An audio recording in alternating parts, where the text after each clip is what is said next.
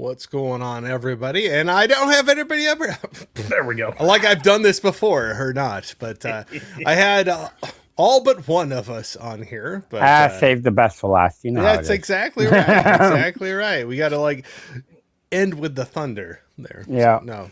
But no, thanks everybody for joining in again. I know I kind of just randomly started calling these streams spins and pickups, but it's just Ryan and Joe. We've had a lot of fun talking about movies or movies. Well, we talk about movies too. Music that we are enjoying or picking up and listening to, and some different themes for each time. So I thank you all for joining in with this. And Ryan and Joe, thanks for putting up with me. Always. It's never a chore. Well, I'm just glad you took my idea, and I'll explain the idea a little bit later too. But if you want to, jump into it. We'll run through some stuff, and maybe you can throw in what you were thinking about for it. But I think very loosely I mentioned for tonight as spins and pickups favorite songs, but we'll maybe get into a little more of the thought process behind all that here in just a second. But really early on, we had Williams Cinema in here saying, "Hey, panel and chat, good to see you." William Joe was in here, and Ryan was in here. I just splashed Monster. I know right her. up my nose. Oh, Maria, I know her. Yeah, in the living room. These are fun. Well, thanks for joining in. I always appreciate your support. If I could talk tonight, so we got Nikki in here, great channel supporter. It has been the most Mondayest of Mondays I've had in a while. It's just been a weird day. It was a Monday. I will say that. We got some highs back and forth, some love back and forth. I just want to make sure I don't miss anybody. We got Mr. Hall and Oates in here saying good evening. Good evening, sir. Good to see you. Yo.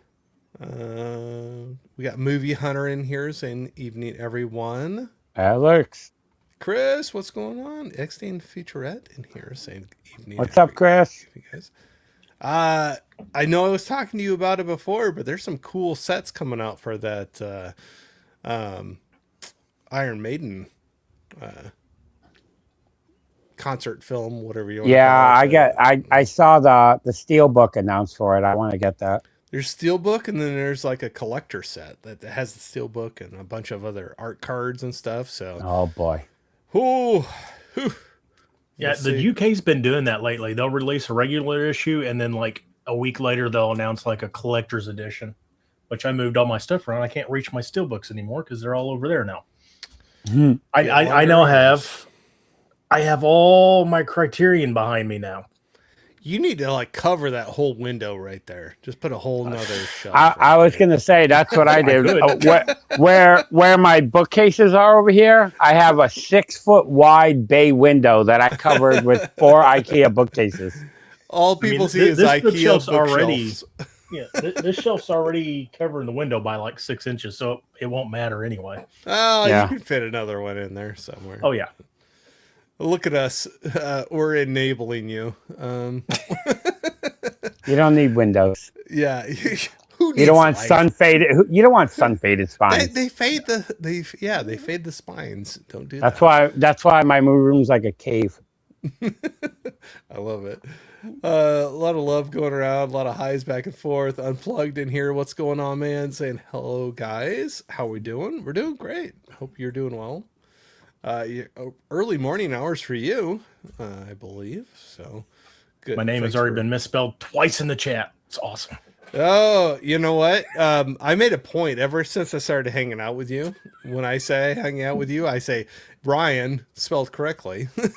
Because I'm Corey, and it gets the E out of there a lot of times. Oh, yeah. And so when I type your name, I have to double think. Crap, is it with an E or without an E? Yep. But you feel the pain, you know. I was going to say a lot of times it's that spell correct on your phone. Oh, for sure. I do the swipe text, and oh gosh, I need to proofread that way more than I do. when I go back into it. So, well, the second time it's misspelled in the chat is the most common autocorrect on mine. Miss Jess did it. She put ruin, Ruin. Yeah. Miss Jess saying, "Hey everyone." Jess, I actually not just saying it because you put a chat in here. I was gonna reach out to you and send you a chat and see if you would be up for a stream again sometime. So haven't hung out and chatted with you for a while, and yeah, it's good to see you around. So thanks for jumping in here. Let's see where we at. Movie Hunter in here saying hi to everybody. Sorry, I'm trying to go fast. Adrian James saying hello there, guys. Good to see you. 2:00 in the morning. 2 o'clock. As I'm tired at 8 o'clock at my time. Yeah. I got a lot of highs back and forth. Sorry, I'm just running through really quick. I don't want to miss anybody. We got Laren in here saying hi to people. Good to see you, man. Got to get him back on here again sometime. Sounds good. Just let me know. Oh yeah, no, for sure. No, it's been a while. It's I'm great at like being like, oh, we just talked a couple weeks ago, and it was like 2 years ago or something. But, as long as you can put up with my shenanigans like that, we're all good. Let's see the T-shirt, fellas. Welcome to Derry. Do I need to like hold on? There's Ryan. Hold on. Welcome to Derry. Welcome to Derry, and then Carhartt. There we go. Yeah. I had to wear my favorite band's T-shirt tonight, and they're not even in my list. Figure that one out. Wow. Oh man. I'm interested now. Wow. Jeff's in here. John Doe Juggalo saying good evening, my friends. Good to see you, man. What's up? So, all right. So, Ryan, you wanted to drop a little knowledge on what we were doing here tonight, or what your thought was behind tonight. Do you want to talk about that right now or later? So when we get in the list, my number 10 will reflect what it was. But during our last stream, we were doing the colored vinyls or special edition vinyls and all that. And I'd shown one off, and I said there was a song on it that probably could easily make my top 10. And ever since then, I started thinking about it. I was like, man, what would my top 10 look like? And it's a mess. So I brought it to you guys to see what kind of mess you guys can make too. Which when we get into the top 10, I when I mentioned in our chat, I just said, you know, if I was going to a desert island, I had to have 10 songs that I'd have to listen to on repeat. What would they be? That was kind of the criteria I laid out. And then when I started doing my list, I added a couple extra things to myself to streamline it a little bit. Because I know, Joe, you said you had like, what, 40 songs or something like that? I think I had like 56 songs. And then I changed one thing and I cut out like 20 songs. And then I kind of said, okay, I'm going to do this restriction, and got it down to like 18 songs. And then I was able to cut that down to my 10 with like 5 honorable mentions to kind of streamline it. So I did impose a little bit of extra stuff on myself, but it was to save my sanity. I'll agree. It was a tough one. I will keep to that same number. But yeah, my list is still moving. I got 23. As of this stream going live. Yep. But I will stay within those. I think that's a good list to pick. 10. And then 5 honorable mentions. We can go for that. But man, I think all of us can honestly say that you could ask us next week, and you could have a different. I was going to say, you can ask me in 30 minutes, and probably some will change on me. And I would not blame you one bit, because I'm right there as well. Yeah. Well, so and one of the restrictions I imposed on myself, I could literally take that section and make its own top 10 list. So like, It's hard when especially when you. I mean, we're all older. I mean, I'm 47. I'm the youngest of us three, but 40. You figure 45 years of music at minimum. I know. 45 years minimum music. That's a lot of music. If you listen to music, and that's a lot of songs. And just like our movie collections, we have a lot of music taste too. And it's hard to narrow stuff down. I'll agree. And that's even thinking back through, there's some things I have sentimental values of that might not come out tonight, but over my lifetime, growing up with being at my grandma and grandpa's house to my mom and dad, and me teenage, tweens, 20s, 30s, 40s, whatever, now 50s. There's just a lot of different songs that hit me in ways that I could go back and listen to them and just we were all talking about this, like take you back to that time, and you're just like, that was a good time, whatever it was, it's something that hit you.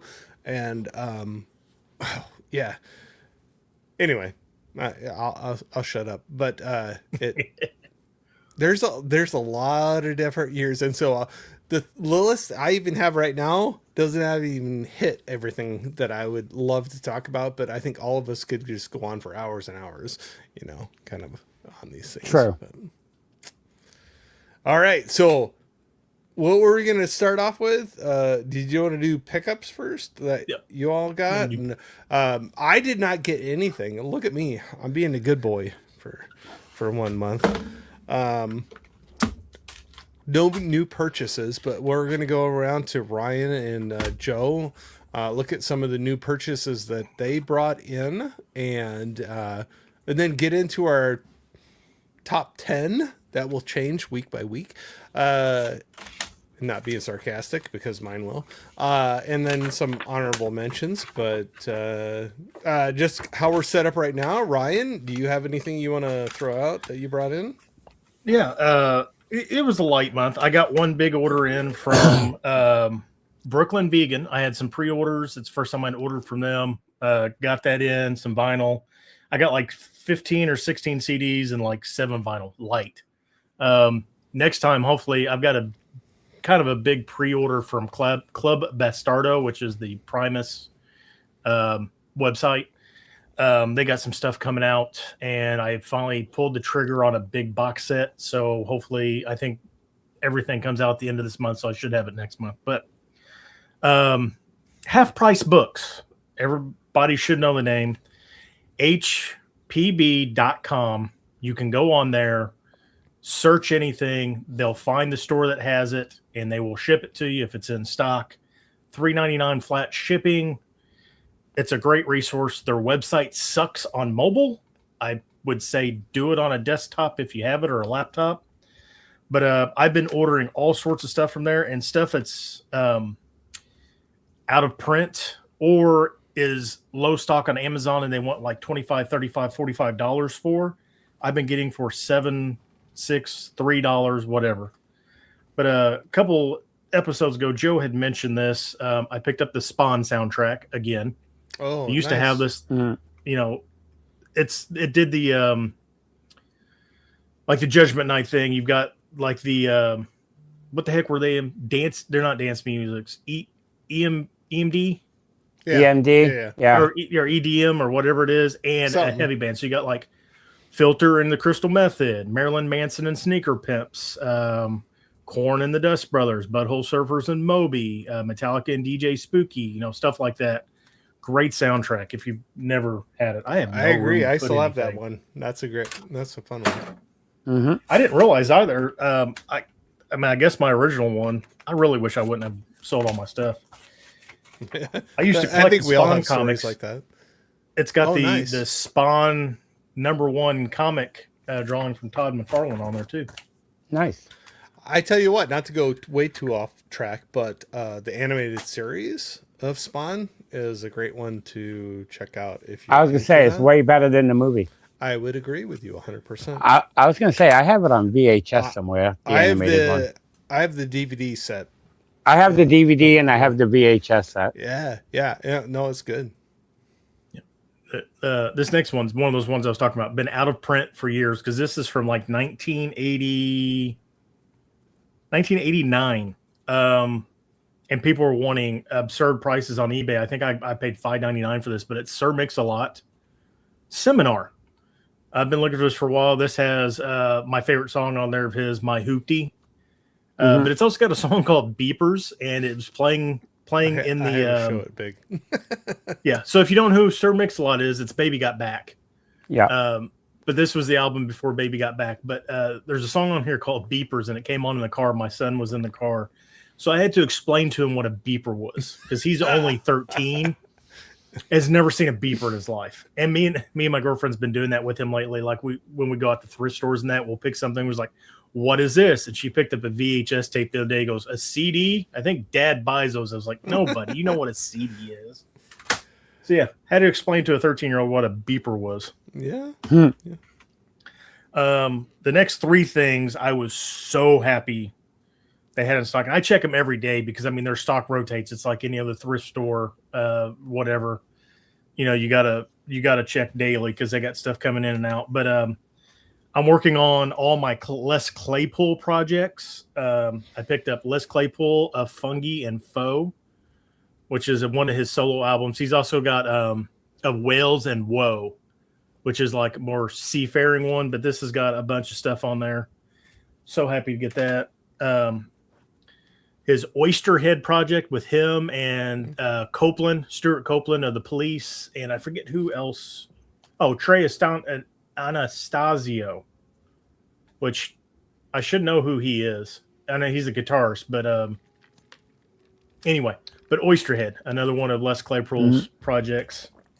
Crazy stuff. And then I was so happy to find this. I almost pulled the trigger on this. It was like $35 on Amazon, and it went out of stock on Amazon. And it's Sausage.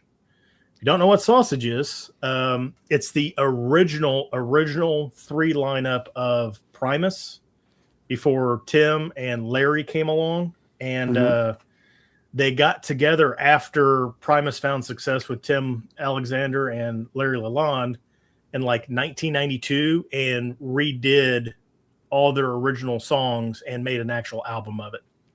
But yeah, so this was like Primus before it was Primus. Nice. So that was fun. I think these are all from Barnes & Noble. I've been going through my whole CD collection and just ripping all my CDs again to my hard drive. And I got to my Blink 182 stuff, and I realized I no longer had Dude Ranch. I don't know what, I guess I sold it, so I picked it back up. This was in that $5.99 bin that they have there. My favorite album by him.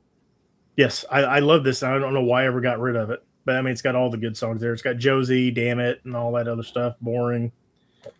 But, yeah. Dude Ranch. I just burped. I'm sorry. I'll do it later. It's okay. Yeah, same. So, I watch a lot of shorts on YouTube. One of the shorts is like my favorite shorts is the ending of Guardians of the Galaxy 3 where Peter goes home to his grandpa. And the song they play in there is like very, very well known. And it kind of sent me down a rabbit hole of musicians doing really good things for people. And so I picked up Florence and the Machine, Between the Lungs? Oh, that's a great one. Yeah. Yeah. Or just the Lungs. But there's a really good video online. There was a young girl, I think she's like 13, 14 years old, had a severe advanced bone cancer that was not curable. And Florence and the Machine had came to her town and she had tickets to it, but she fell ill. So she ended up getting hospitalized. So I think Florence and the guitarist comes in and does basically an a cappella acoustic whole concert for the girl in her hospital room. And it's just a moving thing. But Dog Days Are Gone is just that song that I always have stuck in my head. So I had to buy it. The whole CD is good. I've never listened to anything else besides that. And they got some other good ones, man. Yeah, there's some good ones on there. Yeah. I did not know. So last show, I think on Pickup, I had the Manchester Orchestra live at. Oh dang it! I can't read. at Chapel, London, England. On vinyl, I know I need to buy me one. I need to get one too with a light. And I bought it from their website. That's where I got the shirt from. But they didn't have the CD, and I happened to go into Barnes Nobles, and they had the CD for it. So of course I picked it up because I need to rip it to the hard drive. So Manchester Workers Live, that's great acoustic set. Yeah. Another band, I collect all their stuff. I did not know they even had an album. This album's been out for over a year, but Vampire Weekend, God is Above Us. Oh, yeah. I thought they were done. Like they haven't had an album out in, I don't know, 8 or 9 years or something like that. And then I went in there and this was just sitting on the shelf. I was like, what is this crap? So yeah, Vampire Weekend. I Pick that must up. check this out. So. And I mean, it's very Vampire Weekend-y. It's definitely sounds like them.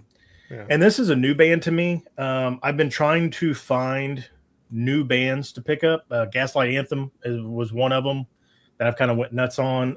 This one, I've been seeing this album on a lot of people's like top 10 must own new punk records and that, but it's Title Fight, Floral Green, punk rockish, rock. Good. It's good stuff. I mean, I really like it. It's I don't know who they kind of sound like because I'm not really a whole lot into punk, but it's really good. I like it. So Title Fight. And this is another one that's been out of print forever. This just happened to be sitting on Barnes & Noble shelves. Again, just like Walmart, look in their records, look in their CDs, because you never know what's going to be in there. All right. One more stack of CDs and I'll get the vinyl and we'll get out of it. Amazon. I've been buying all sorts of stuff out of Amazon. I started doing the trick where you put stuff in your cart and then it tells you when it gets cheaper. Both these went down to $7.99. Was it Wonder What's Next and Hats Off to the Bull, the 2 Chevelle CDs. I had This Thinking Will Do Us In. I might as well start picking up the rest of them. I didn't realize they have like 10 albums. I dig them. I'll say that right now. That early 2000s, I don't know. I have a soft spot for a lot of stuff. Chevelle is right there.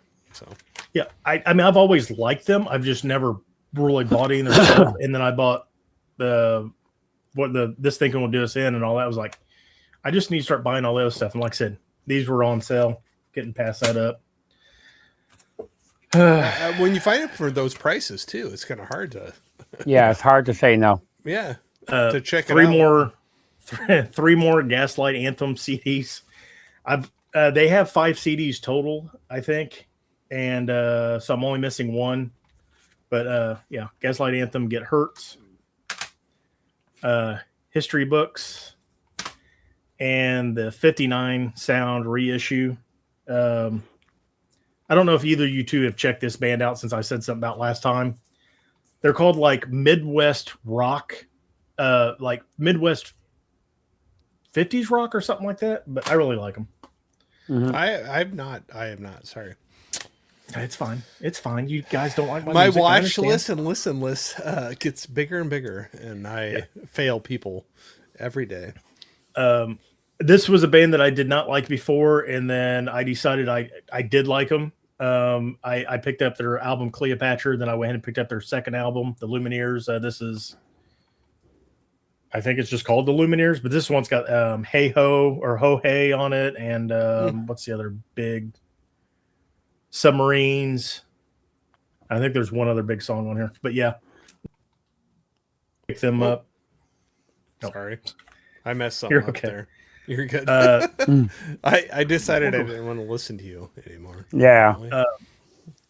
He didn't like your CDs. Yeah.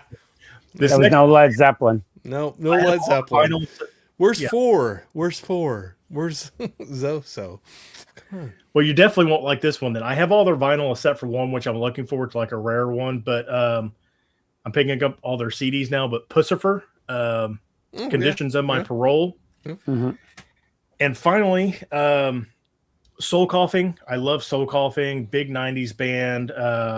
Super Bon Bon, Circles. Oh, yeah. Bust of Beelzebub and all that. So if anybody's ever read anything about the band, I need to pick up this guy's. I'm pretty sure he has a book, but Mike Daughtry, the lead singer, kind of had a mental breakdown, went crazy, the band split apart. They are back together touring now, but he went on a solo career for a while, so I picked up one of his albums just to see what it sounded like. But haughty, melodic, and it's really, really good. I mean, he's a great songwriter, a great singer, a great guitarist, but I want to start picking up his other stuff too. So that does it for CDs. Now for the next 60. No. No. No. I picked this up at Walmart, and I was kind of mad. So it was raining the day I went to Walmart, and I was only parked like 6 cars out, so I ran to the car and had my bag and all that. Well, some water got in the bag, and apparently the corner of the plastic was ripped, and water was sitting down in the corner, and it ruined the corner of this cover. But I picked up Adrenaline from the Deftones. I don't know. My favorite album. That they did. It damaged the corner up here. And again, check your Walmart because this has got like a purple Coke bottle colored vinyl. Can't beat that. I'm on to picking up all their vinyl. I've got all the CDs now, so now I got to pick up the vinyl. Picked up. I don't think I even showed this. Maybe I did show this one off. Chino's other project, Team Sleep. I forget who the other band members are of this. But it's Deftone adjacent. It's not as heavy. It's more melodic. It's more shoegaze. Yeah, it's very shoegazy.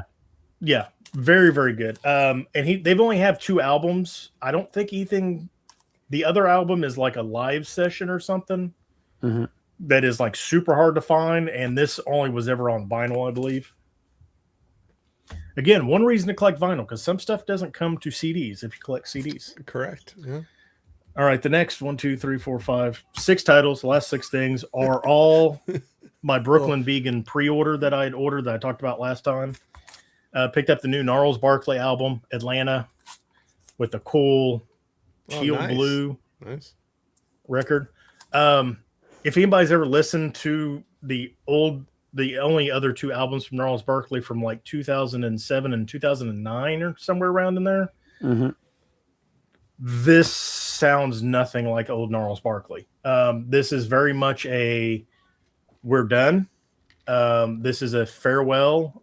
Thank you for the time and all that.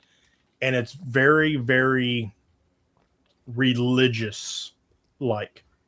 I know CeeLo's had his issues and all that. He's kind of had a transformation in his life and all that. But it really stands out as a completely different album, but it's still fucking fantastic. I mean, Danger Mouse and CeeLo are just great.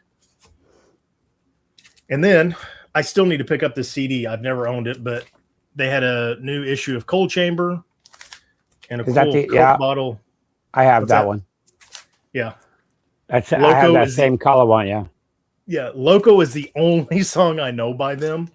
And this was actually fairly cheap. I think it was only like a $21.99 or $19. Yeah. Oh, nice. Like Nice. Yeah, I pre-ordered that. It was around the same price. I think I got it for $20. Sway is my favorite song on that. Sway, okay. I still need to I think if I remember right, it's song 6. Now, next, I talked about these guys. No, I didn't. Actually, I sent this in the chat, and you I think you guys said, yeah, I'll check it out. But Engine de Portrine. I checked them out. They're weird, aren't they? They're very weird. It's two people. Oh, hold on. Sorry, I was trying to bring everybody back. Yeah, I was gonna say Corey don't like them neither. No. So they're from Montreal, I believe or Quebec or somewhere. I don't know Canada. They're from Canada. Microtonal math rock. The guitarist plays a double-headed or double guitar, double neck. Yeah, double neck bass and guitar. He loops a bunch of stuff, and then the drummer. There's very few vocals. Just a really cool concept, and I can't get enough of them. I watch every time they have anybody records a live show of them. I watch it, even though it's the same stuff over and over. But that's volume 1. And then volume 2, which I think has the cooler cover. There's but it's how they dress and all that. But there's just something I can't get enough of them. They are weird. It's a very niche like sound, but I love them. And the last two things, Joe would like these. These were imports. I had to have them. I always forget the name of this one. For the end of all things to come, Mudvayne. Yeah, that's a great album. Oh yeah, World So Old, Not Falling, Silenced. What else is? I still need that vinyl. Yeah, it wasn't a bad price. I think I paid like $45 for it. Mm-hmm. And then I picked up Lost and Found, which I think is probably great album. I love favorite that one. Yeah. Yep. It's got Determined, Happy. Happy's probably my favorite one. Fall Into Sleep, Forget to Remember. That's a great. But yeah, I like. I think Forget to Remember might have been one of the first ones I heard from them. It's always funny when you go back and I keep on doing that instead of like just taking you off of the. I just like I want to get rid of you, Ryan. I know you don't like my music. I know. Yes, I know. That's all my I'm pickups. a horrible person.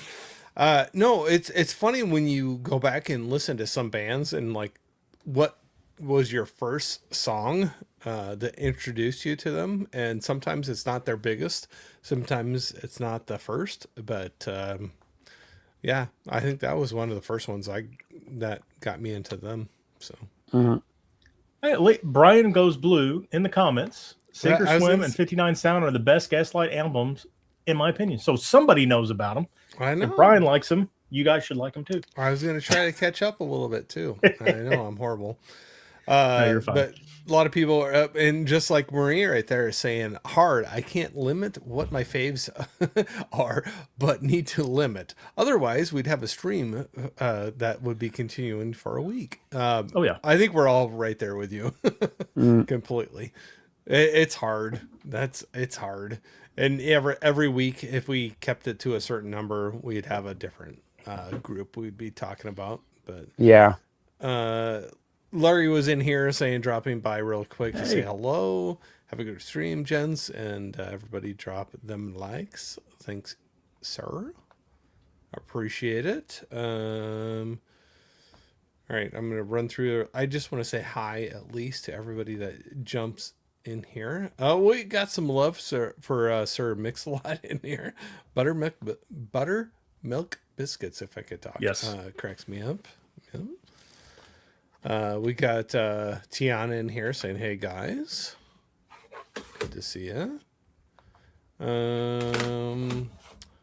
Yeah, Buttermilk Biscuits I think was on the album before that that had Posse on Broadway, which I need to find that album. Okay.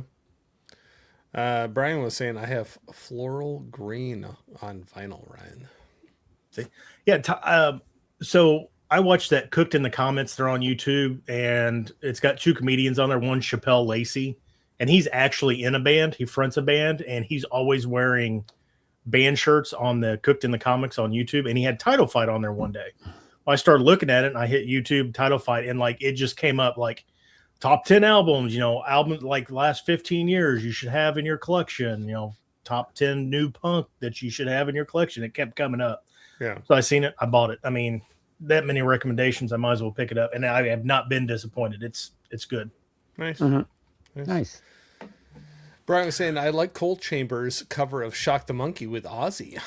Yeah, that's I on their forgot about second that. album Nice. on Chamber Music. And Jess was saying, weird band, but interesting. Which one? And I'm sure she's talking about Engine de Poitrine. Yeah. I was gonna say I just wanted to confirm. I was gonna say I think they're weird, but I can't say nothing because I like clowncore. So Yeah. I mean, it's a weird thing. It's a different sound, different time signatures. They're like the Canadian Tool. I know I shouldn't be comparing them to Tool, but well, because it's math rock, they use a lot of different time signatures. The looping of stuff is really cool. The guitar is actually, so you get the normal frets on the guitar. They also he has additional frets in between the frets. So he's actually getting half notes in there and all that stuff. And it's very complicated and very kind of sounds simple, but it's just, I don't know, there's something captivating about it. yeah. And of course the whole stage presence is really, really cool. Yeah, to me they remind me of like Polyphia if they were weird. I love that. Okay. So we got that going. I think I'm caught up with the chat. So we got Ryan. Was that your pickups? Yes, that's all my pickups. All right. All right. Joe, I'll I f- know I'll- you got to have I'll- something. I'll fly through mine real quick. No, yeah, The one- do what you want to do, man. I we're just hanging out. I got 3 that just came in the mail today. This is the last one I needed from their full discography. I got them all on vinyl except for this one. Big and full. And it's right. Earth Crisis. And it's vegan straight edge music. So I love vegan straight edge music. Yeah, they pretty much talk about, killing animals is bad and everything else, and they're all about, straight edge hardcore music. Well, I'll have to check that out. I have not. Yeah, they're from New Rochelle, New York.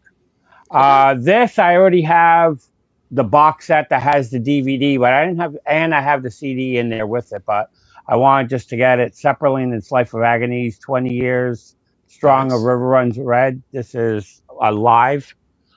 And then I used to have this on CD, and I gave it away, and now I got it back. This is, even though I have all their vinyls, you got to have the greatest hits. I bought Life of Agony's greatest hits from 89 to 99, so I wanted to pick that up. Then, as I said... I think we were talking about that before, where it's kind of hard to pass up a greatest hits. Of course. When you like somebody. When you don't want to listen to the deep cuts and you just want to hear the hits. You want your mixtape, right? Yeah. Yep. And then, as I said in other streams, I'm trying to collect all of these, but because some like radio music, I only like the hits. So now 11, now 17, and now 21. So I can have just radio hits. You're getting them all. That's a smart idea to pick those up. I mean, that is really a smart idea. Yeah, it's like buying the cassette singles back in the day, because this has one of them has like Rihanna, Mary J. Blige, Britney Spears, Fergie, Alicia Keys, Sarah Bareilles, Timbaland. So it's just like it has the hits of the songs that you like, and you don't have to worry about all the crap that's on a cassette of stuff that you don't want to listen to. Well, it's kind of like a time capsule too. Yeah. You can go back and just like listen to that and be like, oh yeah, I remember 20. Yeah, when this came out in like or 2007 or whatever. And these are all the songs on the radio. Yep. Another Dolly Parton Christmas album, because you got to have your Dolly Parton Christmas album. We all love Dolly. Yeah, and then Aerosmith Get a Grip. I had to pick up this because it has too many hits. That was Alicia Silverstone videos, right? Yeah, that's the one that has Crying. It has Crazy on it. Yeah. It has Living on the Edge. So I had to pick that one up. Does it smell? Because I remember when that came out, I swore to God that it was a scratch. No, I'm serious. It was like a scratch and sniff, and it had a smell to it. That was a limited edition. That was the limit. I was going to say, this only smells like flea market. It smells like plastic and cheap. And somebody's like dirty armpits. I was going to go there, but that's okay. Yeah, and then I have her greatest hits, and I have her other album, but I didn't have this one. This is Avril Lavigne's Best Damn Thing. And then FX Dean's still in. I dig her. I think she's good. Yeah. Even FX Dean's still in the chat. I just picked this one up. This is Iron Maiden, made in England, 1988. Nice. That I had to pick up, and it's just a live CD from Birmingham, 1988. It's pretty much from the Seventh Son tour when I saw him. And I was gonna say, Corey showed this before. I love this album. I love her singing, and it's Sarah McLachlan's Mirrorball. Absolutely. I used to have that CD, and I got rid of it, and then now I got it back. Well, I did. And then Arms of an Angel. Yeah. And then you gotta have some country. Keith Urban's greatest hits. Keith Urban. Yeah. And then That's I back got in his younger days. Yeah, and then I got this 2 CD set, and this is the Best of Both Worlds, Van Halen. Oh, nice. And then it has a bunch of songs with, this one is all David Lee Roth songs. This 2 is all Sammy Hagar songs. I always think Oh, that's a great album right there. Yeah. Yeah. No Doubt, Tragic Kingdom. Had to pick that one up. I dig that one. I got to see them 2 or 3 times in concert. They put on good shows, man. I never saw them. And then I love this guy. I have pretty much his full discography, but Marie saw this live album. She's like, "Oh, you want that?" I said, I'm like, "Why did you pass it?" And it's Sam Cooke live at the Harlem Club in 1963. Oh, nice. So I love me some Sam Cooke. I like my Motown. And that's all my CDs. And then the only vinyl I got, and this is a fantastic punk album. I think it's their first one with Henry Rollins. And it is Black Flag's Damaged.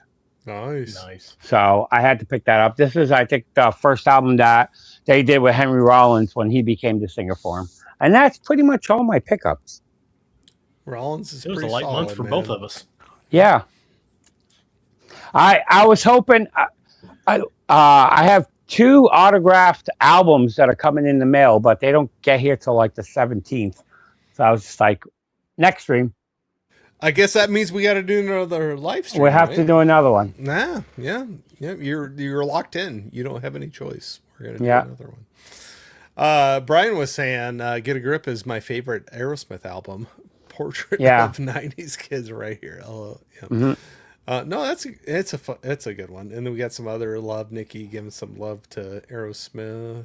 That was the first Aerosmith song or CD. I never was a fan of Aerosmith really, but they had that series of just big hits right there, and I bought that Get a Grip. But I mean, Sweet Emotion is probably still my favorite song of theirs. Yeah. Like a lot of people, Air Drum in the Air Tonight by Phil Collins. My favorite song by Aerosmith was always What It Takes, and always the beginning was when it goes boom boom boom ba ba. I always have to air drum that because I just love that song. Mine is Angel. I'm sorry. Off a Permanent Vacation. Mm-hmm. Aerosmith, Angel. I had many. Well, we say many. I like to brag myself up a little bit. Middle school dances to Angel, but that was like one that brings back a lot of memories and stuff. Is that the chorus? He just says "Angel" like 3 times in a row and does like his little Steven Tyler or whatever it is. Mm-hmm. Yeah. Okay. Yeah. Chris was saying the Now CDs are honestly so much fun these days. A blast from the past, seeing how many old lyrics exactly. But they're fun time capsules. I'll say that. Whenever I see one that I don't have, I carry a list in my wallet of all the ones I own, and when I find one I don't own, I buy it. Yeah. Brian was saying you can't listen to Sarah McLachlan without picturing those sad talk. Oh yeah. Agree. Yep, agree. Can't argue with that one. Yeah. Nikki was saying Van Halen is my favorite band. Oh gosh, yeah. That was one that I listened to. There were some that did not make my list tonight when we eventually get to that. That I listened to with my brother and his friends when I was younger. He's 6 years older than me. And got to listen to some music with them that I dug, and I'll say 5150. That's an album I like to go. That's a great album as well. Yeah. I seen that double album. Walmart has it right now. I think for like $10.99 or something like that. And I thought that was cool that they cut it up to David Lee Roth and then Sammy Hagar, like the songs. I always felt sleazy watching their videos in the early like MTV days, especially Hot for Teacher. You're like, this shouldn't be on like daytime TV. Yeah. No, well, it's like the time that I went to the flea market and I was looking at a couple of CDs on the last time, and the guy goes, "Oh, if you want, take them all for $25." And I bought them all. And then when I came home, I told Marie, I'm like, "Oh, I don't like ZZ Top. I want to get rid of this greatest hit." She goes, "You don't like ZZ Top?" I'm like, "No, the only reason I watched the videos was for the girls." Hey, I didn't care about the songs. Honest. Yeah, I'm like, I wasn't a fan of theirs. Their videos were good. Yeah. You didn't like Sharp Dressed Man? She's got legs, and she knows how to use them. They had the hot rod car and a couple of girls standing out there. That's what they usually did for their videos, for sure. Chris was saying, I can't listen to sad dog music for that reason, Brian. Yeah. Those commercials, they knew what they were doing. Yeah, they did. They knew what they were doing. Excelsior, what's going on, man? Steve. Good to see you, Steve. And saying, hey, everyone. Hey. Good to see you. I'm going to run through here really quickly. Brian was saying, Permanent Vacation is the only Aerosmith I own on vinyl. A $3 thrift find. That was a good find. That is a great find. Yeah, that was a good find. That holds a place in my heart. Eventually, when we get to it, some of our songs have some sentimental values, and that had one too. I have a lot of great memories from like middle school and being younger in listening to that cassette. So yeah, that one I definitely dig quite a bit. Nikki was saying, I bought Jeff Aerosmith's Greatest Hits on vinyl a couple years ago for Chris. Oh, good. It's a great album. Our youth. Yeah. I'm just mad that What It Takes is not on their Greatest Hits album, but it's still a great album nevertheless. Oh wow, I have to actually take a look and see what is on that one. Yeah. I had to buy the CD to find What It Takes. So that's what's interesting. I've had that before, and I'm trying to think what band it was. But when you have an artist or a band that has a greatest hits, and some song is not on there, you're like no, that's got to be on there. You kind of wonder if it was a style choice or a licensing choice or something. Yeah, like that. Or even because I mean they've got a lot of records. Like, are we only going to take X amount from this record, X amount from this record, X amount from this record? You know, Whatever It Takes has a video, doesn't it? Yeah, it does. So you figured it's that them in the studio. Yep. Yeah. Yep. Okay, I remember the video now. As soon as you said that, it's like that should be like a no-brainer on a Greatest Hits. And it's not on their Greatest Hits album. When I bought that album, I was so mad. I'm like, they could have took this song out and put What It Takes on it. You know how great this Greatest Hits could have been? Yeah. No, but I'm joking, but I've been there before too, where I'm like, man, this is your Greatest Hits and you didn't put this one on there, kind of a thing. But maybe that's another stream. Yeah, I like it when you get Greatest Hits and they have like one or two songs on like the very back end of it that are not Greatest Hit. Like they've never had a video, they've never had radio play or anything. It's like it was the filler. Yeah. Like, why but they have other songs that have been like that, that should be on there. All right, so we've been around the horn. We got some pickups. Hold on. We got to see what Brian has to say here. It's like when we saw Alice in Chains at convention. Alice Cooper. Or Alice Cooper, sorry. I wanted to say Alice in Chains. I was talking about music.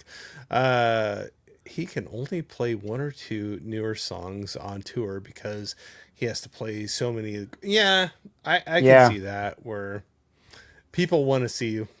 Well, that's how it is. That's how it is with all legacy acts. It's people want to hear the old stuff that they remember and is nostalgic to them. They don't care about the new stuff. No, I can see that. So when I seen, I'm sorry. Go ahead. No, go ahead.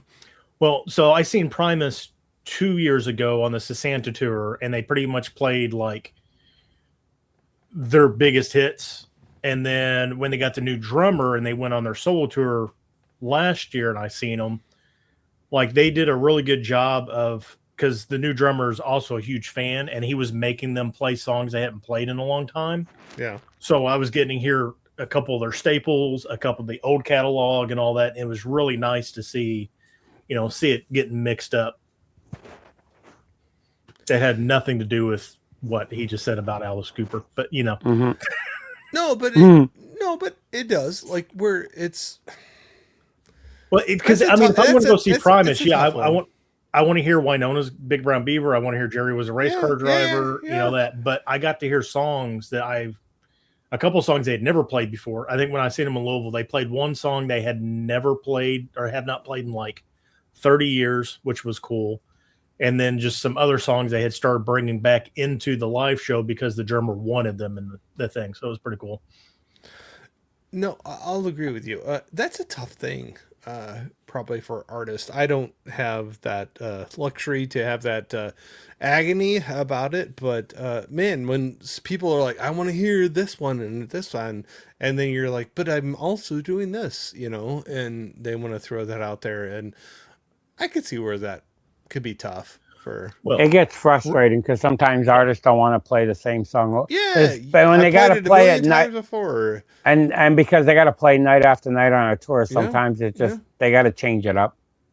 Well, like Rush just went back on tour with their new drummer, and Rick Beato interviewed all three of them, and he asked them that question: "Is like, you know, how are you preparing for this?" And he was like, "We took like 50 songs, we cut it down to like 26." And now that 26, we're going to play, you know, each set's going to be a little bit different. But he was like, Get even said, you know, we have to play Tom Sawyer. We have to play XYZ, you know. Or you'll have a riot. If you don't play that one song, you know, kind of a thing. But, Marie was saying, I guess they thought that the list was what it takes to make a greatest hits album. Yeah. I know we'll get to it. Thanks for hanging out with us and putting up with us. You know how we are. We go all over the place.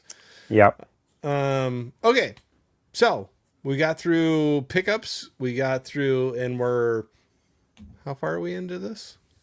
Just an hour. We're starting our top 10. Okay. Yeah. About an hour in, top 10. All right, here we go. So Joe, you want to throw one out and we're prefacing this all by it can change week by week because a lot of these are just like what hits us at the time. We're not saying greatest songs ever, but it just has a meaning to us and we enjoyed them. And if we were stuck on a desert island and we had to listen to them, and we're gonna go with over and over again. Yeah. I was gonna say for the way I picked my criteria is, as with movies, I love so many different genres. I like so many different types of music, from top 40 to, you know, boy bands to the heaviest of heavy. So you got a good mix, man. And I'm all over the place with. There's not a genre that I don't like or listen to. So I picked songs that are nostalgic to me, or as we go through, it's just I'll talk about each one real quick of why I picked it. Yeah. But the first one, and I want to first say these are not in numerical order. I had a hard enough time getting it down to 15. There's no way I could make this as a true top 10. But the first one in my top 10, this came out in 1989. I was a senior in high school, and I loved this song. I played the S out of it. I think she's a great singer, great dancer, puts on one hell of a Super Bowl halftime show. And it is Janet Jackson's Black Cat. This is the single vinyl for Black Cat. I love this song from Janet Jackson. And it's, to me, her best song. I've always loved this. So it's one I used to listen to all the time when I was in high school. Couldn't tell my friends because they would call me a poser, but I loved Janet Jackson, Black Cat. So I think everybody's had a Janet Jackson moment when the Rhythm Nation came out. I was going to say Rhythm Nation. I was going to say that's on the Rhythm Nation album, and I love that album. It was when I first started collecting vinyl again. I was looking for that album, and I think it's still out of print. They never re-released it, and if I can find it, because I have her first and her greatest hits, but if I can ever find Rhythm Nation, I would buy that in a heartbeat because I love that album. I agree. Yeah. That's a great way to start off. Yeah. Everybody's shocked. No metal so far. We got plenty of time left, right? There'll be metal. There will be metal. There will be some heavier.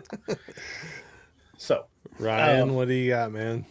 Like I said, my first one's going to be the one that I referenced to earlier about the last stream. But I was sitting there thinking, top 10, man, that's hard. If I was on an island and I could only take 10 songs with me, what would they be? So when I originally made the list, like I said, I had like 50 songs. So the first thing I did, I cut out all rap and hip hop. Like I made it strictly rock stuff. Or wow. Newer, I guess. It's not all rock, but I had to cut rap out. Like I could do my own separate just rap thing, because if I would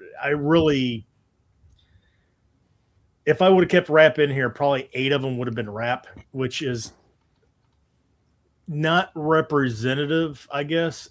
I know of who you are. It's hard, yeah, it's hard to explain it. But so then I was like, okay, well, how am I going to figure? That cut my list down to like maybe 20, 28, 30, something like that. And I started thinking, so my car doesn't have CD player. I buy CDs. I burn them to a hard drive. My car can play the hard drive. I listen to music all the time on there. So I started thinking, I was like, what are songs? Because I think I've got like 4,100 songs on there now.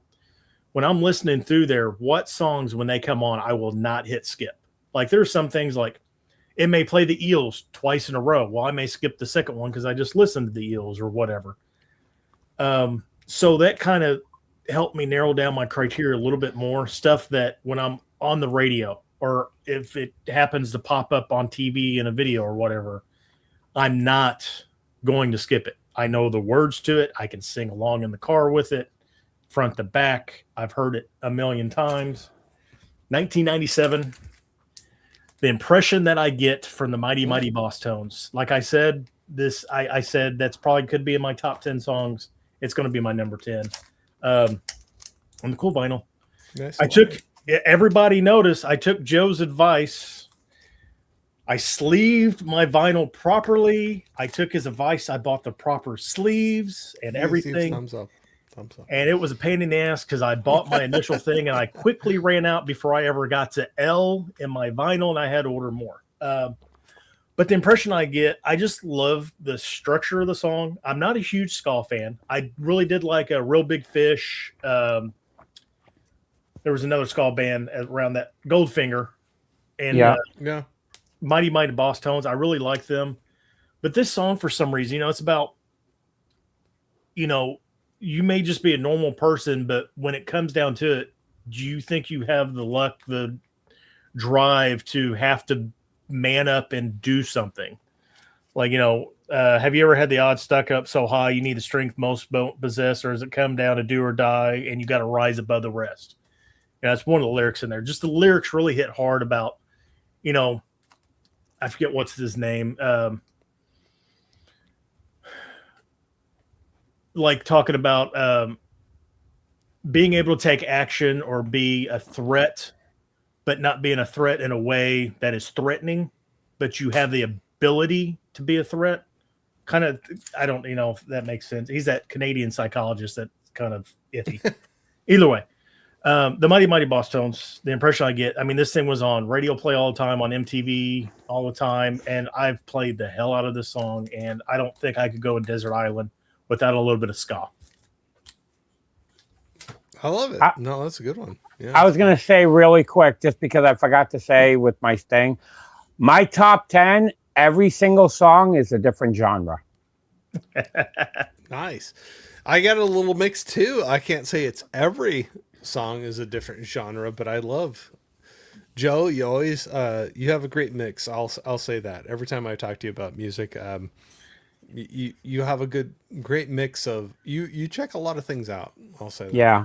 I'm not shy to check anything out. That's great. I always feel bad because that's great. I say I listen to a lot of stuff, and I do listen to a lot of genres, but I don't collect a lot of genres like Joe does. Like Joe buys everything. But I try to be picky. Cool. Yeah, I agree. I have to be picky for budget's sake. Yeah, I think sometimes. I was going to say, I have to be picky. I'm picky as well, because if I collected vinyl the way I used to, I back in the day when I sold my vinyl collection, it was 20,000 deep. It was bigger than, but I used to buy stuff that if there was 2 songs or 1 song, I would buy it. You'd go and for back it. then, vinyl was only between $4 and $7 a vinyl. But nowadays, my criteria for me to buy the vinyl, it has to have 4 songs that I like on it, or I will not buy the vinyl. If it has at least 3 songs, I'll buy the CD. Yep. If it's under 3, I don't buy it at all. That's fair. Yeah. That's how I do it to keep it down. Well, like what's worth your dollar, you know? Exactly. So, especially the way how expensive vinyl is. Absolutely. And that's one thing I did when I was re-sleeving these after the last one. I probably took out a good 15 vinyls out of my collection that I just bought on impulse and not really thinking about it. Because one, vinyl is expensive too. It does take up a lot of space. So same thing I'm doing with my movie collection. I'm cutting stuff out, kind of reorganizing and rethinking how I'm doing it. Yeah. No, but I'll say, well, I'd say with both of you, you have a pretty good mix of what you listen to. And I dig that. I don't always, I try to check out other things too, because that's when you get bored, when you get in the same rut all the time, listen to the same thing, and it's kind of cool to branch out and hear different things. And I will say with both of you, it's cool hanging out and talking to you, because you guys have like you go out there a little bit, like, oh my gosh, I can't believe you threw that out there, you know, or whatever, but not in a bad way, but just like, no, that's cool. Yeah, something that you wouldn't expect somebody to listen to. But that's cool. That's cool, though. Like Angine de Protein. Yeah, exactly. But or my love for Debbie Gibson music. Yeah, but even that, you know, like any of that, you're checking other things out, and you're not just turning your nose up at something just because of what the title is on it, and you're checking it out. And anyway, I appreciate that from both of you. Anyway. Thank you. What's your number 10, Corey? Yeah, exactly. Yeah. I'll stop talking now. And now you got to talk again. No, I got to talk again. Okay. I didn't know where I was going to go with this, because there's songs that I'm like, man, if I never could hear them again, I would be devastated. And then there's other ones that are just like, oh, they're fun. You know, like I'd love to be able to hear them again. So one of them, can I bring this? Let's see here. Sorry. Apparently I'm an amateur at all this stuff. Oh, you didn't bring props, Corey, like me and Joe? I know. Could you try again? Oh, and Siri's talking to me now. So there we go. We're going to stop that. So Jimmy Davis is the official copyright of the original You Are My Sunshine song. And you'd probably make fun of me, but my mom used to sing this song to me, and she sang it to my brother that's older than me, my sister that's younger than me. It's a darker song after I got older and really listened to it, but it was a very sweet song. This is one that I couldn't go without. I have a lot of great memories of my mom sitting there and singing the You Are My Sunshine, My Only Sunshine. You make me happy when my skies are gray, and you'll never know, dear, how much I love you. Please don't take my sunshine away. When you listen to the actual song now, later, I'm like, well, that's a little darker, but the way she sang it to us, it was very loving, very kind, and it was like your mom saying that you mean a lot to me, and you know, I always want you in my life, kind of a thing. So I'm being corny, but I love this song for that. And this is one song I couldn't take out. If you say like, you got to take songs out, you never hear them again. I'd have to keep this one in there because of her singing it to us and hearing her sing it to our kids and to other family members than their kids, you know. So Anyway. No. So they use that song in "Oh Brother, Where Art Thou?" The daughters sing it, and I always thought it was just a Depression era, just uplifting song. Yeah. And when they sang it in there, like it was the first time I really, really listened to the lyrics. You know, I was involved in the movie, and I was like, "Whoa, this song isn't like what I thought it was." Like they use it very, very well in that movie. So, and maybe that's why I like it so much. Where, things in life can be one way, but people can make them something else by their attitude, their love, their whatever. So my mom, that song was nothing more than love and appreciation for us and wanting to spend time with us. And she did that for, our kids. And then we have other family that had then grandkids after that. But when you listen to it, it's like, well, that's not. But that's where the power of positivity and love can change something to something maybe it wasn't originally intended for. But no, if I hear that song, I'm gonna stop right now. You're about to cry, Corey. We can I can freaking tear up. I'm not afraid to say that. My mom, she's a sweetheart, loving person, and she would sing that to us and to our kids. And like I said, there's grandkids on other sides that she'll still sing that too. And anyway, can't take that. Don't take my sunshine away from me. Don't take that song away from me either. So great story. Okay, yeah, sorry, I'm done.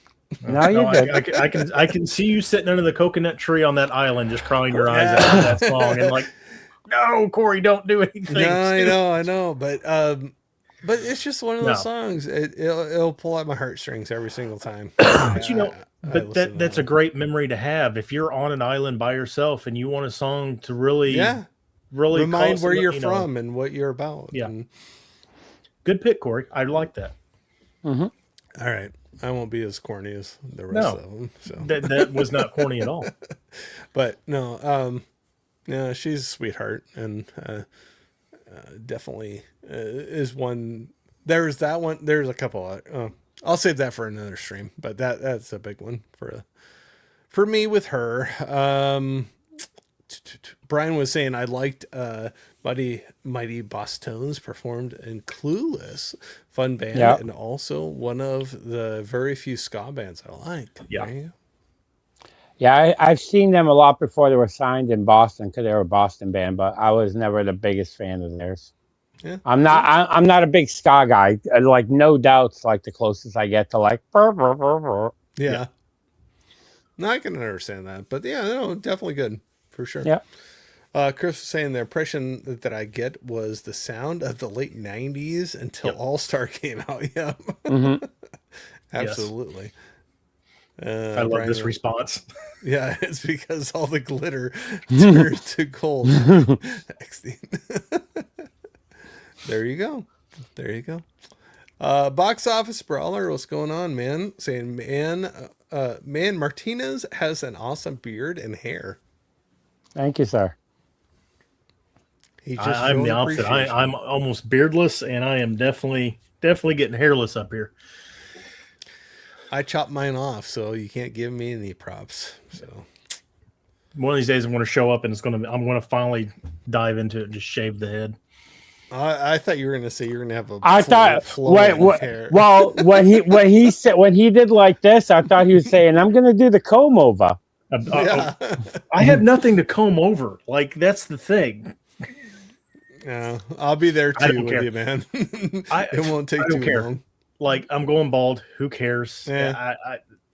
Whatever. I don't really care. Go with what you got. Yeah. Go with what you got. Maria was saying, my mom's saying that. Oh, that's so sweet. It's cool. I knew my mom wasn't the only one, but no. That one hits me. I gotta say that one. I still sing that song to my grandkids, Corey. Very cool. Very cool. No, I love it. I'm glad other people are doing that.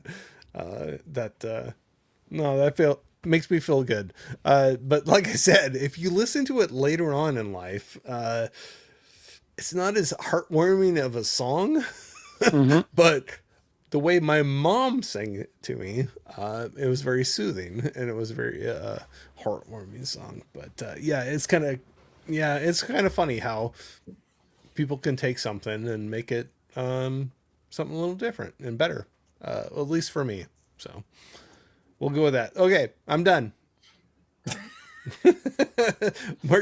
Joe, what's going on? How are we doing? I'm done talking, so you gotta. Okay, go.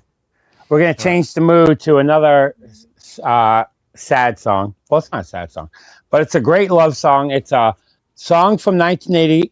I've said it before. I saw this guy in concert in 1982. It was the first concert I ever went to with Crystal Gale in the round, and I love his music. And it is Kenny Rogers' "Lady." Nice. I love that song. Again, he has a great timbre to his voice, similar to, I'm not going to say similar to mine, but he has a kind of a bassy, deeper voice. I love his voice. It's very soothing. And the way he sings "Lady" will literally bring me to tears. I love that song. It's just a very heartfelt song. It puts me in the feels. I love his voice. And this, if you like Kenny Rogers, you have to have this greatest hits because that's a great album. It is a non-skipper. I have that same album. And I may or may not, since I have to still narrow down my list, I may or may not have one from him. But that album you held up right there is a great one to have. I love that album. Absolutely. There's so many good ones on there. I just finally watched his, I think it was over the beginning in the springtime, they had on Prime his like final farewell concert that he did with a bunch of people, and I was watching it. It was I was tearing up watching it. It was such a good. He was around for a long time, man. Who did Danger Zone? Was that him? Kenny Loggins. Yeah, Loggins. Oh, okay. Kenny Loggins from Loggins in Messina before. Yeah. Okay. Not Rogers, Loggins. Well, that's what I was sitting there thinking. I was like, no, it's not the same person. I know the difference. I know there was a difference, but I couldn't think of the last name. Okay. Yeah. I always think of him and Dolly Parton. They did a lot of duets. Islands in the Stream. Islands in the Stream. I actually sang that in karaoke. Nice. That's a great song. I did the Kenny Rogers part, not great the Dolly part. Did Marie do the Dolly part? No, it was an ex. Oh, well, would Marie sing the Dolly part? You don't want Marie to sing. Just kidding. Oh, Marie. Just kidding. We joke. We kid. We kid. I say it to Marie all the time. Marie's singing in the house, and I'm like, Marie, who sings this? She's like, oh, this is blah, blah, blah. I'm like, let's keep it that way. And I keep on walking. Believe me, that's how I sing. So I'm right there with her. So, yeah, I'll sing away at it, but somebody will be like, let's leave it to them. So, but all right, no, that's a great one. Yeah. Yeah. It is. And like I said, that greatest hits album, that's a great one. Yeah, there's not a bad song on there. No, I agree.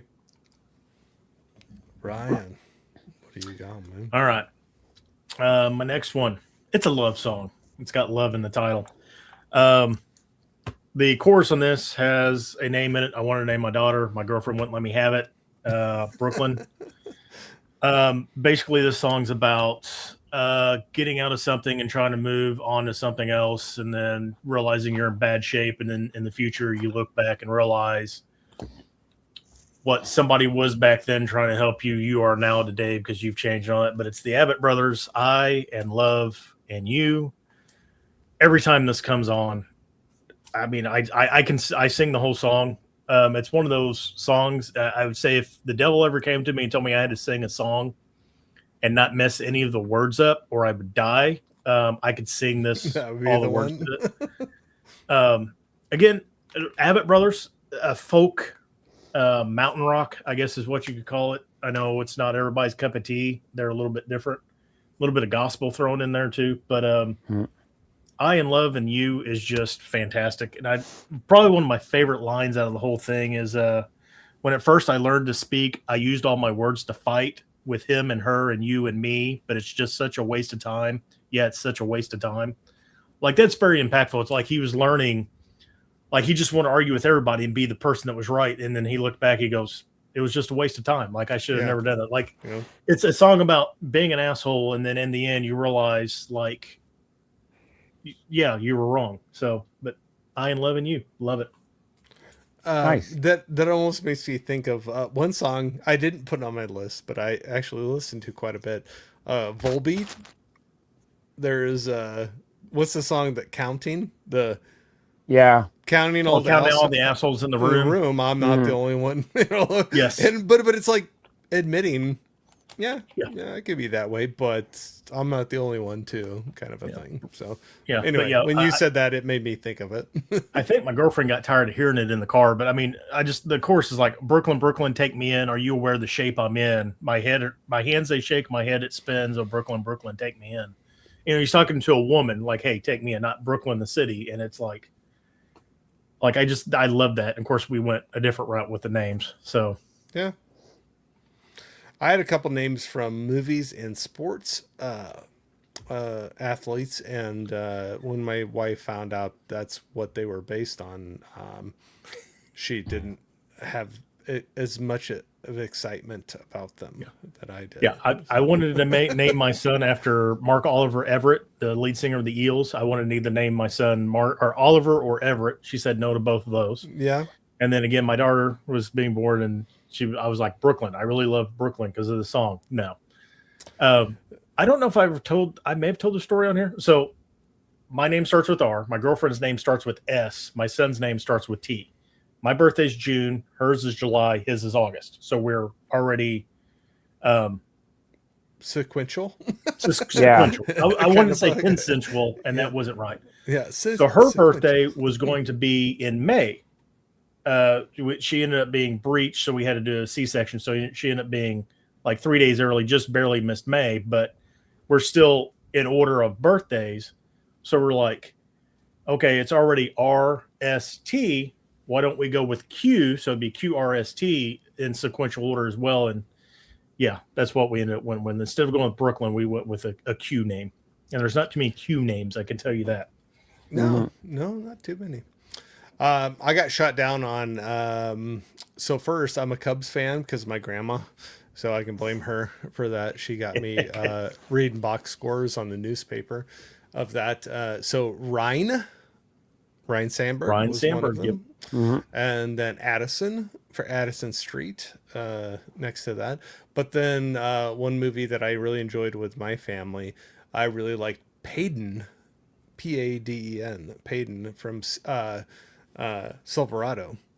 Mm-hmm. And I think my wife liked all of them until she found out the reason why I liked them, and then they went away. So yeah, I want to name my son Malachi after Children of the Corn, just because it's my second favorite franchise of all time. So I'm like, I like the name Malachi, and she's like, no, we're gonna name him after my dad. So but it's we did traditional. That. Mm-hmm. Yeah, Malachi. Yeah. Yeah. Jane was saying Lady is excellent, Joe. Yeah, from Kenny Rogers. I love Kenny Rogers. Good one. Brian was saying, I have Kenny Rogers Christmas on vinyl. That's all I have so far. Nice. I have the CD of that. That's a good one. Dig into it. Get some love back and forth on that one. And then Holland, Children of the Corn. Yeah. All right. Is it around to me now? Yes, sir. All right. Man, where do I go? Where do I go with this? I'm going to go with this one. And sorry, I don't have everything right here to hold up, but I'm going to say my brother is 6 years older than me. And so I had a fun time. He definitely was country, but he had the rock and roll phase for a while in the 80s. So you were Donnie and Marie? No. But this is an album I've showed before on one of our streams together. But from Pyromania, Def Leppard, Photograph. That Photograph. Photograph. Yeah, I didn't mean to say it that one. No, I always love that song. There's a couple I could go off of from that one too. Rock of Ages is another one that I could go to. But that still can go back and listen to it, still enjoy it. But I just have a great memory of hanging out with my older brother and some of his buddies and feeling really cool that they were letting me hang out with them and listen to some cassettes, So I definitely can go back to that one a lot and have great memories of it. And it's a great song too, come on. Yes. Mm-hmm, So Pyromania, that whole album, I know I showed that on one of our streams before. I dig that one all the way through, so that's one I can throw on and just listen all the way through. Believe it or not, my brother had that poster in his room, but Def Leppard was one of the few bands I really, really liked in the 80s out of all the hair metal and all that. Yeah. Like I just remember seeing that poster, the skyscraper with the explosion coming out. And the target on there. Mm-hmm. Yeah, and then learning about the drummer and all that, and Pour Some Sugar on Me. I mean, that song is just every time it comes on, it's like, yeah. And that goes to Hysteria. Yeah, that's Hysteria. Yeah. Oh yeah, I know. But that's still a great album too. But that was like when they just blew up like crazy. Yeah. And they were all over all the radio. But High and Dry to Pyromania to I dig. There's so many I could pick off of each one of those. Hanging out with him, but I don't know why. But Photograph, great song. It shows how much I know about my '80s hair metal because I just got the freaking album wrong. No, he was a big Def Leppard fan. Like Def Leppard and Iron Maiden were like two of his biggest favorite bands in the '80s. No, believe me. Yeah, you talk to me long enough, I'll say something wrong. So. I will never hold that against exactly. I will never hold that against anybody. But yeah, pour some sugar on me. I think that goes into Hysteria. But that one was when they just really just popped off like crazy. Yeah. So the bus accident was in between those two. The bus, the bus accident. It wasn't a bus accident. It was a Corvette. He crashed his Corvette drunk. But it was before. I'm thinking of Burton. Never mind. Yeah. Yeah, Burton was the bus from Metallica. Yeah. But yeah, that was before Hysteria, though. Yep. But yeah, I mean, man, if you dig any Def Leppard, High and Dry, and Pyromania, make sure you check them out if you haven't already. Yeah, they're all great albums. Yep. So. One thing I want to start doing. Hopefully here maybe in the next couple of pickups, Joe, I'm going to start showing up with greatest hits of all these 80s bands because I've noticed Walmart's been picking up a lot more. Like I want to pick up a Rush greatest hits. I've never been like a huge fan of Rush, but like I was going to say Sawyer, YYZ, like those two songs are fantastic. I was going to say if you could find the double CD of Rush Chronicles is like a greatest hits because I have that and it has Tom Sawyer, YYZ. It has my favorite song, Red Barchetta. I love that album. Nice. So it's a song that I tried for almost 5 months to learn how to play on drums, and I always messed that up. That's not the easiest drumming to figure out. No. And I'm not a drummer, so not that I can but I was able to play it poorly.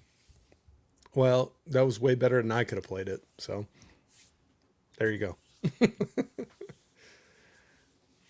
All right, that was mine. Great one, Corey. Yeah. So yes, Joe. Okay, we're gonna go 80s new wave. When in when did this come out? 1984, when this came out, it was. I remember scrolling through the cable box, and I was sitting there and I flipped to a channel called MTV. I'm like, what the hell is this?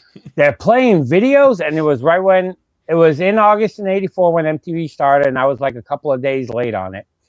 And this band's video came on, and I fell in love with this band. This is my favorite song by them, and I cannot. To this day, I still listen to it all the time. Huge fan. I don't think they've ever made a bad album, and it is Duran Duran's The Reflex. Nice. This is a promo single of The Reflex, and I love Duran Duran. Like I said, I don't think they ever made a bad album. Even when they did the Power Station and something Arcadia, I always loved their stuff. But any Duran Duran, I loved, and The Reflex was always my favorite song. To this day, I play it all the time. It brings me back to when I was a kid, dancing in my room to the video on MTV. Does that have what was the hit on that one? That's like I said, a single, but it's on seven something Tiger. I have it in the other room, but that has Hungry Like a Wolf, Rio, The Reflex. Yeah. Hungry Like a Wolf and Rio. I always remember. Yeah. New Moon on Monday, I think, is on that one too. Oh, nice. It's fun to go back to the great band. I've always been a huge Duran Duran fan, so it's a band that I wish I would have ever saw in concert, but I never got to see them. No, me either. I was too young. I was going to say they still to this day tour. Agree. Yeah. They played Foxwoods like 4 years ago, and I wish I could have went, but it sold out so fast. Well, let's find the next one. We'll do it. I know. I want to see some Duran Duran. And I'm not joking. I love Duran Duran. There's like some of those bands you hear the name and you're like, that'd be cool to say like I saw them live, kind of a thing. And they're definitely one of them. Mm-hmm. So, I did that for sure. So do you remember how you heard that song for the first time, or me? Yeah, it was watching MTV. Okay, I remember you said that was the first time when you were like flipped on the channel and you're the first song was that I saw was Hungry Like the Wolf, and then Rio came out right after that, and then the next single was The Reflex. And I remember when that came on MTV when they premiered it, and I remember watching that video, and it was the first time they actually did that video. Is them doing a live performance on stage. Yeah. And I just fell in love with it. And I was just like, I couldn't get enough. And just the beat of it. And, it's just a great song. So that's a weird thing, like trying to explain to people today too, where I lived in the country on a farm and we didn't have cable. And then my cousin that lived in town had cable. And every once in a while I got to go visit him. And when I got to go in and we got to flip on MTV, that was a pretty big deal. Like, I was like hearing things and seeing things that I'd never seen before or heard before. And no, it's pretty cool to have that. It's hard to explain now when everything's right at your fingertips. But back then it was a chore. I'm old man screaming at the sky right now. But it was like a pretty special thing. Like you go in and you're like, I still remember, and I could have this on my list too, but I don't. But one of the first ones I like right off the top of my head remember was Metallica on MTV, that video. The full length, like 8.5 minute long video one. Where Johnny got his gun on it. There's like some of those that just like I'll always remember that. Or what was the NXS song that sometimes it was I Need You Tonight? Yeah. But it had like that extended version where they had the cue card kind of things that they would hold up. Oh yeah. Like sometimes they'd show it and sometimes they wouldn't. Was it going to be the extended version or not? But I don't know. It was just something pretty cool to check out. In the 80s, I literally never change my channel off MTV. I would sit there and watch it go. all day. I remember one time they had, it was pre-TRL, and they had like this countdown thing that you can request stuff. And I called them up on a landline, and they're like, how many hours of MTV do you watch? I'm like, I watch like 6 hours, hoping that I can get it. So I thought they would know. And I literally sat there for 6 hours watching MTV. And I'm like, wrestling's coming on. I want to watch wrestling. And I felt like I couldn't change it because they would know that I wasn't watching MTV. Yeah. And like Nikki said, there's nothing like 80s MTV, even 90s. I'll even 80s will not argue that one bit, but even into the 90s, you get Headbanger's Ball and 120 Minutes. And Your like MTV some of Raps. those. Yeah, exactly. Like some of those exposed me to so many different genres or bands that I never knew about, and it was just that's the only way you had access to it. And when you saw some of them, you're like, what is this, and I want more. Like, bring more on there. But no, that's awesome. No, I love that. But that's my pick, Mr. Ryan. Did MTV premiere at midnight? I don't remember when it premiered. I remember it was, if I remember right, it was August 8th of 1984. I just remember it was literally my son's birthday, if I'm right, but not 84. Oh, nice. Okay. Yeah, because I remember me and my brother. I feel like we stayed up to watch the premiere of it. It may have been late. It may have came on at like 10 o'clock or something. It may not have been midnight, but because the very first song they played was it Video Killed the Radio Star? Video Killed the Radio Star by the Bungles, yeah. Great song, by the way. Yes. Yeah. I do not like the what's the remake that came up a few years ago? Internet Killed the Video Star or whatever. Yeah. All I know is the original song is a good one. Yeah. Yes. Keep that one. All right. So my next pick, I think I found this band at a good time in my life. Like let's see, I think this came out in 2001, maybe. I think 2001. Yeah, because they're having their 25th anniversary. Or no, 2006. So they're having their 20-year anniversary. That's right. Because I think I told Joe that the album's coming out on vinyl.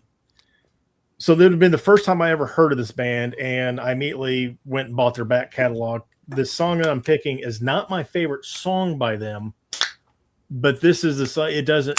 I sing the song every time. I never skip it. The meaning of the song, I can really feel it in the lead singer's voice because of his struggles and all that.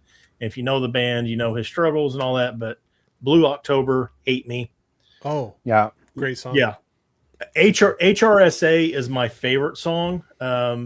He basically, when he was 19, he got institutionalized because he was having mental breakdowns. He had drug problems and all that. And HRSA is basically a really good song about his hospital stay and how you have to fake it so you are better and they can release you and all that. But Hate Me really just deals with that struggle in life about relationships and all. That's like, yeah, you helped me, but I was an asshole to you. You're better to hate me and move on and all that. But I mean, just really great song, very powerful. And every time it comes on, I sing it. Yeah. Blue October, Hate Me. They have a great band. I'll say that. I need to go back and hit a bunch of their songs, but there's quite a few that I enjoy quite a bit. And when I say enjoy, they just hit hard. They're not fun, happy-go-lucky songs, but they're good songs. And and the crazy thing is too, like if you go back and listen to their first 3 albums, they're very light, not really heavy and all that. And then, well, I guess their first 2 albums. Their third album, they got dropped from their record label and they brought in a new guitarist because they lost their guitarist, and they became a little bit more heavy. And then To Argue with a Tree came out, which was their live album, and they took all their songs and they were just heavier and rawer and grittier.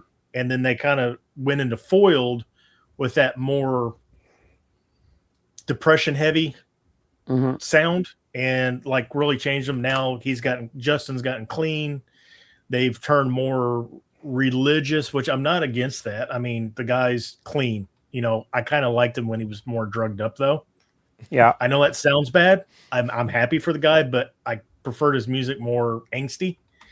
But I went back because I own all their albums. I went back and listened to the other albums when he was trying to get sober and all that, and you can really see his struggle through like the next 3 albums, and like his life is just chaotic. And by the last album, he's finally cleaned and all that, and he's writing love songs and just these like ballads and all that, and it's still really good. There we go. No. But I'll agree with you. It's interesting. There's quite a few bands where they're human beings and they're going through struggles and difficulties, and you can hear that in what they're putting out sometimes. It's interesting to listen through that. I'll just say. So sorry, I'm not articulating it probably really well, but I was going to say real quick, Blue October, there's a song called I Hope You're Happy that he does an acoustic version in a studio in New York that I love that. Every time I hear him, when he does like the kind of not growly, but when he starts bringing his voice up, the chills just go right down my back when he sings that. He's got a very dynamic voice. It's a great performance. Oh, he's got a powerful voice. There's some of those. There's just some people that just have like you hear them and they're like you have a different voice. You're not a.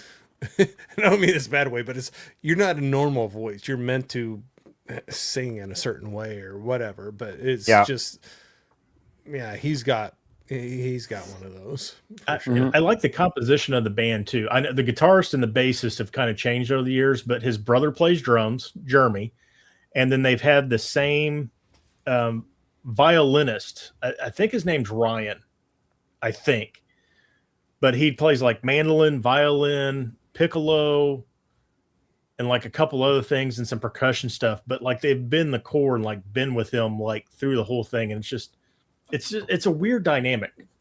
And of course, I mean, they were huge in was it Austin is where they're from, I think. Yeah. And like just they kind of were small and then got bigger and then got huge with Hate Me. Yeah. But that might be another thing to talk about sometime when we do these. But it's interesting where some bands that have a pretty strong following then just like have the one single that blows them up. And it's like, whoa, what's this? And then they pull back, whether intentionally or not, but kind of come back from that. I was gonna say we talked about that before with Days It and You. Yeah, absolutely. Yeah, completely. Another person that just got more drugged out and then fired the whole band. Yeah. I was supposed to, that was one of the things I talked about. I was supposed to go see them with a buddy of mine, and they fell out and canceled the show before we got to go see them. Mm-hmm. So there you go. But but I can't blame. I mean, that's got to be just a surreal experience to have just like from, like 50 people in a bar to all of a sudden everybody wants you at their spot and on the radio and stuff. And then it's probably I couldn't imagine. And then that just probably pulls at you in a lot of different ways. But. I just thought about this. If I'm trapped on an island, some of these songs I picked are probably depressing. Like Hate Me is depressing. Well, I in Love and You is kind of depressing. It's probably not a good idea. So I did that too. But, I was looking at some of my songs as well, and I would agree with you. And I did a stream with Johnny. What's Johnny watching? Of movies of a certain decade, what you'd have on your island. And I was looking at them like, I got some depressing movies, but they're good ones. But the thing is though, like when I was the flip to that is looking at this list. These are songs that I would be singing to and be thinking about. It wouldn't necessarily put me in bad mood because it would release my mind a little bit, give me something else to think about, and give me something to sing, and just kind of like keep me preoccupied in a weird way. No. We had here. Anybody remember the contest that MTV had in the 80s, like the Pink House one? Or I forgot about that. Or a haunted house type party, or they'd have some do a special original song for Christmas each year. So early 90s, whenever White Zombie came out, they had MTV Invade Your Home. Yeah. And White Zombie was the band. I don't know how many they did, but they did it. So Vincent's, they did a Metallica. I was going to say, I put it in the chat that they did a Metallica one, that they opened up the back of a truck and Metallica was all there. And they walked around the guy's house, and then they played a bar down the road. And then they had some kid on the drums playing Creepin' Death. And Lars looks up and goes, "I'm done." Because the kid was so much better than Lars. Oh, well, so White Zombie. So Vincent, I live in Southern Indiana. Vincent's is about 45 minutes north of me. White Zombie actually played in a people's backyard. It's on YouTube. Mm-hmm. You can look it up. Yeah. White Zombie, MTV Invade Your Crib. They did a couple of those, didn't they? Yeah. Yeah, but the White Zombie one's the only one I remember. Okay. Just because it was so close to my house. And apparently like half the freaking town of Vincent showed up to this guy's house and watched, and it was early White Zombie when Rob was already having issues and the performance was not that good. Yeah. No, I thought I remember a couple of those, but the Pink House one, man, I got to look that back up, but that sounds so familiar to me. I remember that one. Yeah. Yeah. That was early 80s when he was, I think it was right around when he started doing the Farm Aid. Yeah. Yep. Oh, yeah. Roommates actually says something. Oh, no, you could win a house. It was probably in Indiana somewhere, since that's where John. Oh, yeah. Yeah. Yeah, that was the John Cougar giveaway thing where you got a house. Yeah. Yeah. John Cougar Mellencamp's from, I always forget I always get him and Bruce Springsteen mixed up for some reason. I always forget that John's from Indiana. Yeah. No, very good. No, that's fun. It's always fun to go through this stuff. I had not remembered that for a long time, so it's kind of cool when people throw some new stuff out like that, or remind you of stuff like that. But is it me? Yes, sir. All right. What tearjerker are you going to pull up next, Corey? Oh my goodness, there's so many different ways I could go on this. One song that I know I've showed this album before and enjoyed this song, and I remember I don't know how many times in the hanging out in some crappy truck or car, hanging out with some friends, listening to this, singing along with it too. But we're gonna do Candlebox "Cover Me." That was one that that whole album. I know I showed that before, hanging out, talking with you guys. Absolutely love that one, but I don't know why "Cover Me." That was one that, it had that angst. I don't know. You had the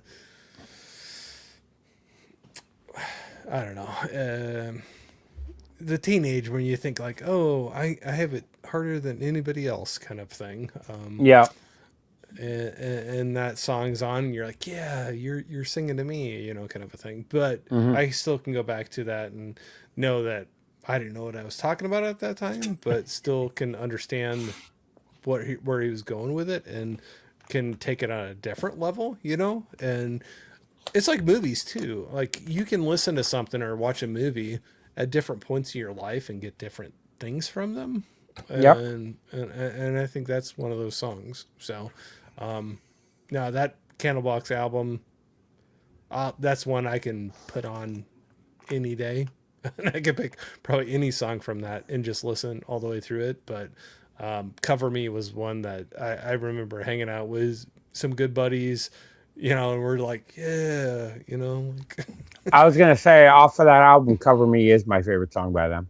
Oh, that's cool to know. Yeah. Great album. And I know you enjoy it too. I used to own 2 copies, one for the house, one for the car. That's what Marie said. Yeah. He had the car and the house copy, you know? So Yeah. Cover Me is the name of the song. Yeah. Yes. Because I don't think I've heard that, because I bought the album and I ripped it to my thing. So I'll have I think if I remember right, it's the first song on the album. First song, isn't it? No. It's lower in the playlist. Okay. I could be wrong, but I think it's like later in the playlist. But, okay. And it's a lower speed, you know, like a little. It has a little, down a little bit kind of mood. But I'll check it out on the way to work in the morning, because that's the one thing I do hate about having that hard drive is because I have it on random. So I never, I don't know when a song's going to come up. What I need to do is when I rip stuff to it is basically, because I can go in and actually select just that album and listen to the album through that's what I need to start doing, is just when I burn them, listen to it. Brian was saying one of Coco's favorite songs from Candlebox is Far Behind, and I can't blame you. That's on that same album, and that whole album. That whole album is a banger. I agree, 100%. Like, we were talking about albums that we loved before, and I know a bunch of y'all agreed with like that too, and like with other ones. But like, there's some of them you can just put on and just listen all the way through and that's one I can do it with for sure. So that does not hurt my feelings. Far Behind that's a great one. So there we go. They're relieved now that my feelings are not hurt from that. But no, that's, in all seriousness, that's one band that I've never seen live, that I've seen them, and people keep sending me things that are like, hey, they're touring with this person or that person. You know, there's some 90s and early 2000s bands that are doing tours a little bit more. Yeah. And I'm like, oh gosh, I want to get out and see them really badly, but I have never seen them live. All right, there we go. I'm done talking. Nice. So not nice that you're done talking. Nice you're done talking. No. Well, I tell you what, and I apologize. I'm home alone tonight, and I hear a dog kind of going. I'm gonna go check on him really quick. But Joe, do you want to go ahead and jump into your next one? Yes, sir. Is that okay? Go for it. I will go for it. I mean. All right, my next pick, we're gonna go metal now, just because I went 2 softer ones. This is a great album that came out in 2004, and their DVD, live DVD. I just watched that again recently. I love watching it. But this song, I love this song. I think it has great guitar elements. There's a lot of dual guitars playing in different keys, and it just sounds really good. This drummer is one of my favorite drummers, even though he's not with the band anymore. But it is Lamb of God's Now You Have Something to Die For. I love that song. I play it all the time. It has that gallop in the middle when it's not really a breakdown, but they kind of half step it. And it has like that Iron Maiden gallop in the middle with the drums. And I just love this album. I think they're just such great musicians. And because, like I said, I played drums for almost 18 years. This is a band that musically I love listening to, just because the composition of their music I really like, and because I was always such a big fan of their music. It's one that I gravitate towards a lot, and Now You Got Something to Die For is literally my favorite song by them. I really need to get into them. Like, every album you've ever shown of theirs has a fantastic cover on it, for one. Mm-hmm. But like, again, going down YouTube rabbit holes, the lead singer seems like just a genuinely Randy awesome Blythe. dude. Yeah. So I need to really check them out.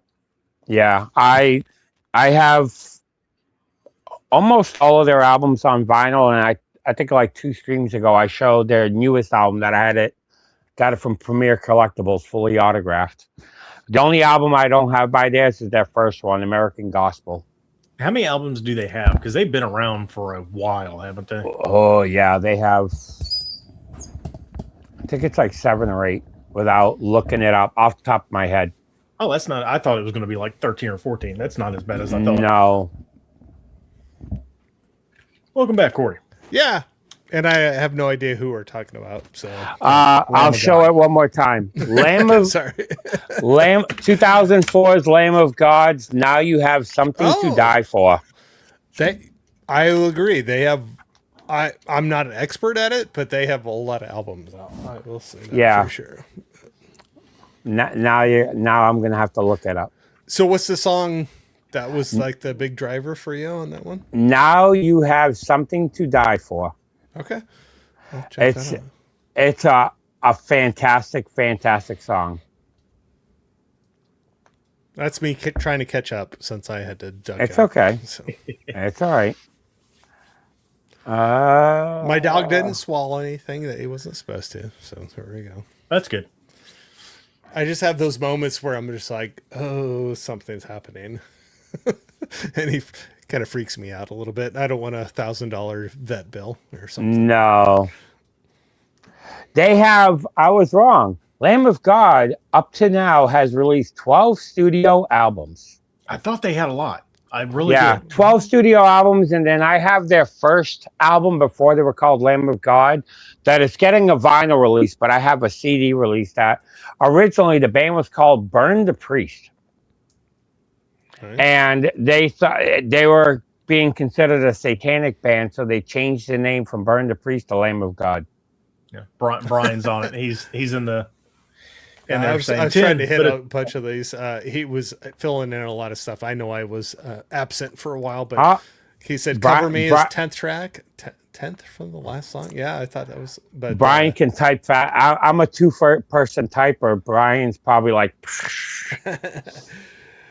Now you have something to die for. There you go. Yeah. 10 albums, Joe, is what he says. Yeah.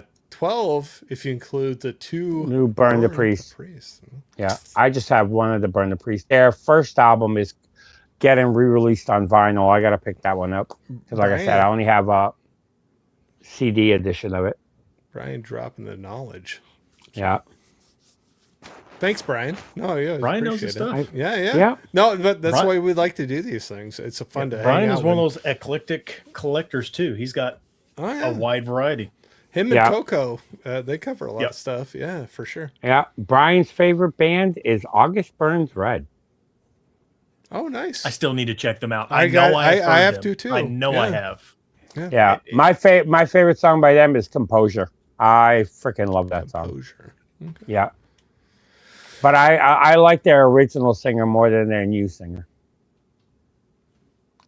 I have to check that out. No offense. My famous last words.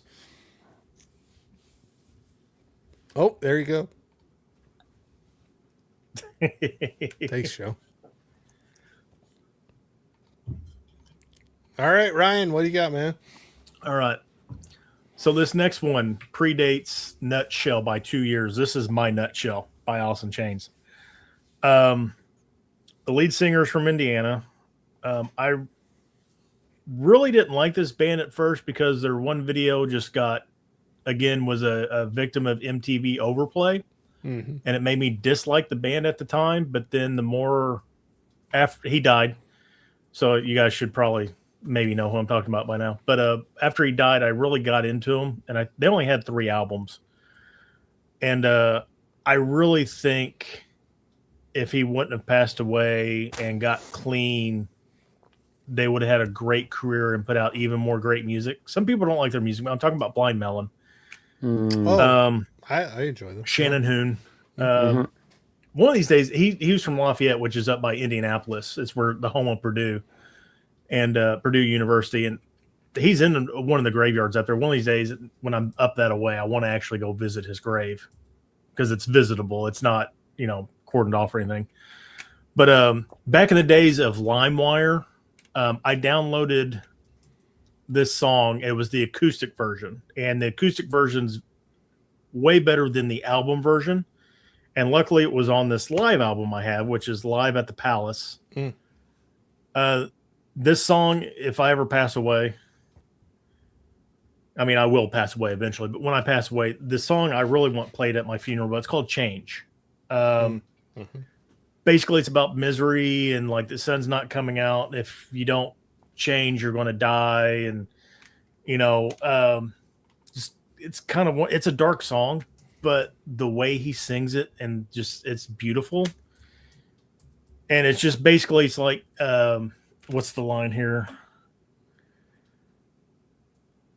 But I know we all can't stay here forever. Someone write my words in the face today and they'll paint it as I fade away. They'll all look at me and they'll say, look, hey, look at him and the way he is these days. When life is hard and you have to change, you have to change. So basically, you know, like it's about change in a hard way. And like, it reminds me of Nutshell a lot from Alice in Chains, which is a fantastic song too. But I really would like to see where Blind Melon would have ended up if he wouldn't have passed away. I mean, they've got a bunch of songs that are great. No Rain. I love that song now. I used to fucking hate it. But Mouthful of Cavities is a fantastic song too. And just, Change is just one of those things. It'd be a sad song, but I'd listen to it over and over and over. I agree. I enjoyed them a lot too. Soup is one I enjoyed. I would say Soup I really like. This Live at the Palace, it's a really good live album too, but it's got Galaxy, Toes Across the Floor, Tones at Home, Soup, Soak in the Sun, Change, No Rain, Wilt, Vernie, Walk, Skinned, and Time is the songs on here. But yeah, that's a good I would say Tones at Home is a great song too. Yeah. Yep. Oh, I think they only had 3 albums. They had 3 albums or they had 4. They had Soup, the one that had No Rain, and then they had the next album that had Galaxy on there, and then he went off on the deep end because he was already deep into it for the video of Galaxy. Like he was. I think the first one I had that had Soup on it was it Nico? But it's kind of like an LP. It's not a full album. Yeah. It's an EP, yeah. Or EP, yeah. Not a full album, but there's, I mean, how many bands can you say that about? If something wouldn't have happened, where would they have been? Well, like, you know, people like, I think we even may have said that on a stream, you know, if Kurt Cobain hadn't passed away, you know, what would have happened to Nirvana? They would have broke up. Yeah. Kurt couldn't handle the fame anymore. Like, by the time they got the heart-shaped box, he was being pulled so many different ways. He was tired of people. He was tired of interviews. They would have broke up. Dave would have probably still made Foo Fighters, and, you know, he would have went off in seclusion. And Courtney probably would have killed him again. You know, whatever. Yeah, that's a joke. I don't think Courtney actually killed him, but if you're a conspiracy theorist, it's a possibility. Yeah, I think Dave Grohl would have done Foo Fighters probably as a second band, because even I saw something with Pat Smear. I forgot where it was. I think it was on Howard Stern. I saw something that said like he was walking backstage with Kurt and Dave Grohl's playing guitar, and they're like, he's the best guitarist in the band. And Dave Grohl said before that he tried to present a lot of songs to Kurt, and he liked the songs, but he never wanted to make them Nirvana songs. Yeah, so Kurt actually told him that no, that is your project. When you feel like you can do it, do it. Yeah, that was on Howard Stern. Yeah, there were Foo Fighters was on there, and he was talking about that. Pat Smear, man, he's had a rough life, and I mean, he lost the lead singer of his first band in the Germs. Yeah, he Darby. Lost Kurt. Now he lost Taylor Hawkins, the drummer of Foo Fighters. I mean, he was down and out. He's working at a Guitar Center when Kurt ran into him and was like, we're going to fly you up to Seattle and you're going to be our new guitarist. He was like, I don't have any gear anymore. I sold it all so I could feed myself. Like, yeah. Humble as can be too. Like Pat Smear's, I think, from what I've seen and heard, is like one of the nicest musicians you could probably ever find. That book I still need to check out. His, what's it called, Storyteller, or Dave Grohl. Yeah. I bought it and it's been sitting on my shelf. I need to read it as well. I listen to the audio book at work. That's the way I got to do it. I'll tell you right now, audiobooks is the way I go. Yeah, I listen to a lot of audiobooks at work. The last one I listened to was the Duff McKagan one. Oh, nice. What did you think of it? I really liked it. Okay. Worth checking out? Yeah. Like I said, the one that I sent you, that Corey Taylor one, is one that I even got Marie to listen to. That Marie actually, I'm not sure if it's on that one, but on one of them, she actually put and it was the top comment, she timestamped every single chapter in the book. So she liked it? Yeah, it took her days of writing it all down. Then she put it all in there and timestamped it. I need to check that out. That's an Iowa boy. Yes. Yeah, that out of all, he has all of his audiobooks are on YouTube, but that one is my favorite. That I laugh and I've listened to it probably 4 or 5 times. Well, that's why I sent you guys that link in the chat from Mythical Kitchen on that Last Meals, which is a great. If nobody's checked out, I watched Mythical Kitchen, the Last Meals, fantastic series. It's Hot Ones used to be my favorite, and I think this has kind of edged out Sean and Hot Ones for interviews. Just because of the style of it, and some of the people he's had on has been great. Which he's had Sean Evans on the show too, which was cool. I tell you what, the meal he had on there, I would have been perfectly fine with as well. Yeah. So it's really cool because some of those people, they just order BS rich stuff, and like he was like, no, this reminded me when I lived at the trailer. This is what my mom made. Like, we mixed peanut butter and country fried steak and gravy. Come on. Yeah. And I'm like, yep. Bring it on. Yeah, that's when I found out. I did not realize. I thought Stone Sour came way, way after Slipknot. I didn't realize he actually was Stone Sour, and then he seen Slipknot, and they actually performed together a few times, opening for each other. And he's like, I'm going to be the lead singer of Slipknot. Yeah. That was the crazy thing with that one. So I remember on the radio before him, Slipknot, there was a battle of the bands kind of thing that they had going on, and battle of the bands. But I know it's kind of corny, but it was kind of a thing that was going on to get like a deal or something. And Slipknot was one of them. I remember them. They're just running up they were a fan favorite, kind of a thing. Like anytime they played, people were like, "F yeah," I was gonna say this. There's a funny one that we had. There's a radio station that used to be around here that's no longer around called AAF. And they used to do a battle of the bands. And I laughed because I remember the year Stained didn't win. They didn't even get picked top 3. And then the finalist was Godsmack and a band called Reveille. Reveille beat out Godsmack that year, and Reveille got a record deal. And I think they only released one CD. I could see Godsmack being there, but not being beat out. They got beat out. They got a record deal, and they were on... And Stained. I think it was 99 or 2000. They were on the second stage of Ozfest. That I remember when the lead singer jumped off the stage into the crowd, I freaking hammered him right in the nuts because I hated that guy. You're like... When I used to play in the band, he kicked me off kicked our band off the bill. And so you're like, I'm gonna nut. I'm gonna freaking do a tomahawk between his legs on him when he jumps off the stage. I know we always get sidetracked, but but that's fun. Battle of the Bands thing is kind of cool because when Primus was looking for the new drummer, I know I bring Primus up all the time. I love Primus, but even though they're not in my top 10 here, again, that's weird. But when they were looking for the drummer, they went through the Interstellar Drum Derby and they did 9 drummers and they got down to the last 2. Well, during the last 2 in the episode, Les is sitting there with John, the guy that actually got it. And they were talking about being at the Stone in San Francisco and doing the Battle of the Bands. It was Primus, Faith No More, and an unknown, don't even remember the name band. So you have Primus, like in their prime, late 80s. Faith No More blowing up, and then some no-name band. Guess who won the Battle of the Bands that night? The no-name band? No name. Nobody remembers. They didn't get shit out of it. Band. And you got Primus and Faith No More that didn't get nothing out of it. That's crazy. Well, arguably two of the biggest late 80s bands like ever. But do you have any concerts like that? I have one that just blows my mind, and I wish I could go back and pay more attention to it.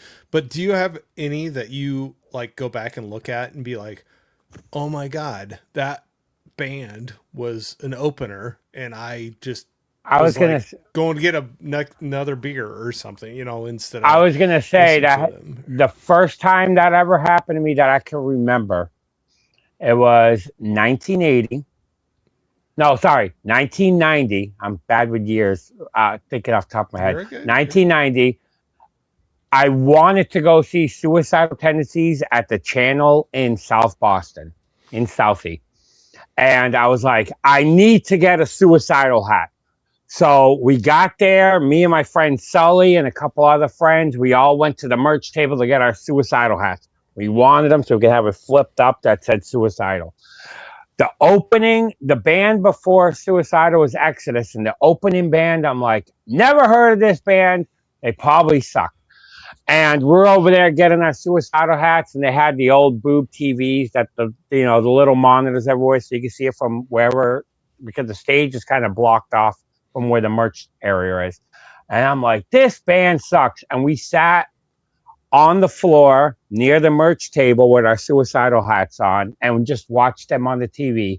And it was Pantera right before Cowboys from Hell came out. Oh, yeah. Yeah, that's a good one. That's, like I say, a good one. But yes, I would agree with you. You're like, oh, shit. It was, I bought the CD like 2 months later when Cowboys from Hell came on Headbangers Ball. I'm like, this band's really good. My friend goes, we saw them. You thought they sucked. And I'm just like, they were there, but I've had those concerts too, where it's like, oh crap. And I said it before in this one, the times I saw Incubus right before Science came out, during Fungus Among Us, and they played at an espresso bar for like 50 people. I would have liked to have seen them. Yeah. When Brandon still had dreads, and I was like, nope, not my jam, and I was out. I probably only heard 2 songs. I've never heard those are the two that I remember. Fungus Among Us, and I don't think I've heard anything off Fungus Among Us. Is it similar to Science, or is Science? Science is completely different. Okay, Fungus Science, Among I think, Us is their best album. Yeah, I agree. Deeper Shade of Green has always been my favorite, or if that's how it goes. Now I can't remember. Darker Shade of Green. Shade, yeah. That was always my favorite. But Fungus Among Us is pretty much kind of funky. It reminds me of like a modern day Infectious Grooves. Speaking of Suicidal Tendencies. But it's like that. It's very funky, kind of. It's just that it was never my bag. And I think that's why when I saw them, I was just like, I didn't gravitate towards it. But those were the two that I was just like. Brian was saying composure definitely stands out. No offense. Yeah. I got to throw that out there before I forget to say that. But no, I've had some of those too, where you go back and look at it and you're like, oh crap, that was the opening band. And yeah, like I said, being from Boston, there was a lot of bands that saw. You're a bigger market. Yeah. Yeah, there was a lot of bands that I saw before they ever hit it big. Stained, Godsmack, Shadows Fall, Killswitch Engaged, White Zombie, because Rob Zombie was from Methuen, Mass. I saw Power Man 5000 before they got signed. Mighty Bosstones. It was just a lot of bands from the Lemonheads. I saw them. Letters to Cleo. I saw. Yeah. There was a lot of the Pixies. I saw all those bands before they were ever signed, or when they were just coming out, because they're all Boston bands. Nice. One of the most fun concerts. Sorry, I know I've brought this up probably a million times before, but it is because of the buddies I was with too and everything. But it was Cold, Hurt, Stained, and Godsmack. That in that order, I think. And I had a blast. Like that was one of them. Cold and Hurt. I like no idea who they were at the time, and I don't know when we actually sat there and listened, and I'm like, these guys freaking rock, you know. It's like, and then ended up buying CDs before I left that show that night. But, no, it's cool when you can have those, but I definitely have some where I was like, oh crap, that was an opening band that I just totally skipped out on, you know. Yeah. Lesson learned. I don't have any of that. I've only been to 5 concerts in my life. I know there's not a lot. Of course, where I live at, there's not a whole lot. 5? Yeah. Total? So, yeah. That surprises me. No, hold on, 6. I guess 6 technically, because I went to the first gathering of the Juggalos. Whoop, whoop. That surprises me. No. That surprises me. As much as you know, Southern Indiana, like for the longest time, we either got like 70s bands or country music. That was pretty much it. So I was thinking you have to go to Chicago. You got like Cheap Trick and Journey. So Tom Petty was my first concert. That was like 94. I've seen Petty in concert. I've seen Petty too with Lenny Kravitz. Yeah, they didn't have any opener. This was the Wildflowers tour when the Wildflowers album just came out. Which no opener. They played for 4.5 hours. Great. They played everything from the Tom Petty collection and the Heartbreakers. My second concert was the Gathering of the Juggalos in Detroit, which was like 7 or 8 bands over 3 days. Never. And then let's see which came first.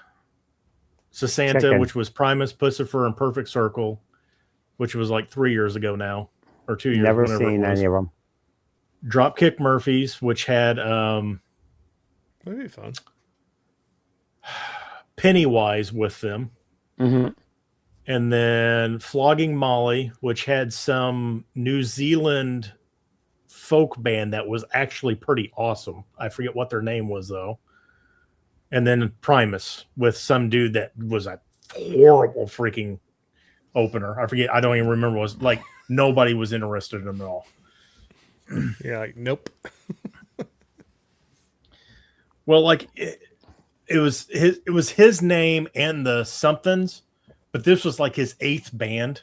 Oh, like they just were not good at all. Like he was screaming a lot, and their equipment wasn't great, and you just couldn't hear them, and it was just not good. All right. Luke was jumping in saying hi, saying what's up, everyone. Hope you're well. We're doing good. Good to see you, man. We're just rambling. We're a rambling band. Yep. We can let Joe move on to his. Collects no moss, right? Okay. My next one, we're going alternative now. A band that I've never seen live, but I always wanted to see them. Probably not now. I wouldn't go see them. But I love this song. If you ever seen the video, I love the video. And at the end, when they're talking to people and a girl says,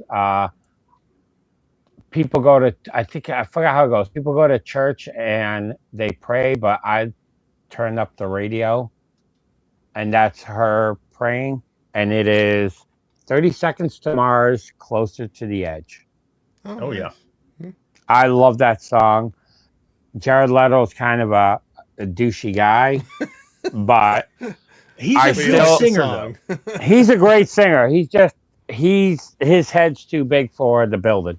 Yeah. And then with that whole cult thing that he came out with a couple of years back, I was just like, what the? That he used to walk around in a big white robe and on some island that he had a bunch of people go to. You're like, no. Yeah. But I like your song. But that album is a fantastic. It's a non-skipper album to me. But Closer to the Edge, I love that song. It's again, I sometimes I don't know.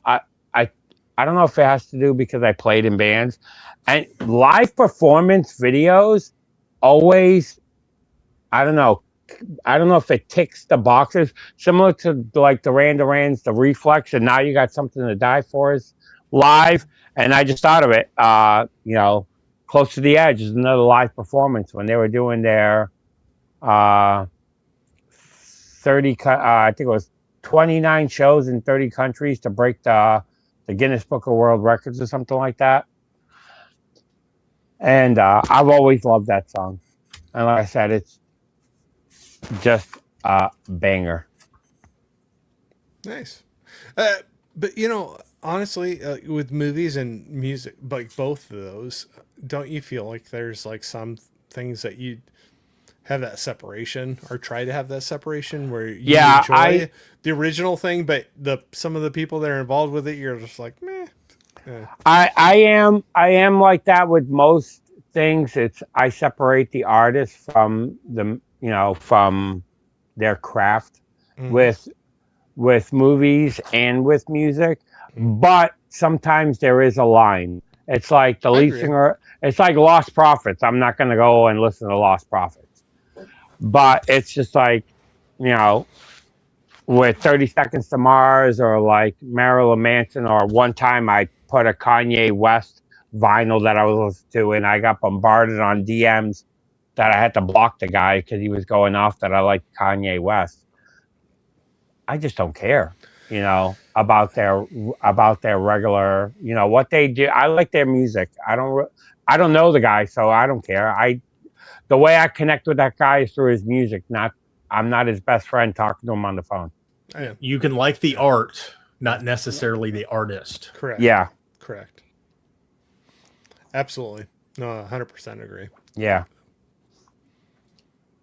So that was what you got there? Yes, sir. Does that mean you, Ryan? Yes. So this next one, leading off Joe, like I like this band. I don't necessarily like some of their opinions and views on things, and I really hate, like, everybody's entitled to their political opinions and all that, whatever. But sometimes when you're an artist and you start interjecting stuff, it kind of can be a turnoff. But overall, I like this band. I mean, I've seen them live, but the song's kind of about paying respects to your family and the ones that you love, and then also looking back on your life on some bad choices through tattoos, and that's Dropkick Murphys Rose Tattoo. I love the song. It's just got a really, really good beat to it. Like, the tempo in it's really good. The lyrics are really good. The chorus line is really good. My son loves this song, and so does my daughter. Like, anytime it comes on, like, we're all singing in the car to it. But Dropkick Murphys, Rose Tattoo. Another Boston Gotta have that band. on there. Yeah. They were really good, even though Al Barr's not with them anymore. I mean, he was on temporary leave because his mother has cancer, and he stepped away to take care of her. Like, he has not made any things about coming back because that's been like 3 years ago now. But Casey has stepped up and really, they sing a lot of Casey songs. There's not a whole lot of Al Barr songs. Yeah. It's got a great mandolin part too. I mean, it's, as I start playing it, I was just trying to mark it to listen to it later. It's a really good song. Playing. I mean, it talks about travels and like how like the tattoos on their bodies represent stuff, and like in a rose tattoo, I've got your name written here in a rose tattoo. So like the rose tattoo with mom, or your family name or whatever. It's just a really good song. But since Al Barr's left, like they were singing a lot of Casey songs. But they did a really good job, and the concert was great because they went through like every album, and like their graphics were showing like the different albums they've had, because they've got like, I think 8 albums, something like that. But yeah, I was gonna say, ever since they were when they first started becoming something around here, there was and I don't remember exactly where it was in Boston, but they used to do 3 nights for St. Patrick's Day. And then after that, when they became big, they used to do, I think it was a full week at Fenway Park. Yeah. Yeah, they're super into the whole Boston. And in this song, they even talk about their favorite sport, black and gold, for the Boston Bruins and stuff like that. But I mean, they do a lot of stuff for a bunch of charities. I know when COVID was going on, they were one of the bands that did a lot of COVID shows on the internet to raise money for stuff. Yeah, I remember a couple of their live streams. That was cool. I remember a couple bands doing that, like for like restaurants or bars or things that supported them in the early days, where they were doing like live stream concerts, but money was going to support those places that couldn't have people dining in them. Or one of my favorite things come out of COVID. The artist, I don't like. He's not somebody I buy his music, but I mean, I'll listen to it. It's Post Malone covering Nirvana. Yeah, and they did a record store day of that album. Oh my God, it sounded so good. It was Travis Barker on the drums, and then I don't remember who the bassist was, and they had another guitarist too. But I mean, Post Malone can sing, like he does really good. I'll have to check that out. I don't know if I heard that. Yeah, I think he did it on Howard Stern as well. I remember. I was gonna say, I think if you go on YouTube, there's videos of him doing those songs on Howard Stern, or a couple of them. I think you can actually. I think the whole performance is actually on YouTube still. But yeah, he raised money for something in California too, or wherever it was at. Yeah. Well, I have something to watch now, so add it to my list. Right. Right. Yes. Yeah. You should be writing everything to your list. The next song. But no, he's got a voice. There's certain people, whether you like him or not, have a distinctive voice when they sing. You definitely can tell when it's him. Yeah. Well, Sunflower from the Into the Spider-Verse soundtrack. I love that song. Oh yeah.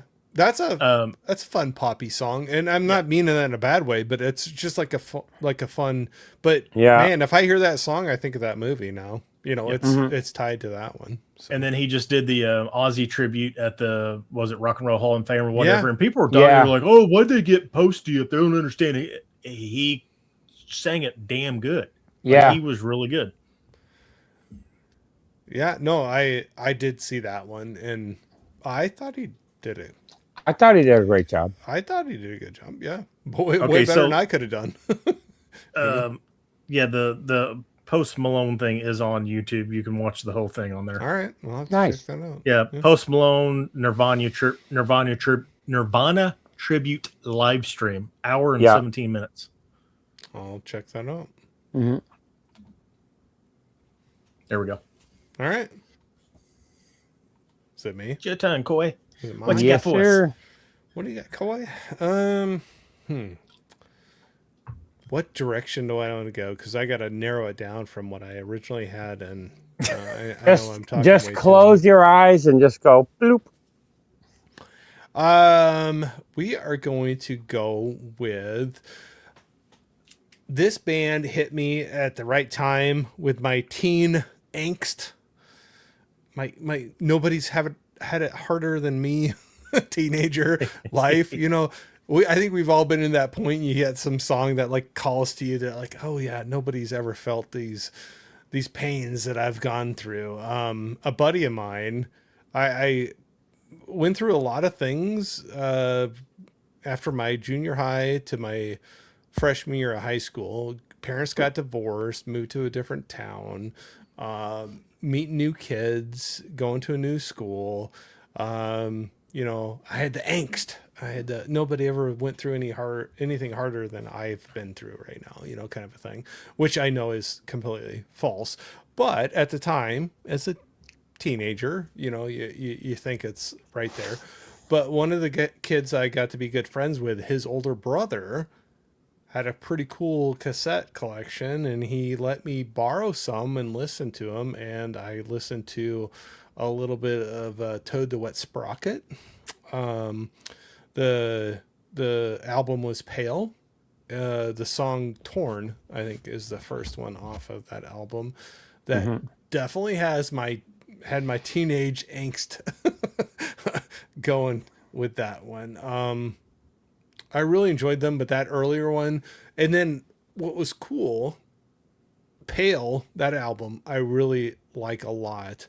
I like their later stuff too, but after I heard that one, I went back a little bit before that, and Bread for Circus is an earlier album that they have that I really enjoyed as well. And I actually enjoyed them more, and I'm not dogging on their later stuff, but Bred for Circus and Pale. Those two albums hit for me a little bit more, but I just remember him let me borrow the cassette for Pale, and the first song I think on the thing is Torn.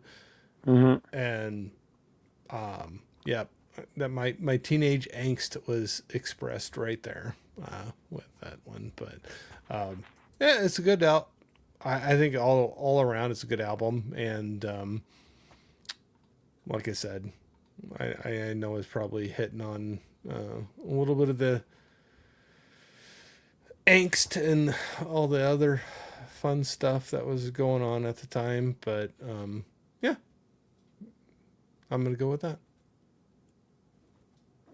Sorry, I was just bringing the song up and listened to it. I don't think I've ever listened to Toad the Wet Sprocket, but I always seen their albums everywhere. Yeah. So that might be another band you just introduced me to from the late 90s I never checked out that I need to start picking up again, because I've listened to the first minute of the song and it's really good. I would think that you would like them. They remind me of like Dinosaur Jr. Or like Screaming Trees, kind of. The earlier stuff is more... And this sounds kind of like, because I like it folky, you know. Yeah, like, this kind of sounds drifty, yep. folky, quiet type stuff. But then they change a little bit, and I like their newer stuff too. But you definitely can tell when things caught onto radio and airplay, and it changed a little bit. And I'm not saying that in a bad way, but you can tell there's a shift between Bred and Circus and Pale to oh shoot, now I'm completely blanking on the album names, but later ones. Anyway, no, I really like those. In my angsty teenager days, Pale was a great album to listen to, and Torn was probably right at the top of my list. So yeah, every time I go thrifting for music, I always find a Toad the Wet Sprocket. So I'm gonna start picking them up. So Pale was an vinyl that in the 90s, if I could go back, if we could have a time machine, they had a pale green clear vinyl of Pale, and oh man, if I could go back and buy that, I'd do it in a heartbeat.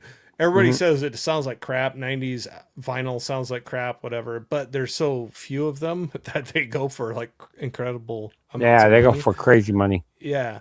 So that's one of them that somebody's like, it doesn't sound great, but it goes for a crazy amount of money because there just was not that many of them. And, but that one goes for quite a bit, and they have not re-released that one. There's a couple later albums I have on vinyl from them, but, Bred and Circus and Pale are two of my favorites that I have not found a reasonable price on a vinyl pressing of those.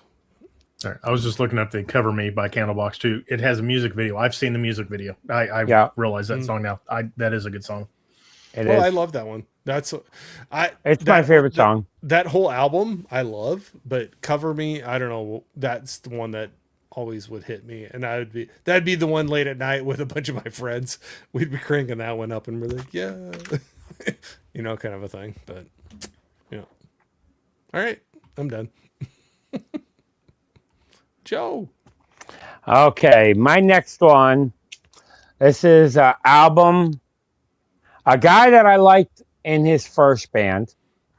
I used to love their music. And then when he went solo and he came out with this album in 1987, I loved it. It's a non-skipper to me, but there's a song on here. Again, the way he sings it, the timbre in his voice is similar to Kenny Rogers, that it just hits me. And it is George Michael's, and it's the song One More Try. Oh, yeah. Off of his Faith album. I love the song One More Try by George Michael. It's such an amazing song. So it's a song that I always loved. And just the way he sings it, you could feel the passion and the hurt in his voice when he sings that song, that I just love listening to it, and it just sends chills down my back when I hear him sing it. He was so huge too. Yeah. I remember when some of those albums came out. Like that was the big talk. Like to go out and grab him, and he was. Not saying he's not now. I don't. Not well, he's dead now, but I know, but you know what I mean. Like I'm not talking belittling it, but man, I remember some of those came out, and it was like that album album when it came out, when Faith came out, that was a juggernaut. I agree. That and George Harrison, the one where he's in the library with all the weird animals and stuff. I got my mind set on you. Oh. Yes, that and Faith were like non-stop rotation videos on MTV for like months on end at the same time. Actually, I think they played them almost back to back half the time. Mm-hmm. I might have. Limp Bizkit's remake of Faith. Yeah, I like it. It's pretty so good. Do I. George Michael hated it. Oh yeah. Oh, that's too bad. I have fun with it. Yeah, I'll say I have fun with it. I know I can see where sorry, my dog is barking over here. So it's fine. I apologize. But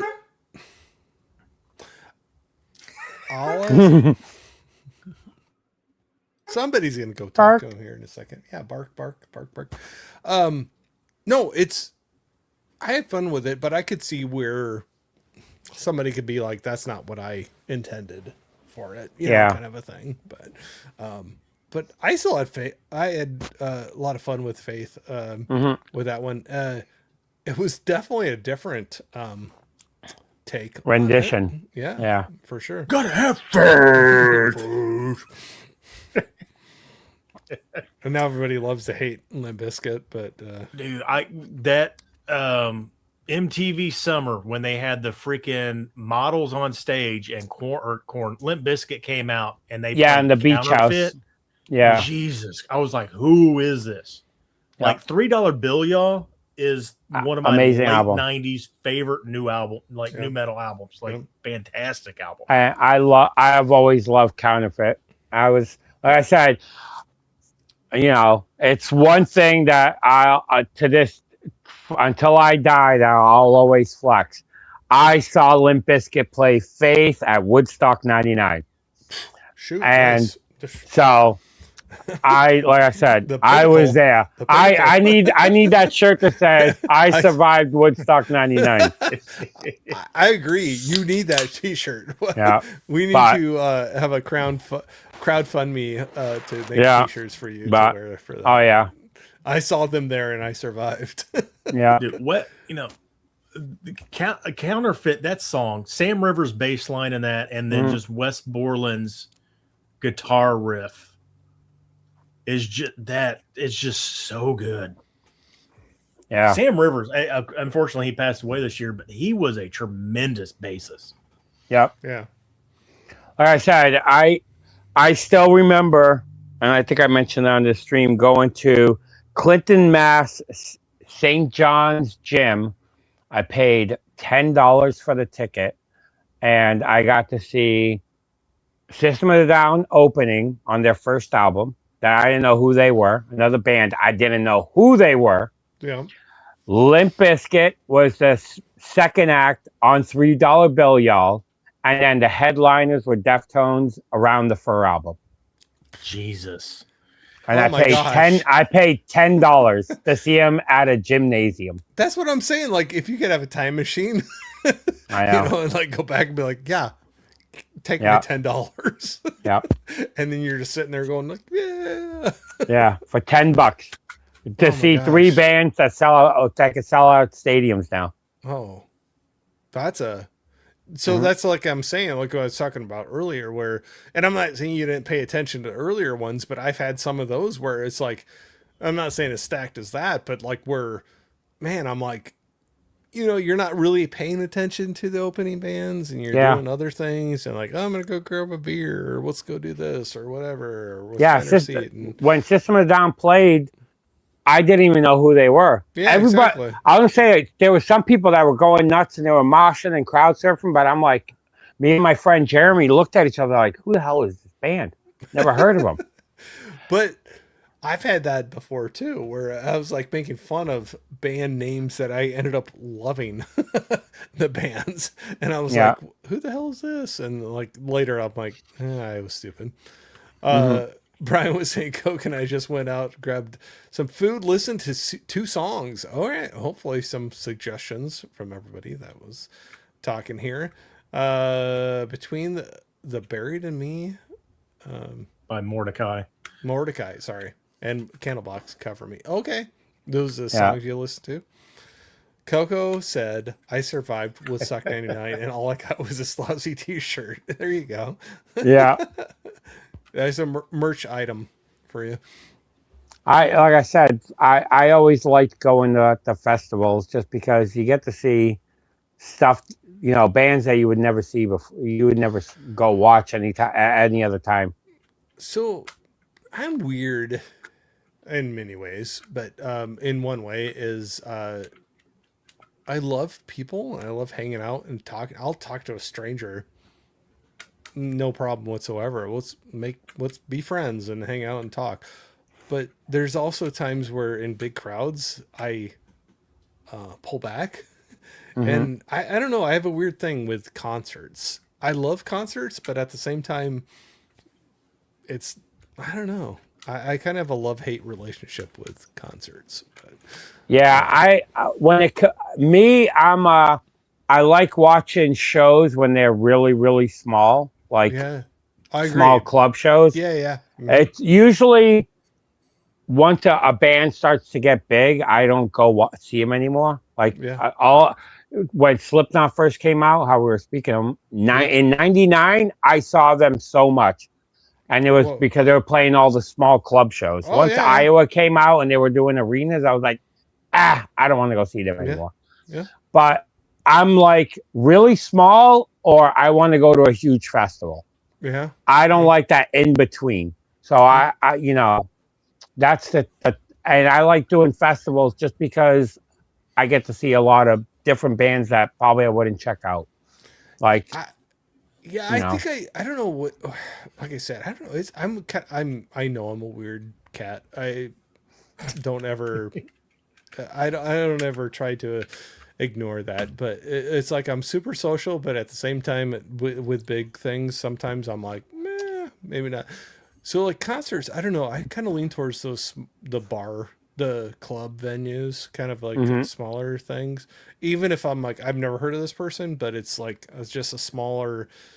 I don't know, Ryan. What do you think? What do you kind of lean towards for your experiences? I hate people. I hate being around people. Joke around. It's like no, like so. And Joe just reminded me because he said small settings. I actually seen the Eels in 2019 at the Cannery Ballroom in Nashville, and it was a tiny event with only like 250 people there, and it was an awesome concert. Yeah. I don't like being in large crowds. I only live 2 hours away from Louder Than Life there in Louisville.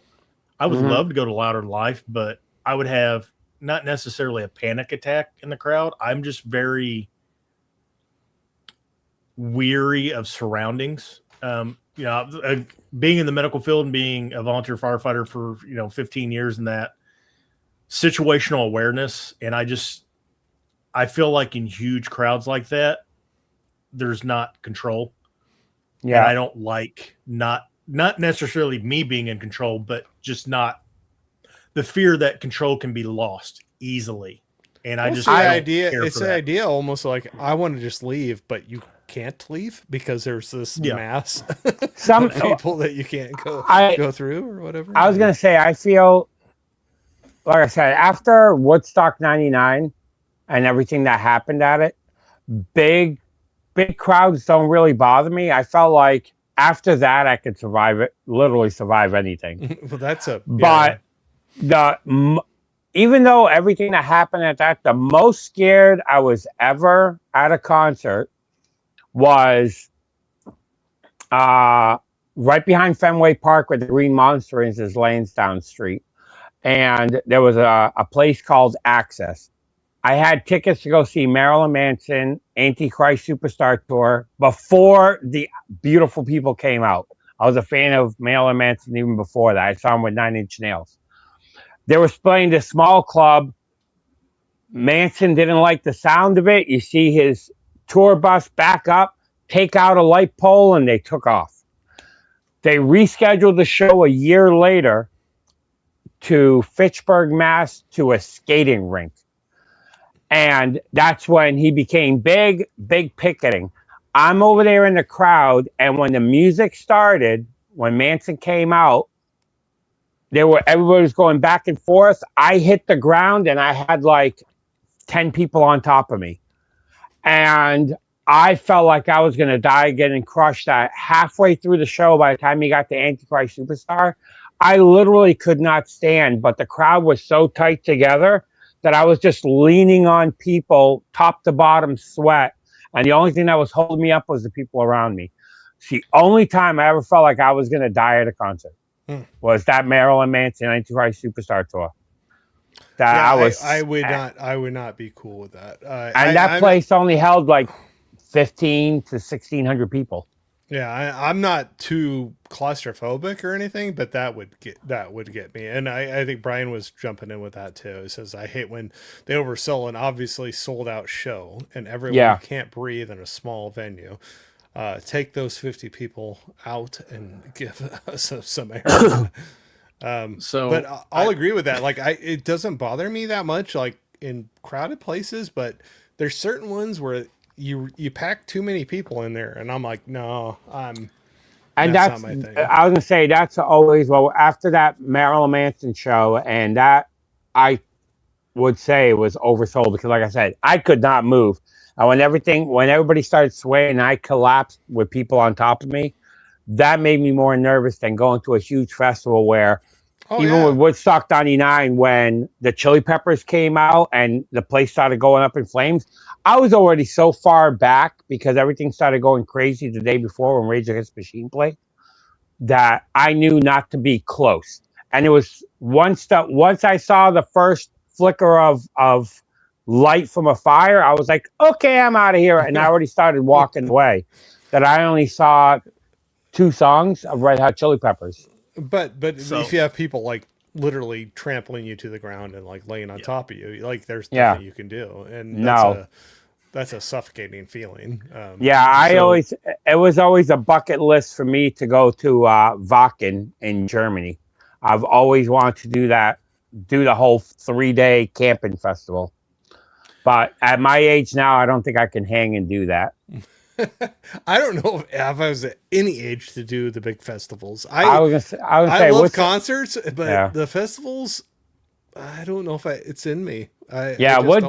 Woodstock 94 and 99 were the only 2 times that I ever did like camping 3-day festivals. So I knew what was the one in Tennessee that I had some friends that went to all the time. Aftershock? Oh no, Bonnaroo. Bonnaroo. Yeah.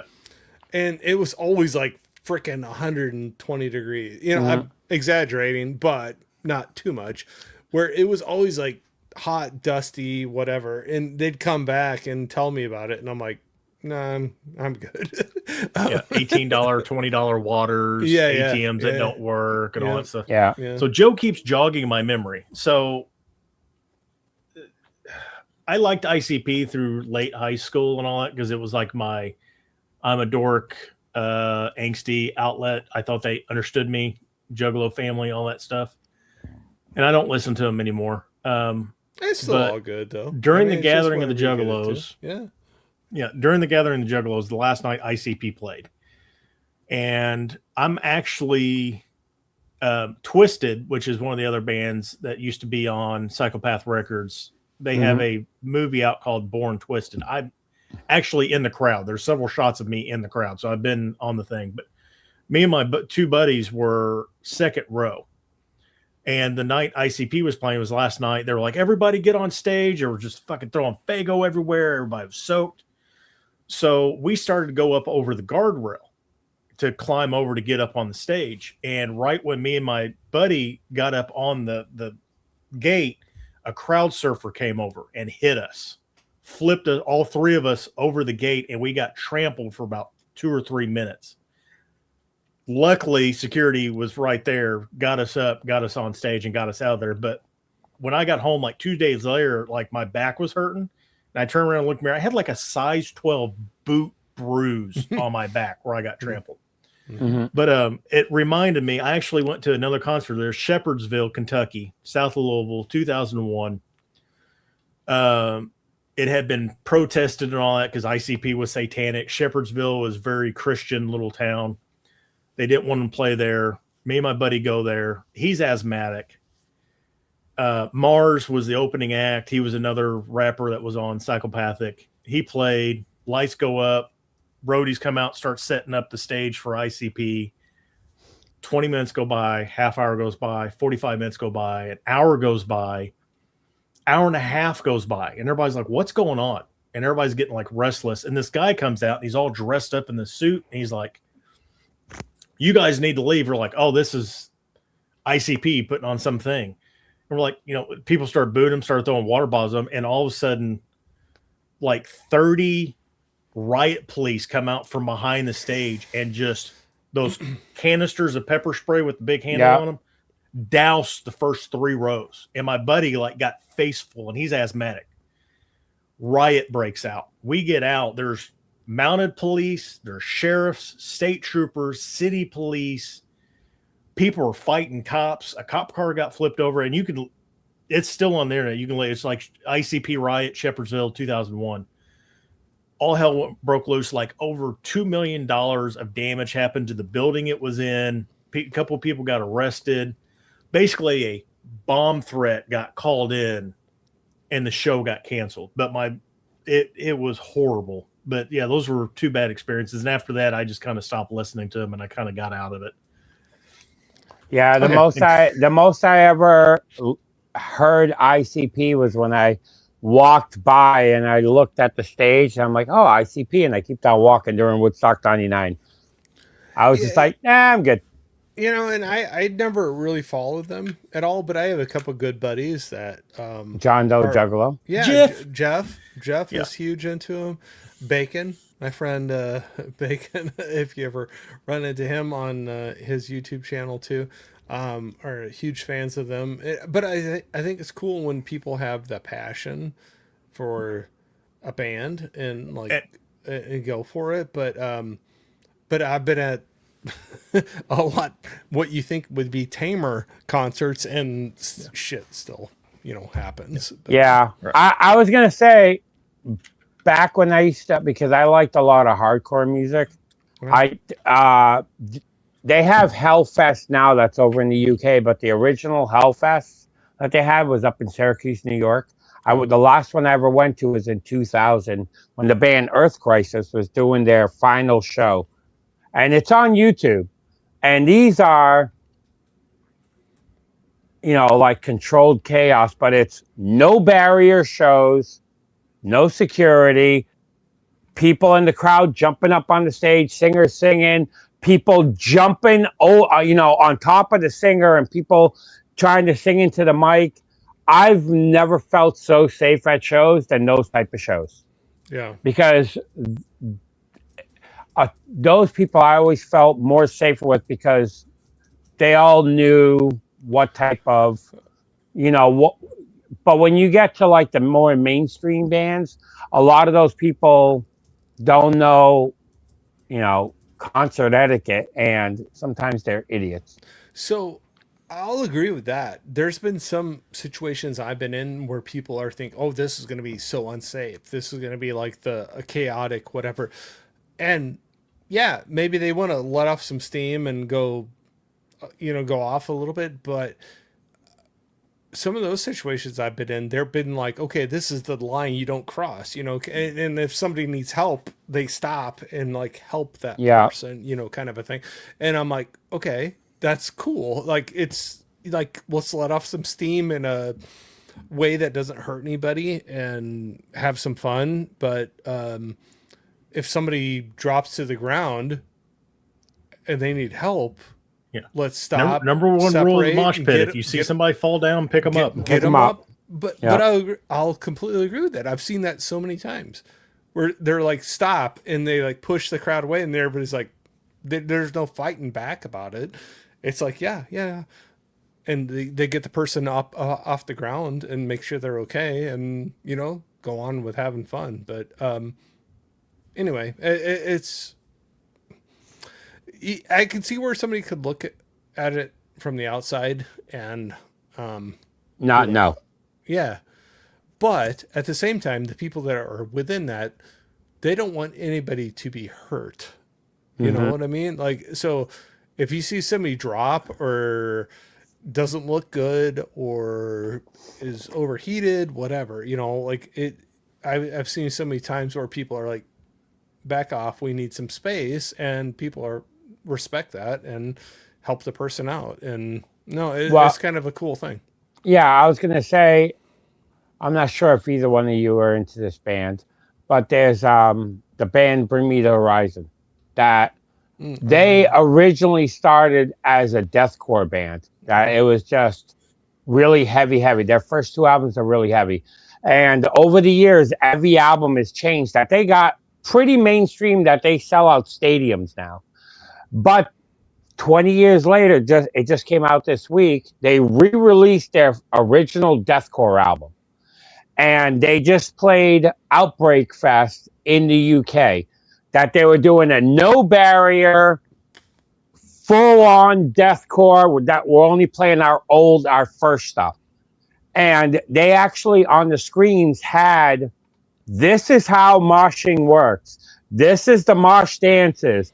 If people jump up on the stage and jump off in the crowd, the first 4 people, rows are the danger zone.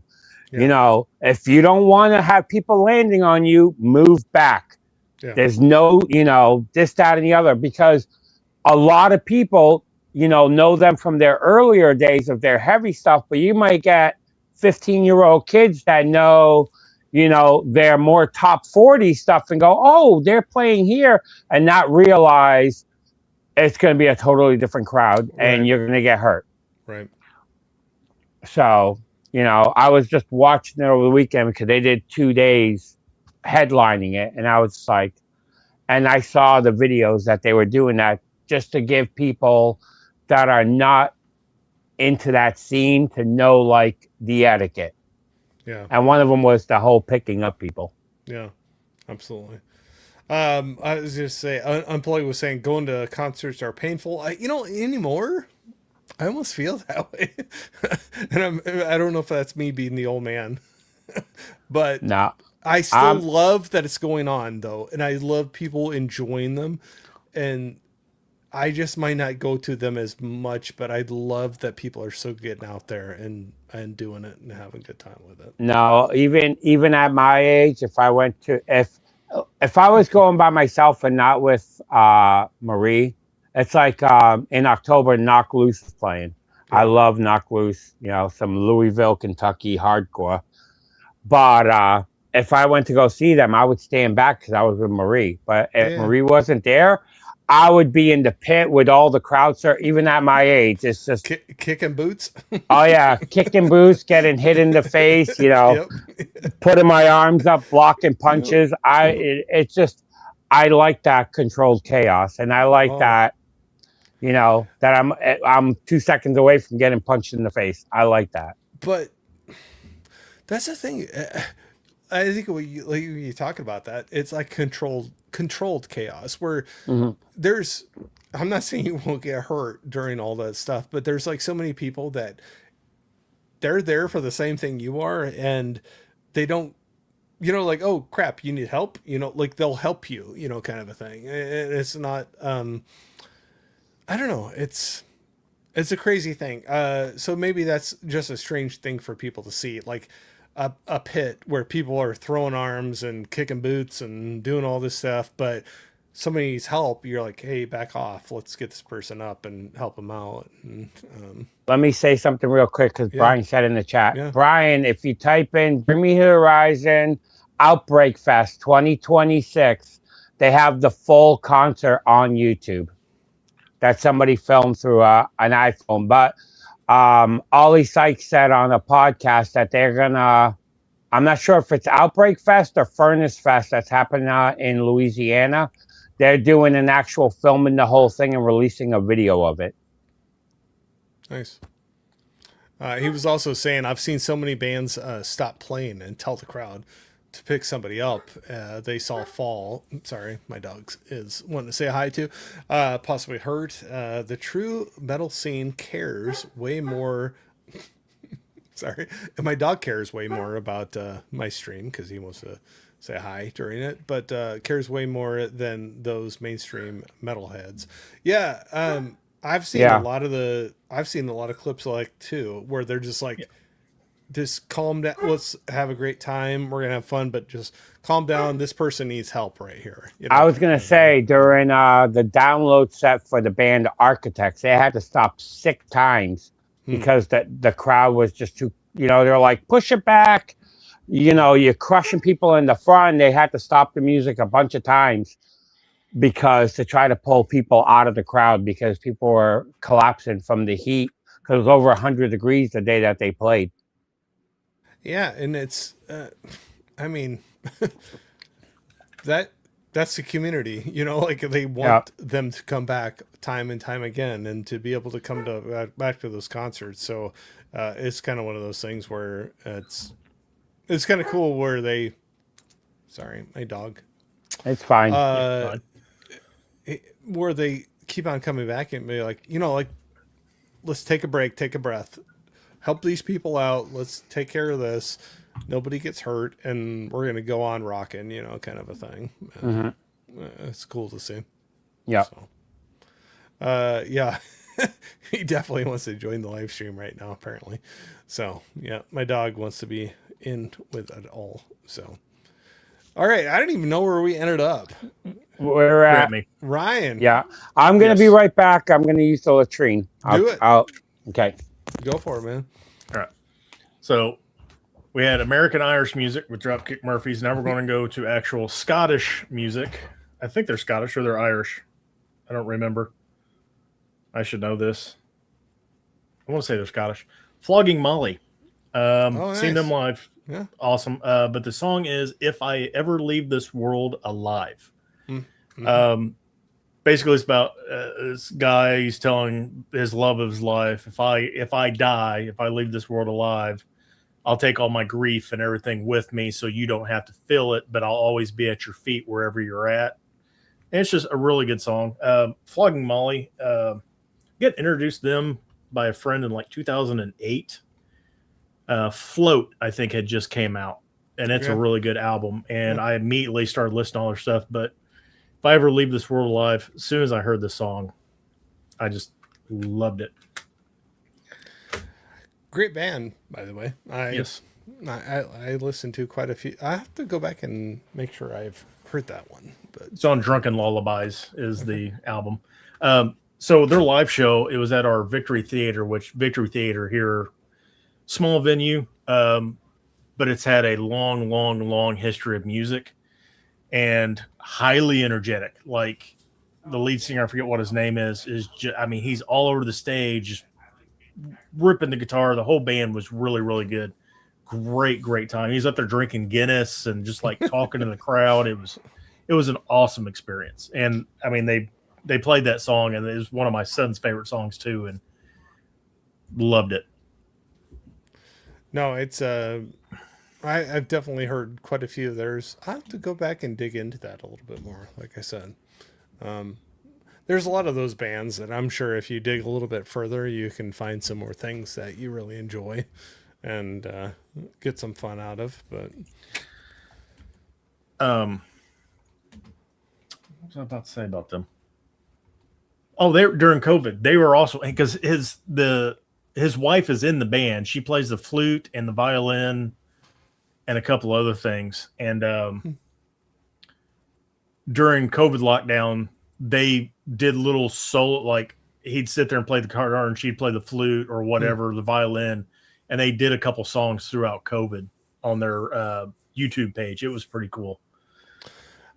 I saw a couple bands do some things like that, and I appreciated it. It was something kind of cool where they kind of throw that out there, give some entertainment when, you know, in a moment where you're not sure if you're supposed to stay in or not stay in or whatever, and not getting into that whole crap hole. But it was cool to have people throw that out there. There was another thing with a couple live streaming services that did concerts that they threw that out as well. And I was like, oh, that's cool. You know, they give some entertainment, some people that had some fun.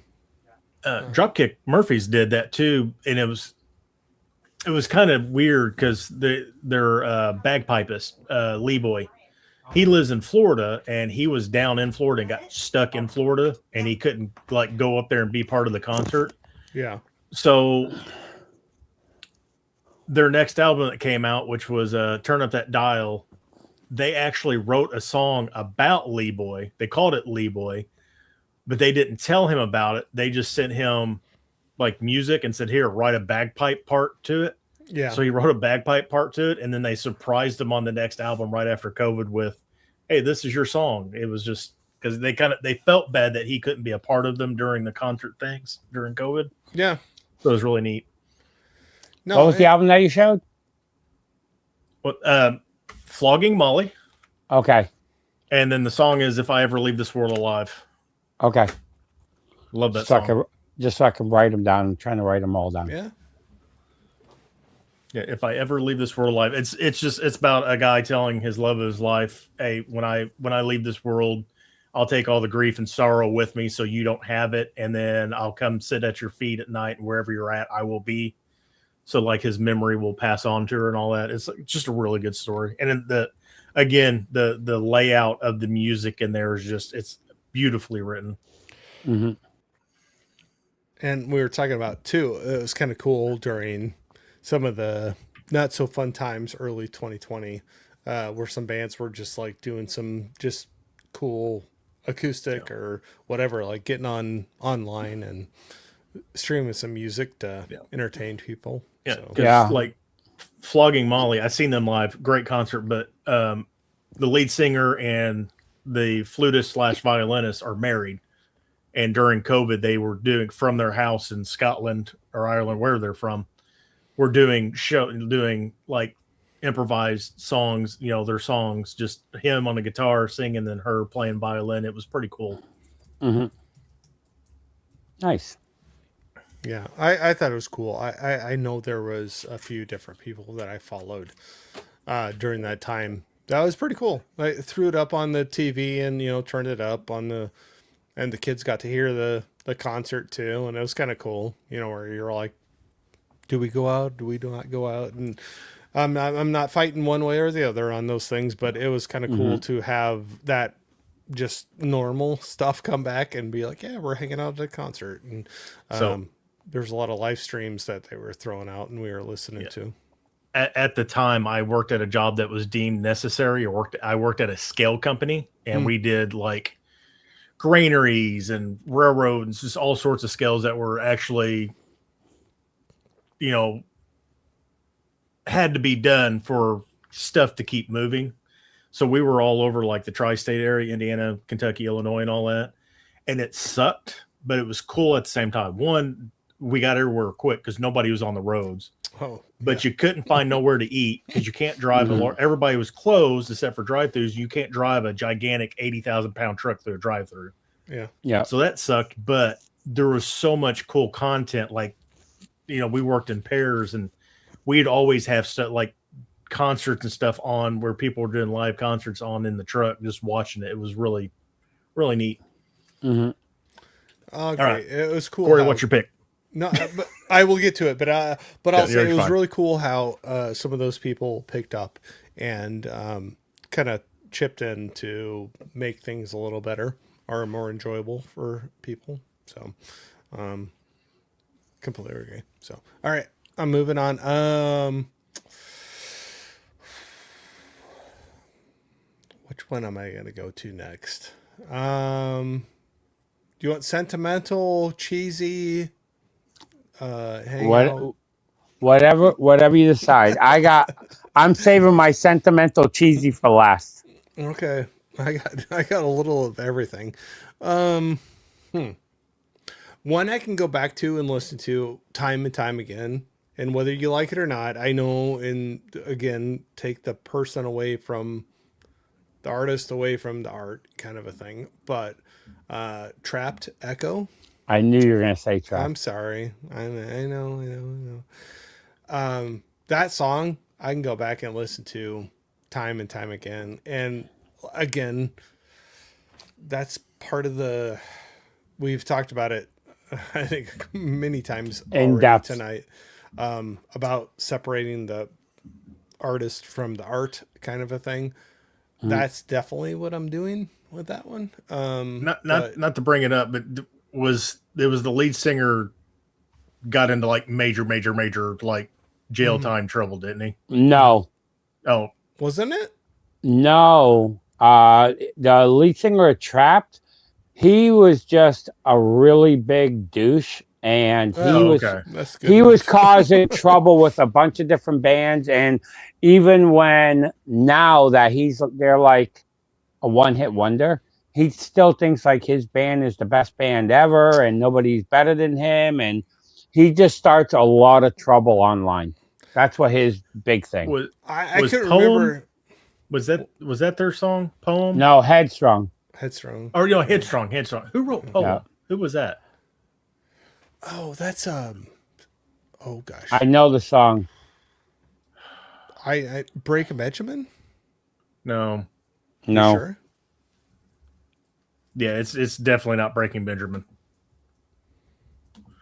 I'm going to call you wrong. I'm going to call myself wrong. Who sung it?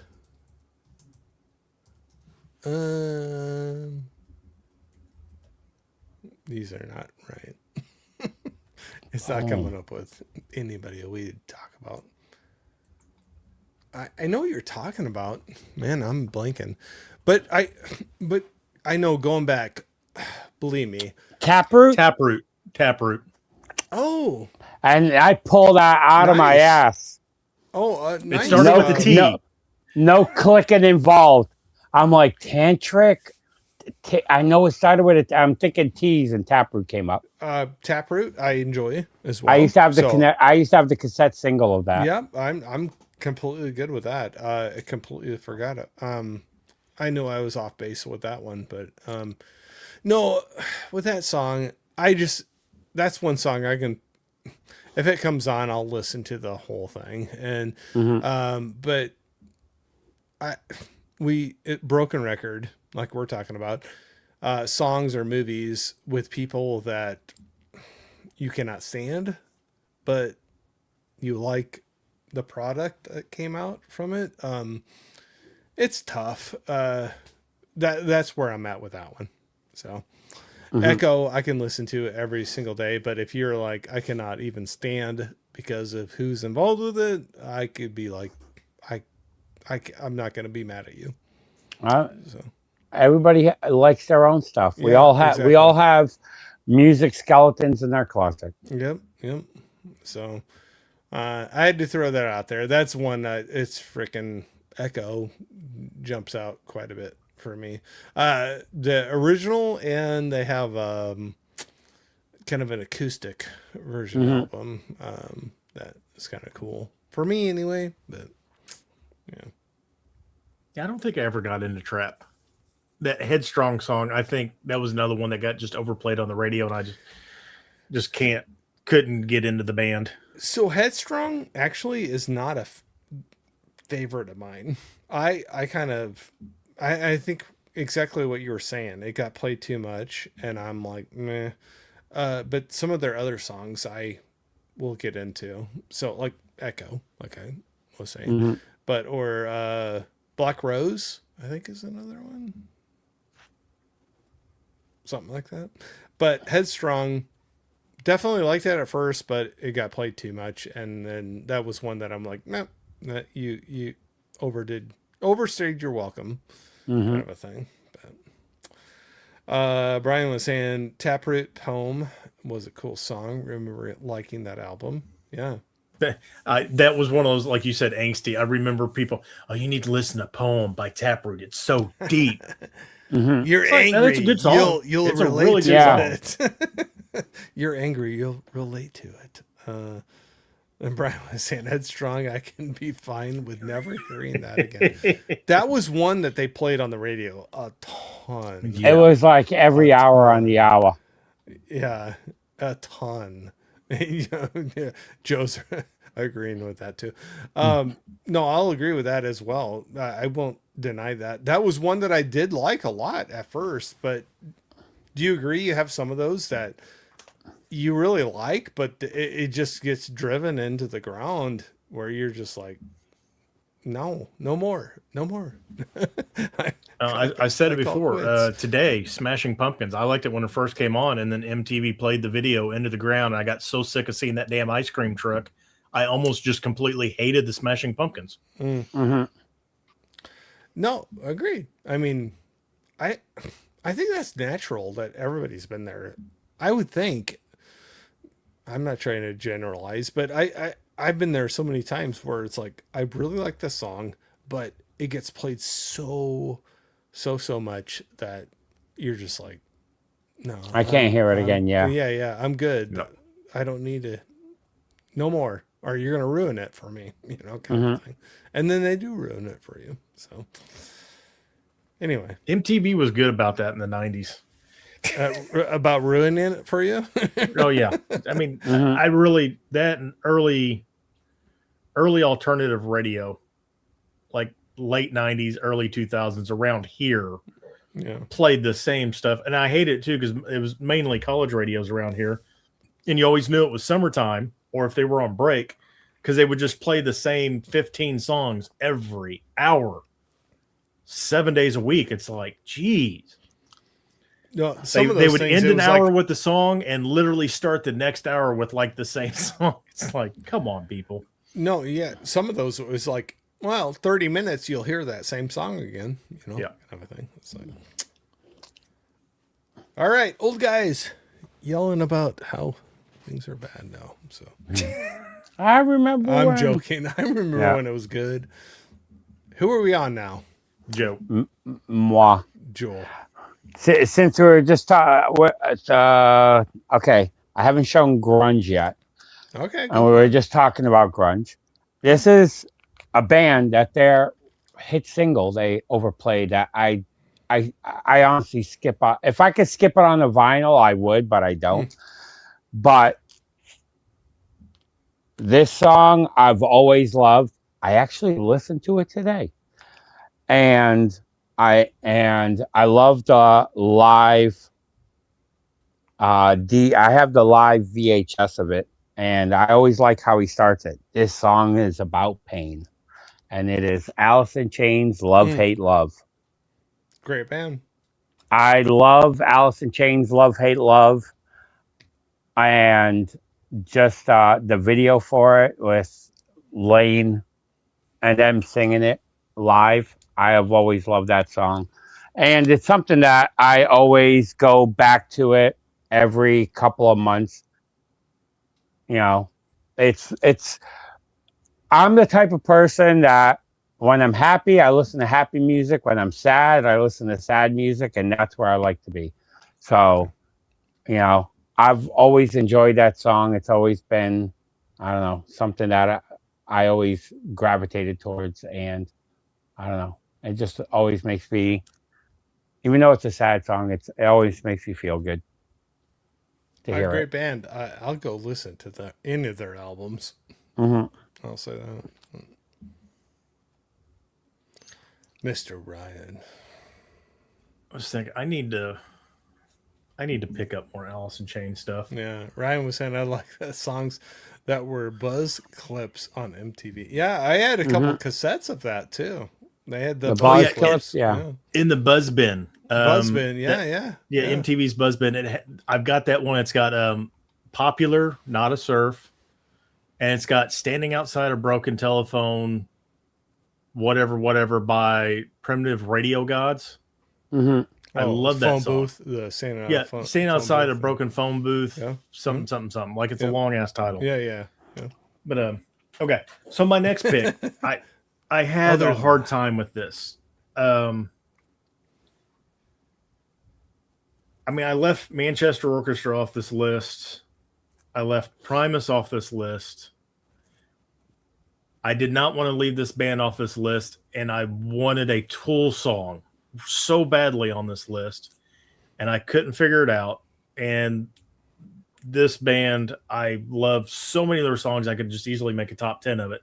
So I compromised, and I'm going to pick Passenger from the Deftones with Maynard James Keenan.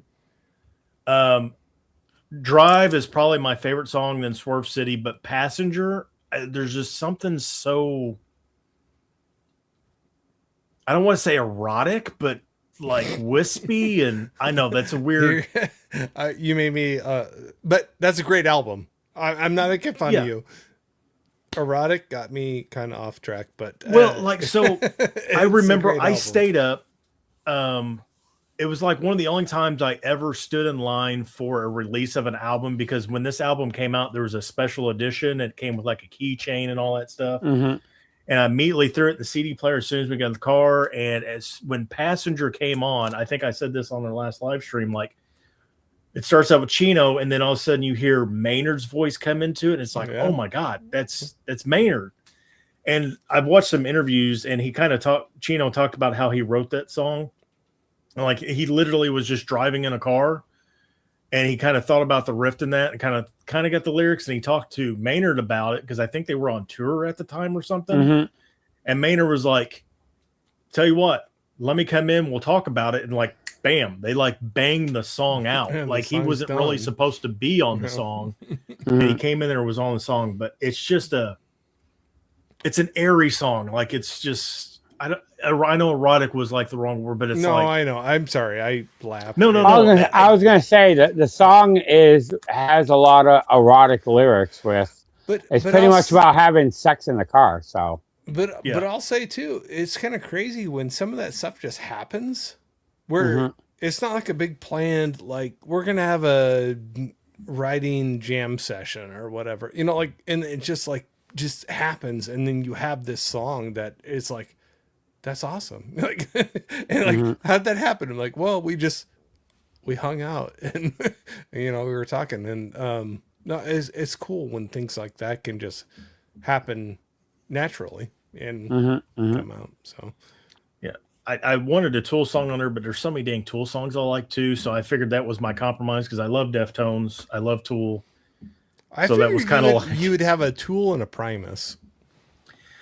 So my problem with Primus is, like, since I've gotten back into them heavily, there's just so many songs of theirs I like. I can't, like, I would say Jerry Was a Race Car Driver. I'm going ahead and say now it's on my honorable list, but I thought there's so many other songs too that I love that I don't skip either. Like Last Salmon Man, Dutchess, Winona's Big Brown Beaver, American Life, Mr. Know-It-All. Like there's so many songs, like I don't know. It was hard to pick, so I couldn't put them on there. No, that's cool. But I figured I think by this point we all have like I think they're gonna maybe mention this person or this band or whatever, which is cool. That just means we've been hanging out long enough to do some of that fun stuff. But I was waiting for Primus and Tool from you. That was my compromise. We got Tool adjacent on there. There we go. Brian saying Not a Surf is an awesome band outside of the song Popular, by the way. See, and I've never heard anything other than Popular, so that's another one of those bands. If I ever see the actual CD, probably need to pick it up. You got to check some more stuff out, and me too. Not calling you out, me too as well. I gotta dig it a little deeper into their stuff. So, all right, nice. All right, where are we at now? You, me. Oh goodness sakes, what can I not get made fun of too much? One singer, absolutely love her voice for whatever reason. I think sometimes you get connected to people. and you just their voice, their tone, their tenor, whatever it is, you love. I'm gonna go with, and this is a prime time in my life too, in the '90s, but I'm gonna go with the Cranberries with "Dreams." I knew you were gonna pick Nice. that. Dolores, absolutely love her voice. I could name any song and I'd be like, "Yep, love her voice in that one." I love her voice in "Linger." There's something so wispy about it. I was Linger too. I was gonna say that's how I actually found them. Back in when that song came out, I was really big into Smashing Pumpkins, Gish, and Stone Temple Pilots just came out around that time, and I was listening to that more alternative. But where I was working at this chip and distribution company, they had a Muzak system because they didn't want you to play music, and Linger came on over the Muzak system. And I'm like, what was that? And it took me years to figure out who that was, because it's, it's not like you had something that you can type in lyrics and find it out, So it took me a while to figure out who that was, and I had to hurry up and go out and buy it. I'll say Linger, love, absolutely. There's so many songs I could pull out from their song list that to name. Dreams, I think, was the first one I heard, though. I think that's what I threw out there just because that might have been the first, and I still love it. But Dolores, her voice, she's a crazy vocals, and she definitely does justice to any song that she sings. That's one concert that I'm glad I got to see. I got to see them in 1996. Oh gosh, I wish I could have seen them. Like I said, two concerts that I'm always glad that I always got to see was that, and then Nirvana in 1993 in November on the In Utero tour with the Breeders. Two concerts that I'm glad I got to see before they died, and I saw them right, on the album that had on their second album with Zombie, and live they were amazing. I can understand that completely. I have the unplugged vinyl, and they will never replace the real thing. And I will say that is one. I think we all have bands that we can look back at and be like, I wish I could have seen them live. And this is definitely one of those for me. Brian was saying Coco can sing Linger. Oh, okay, Coco. Yeah, because I was gonna say I want to hear that. I was gonna say I know Coco has a really, really good voice. She is an amazing singer. I've not heard her sing Linger, but I've heard her sing other things, and I've heard her sing too before. She's an amazing singer. I don't have the chops like she does, but Coco. Maybe I can do a. Brian's calling you out. He said you heard her. You heard it on Instagram. Well, you have heard it, Corey. Oh, on Instagram.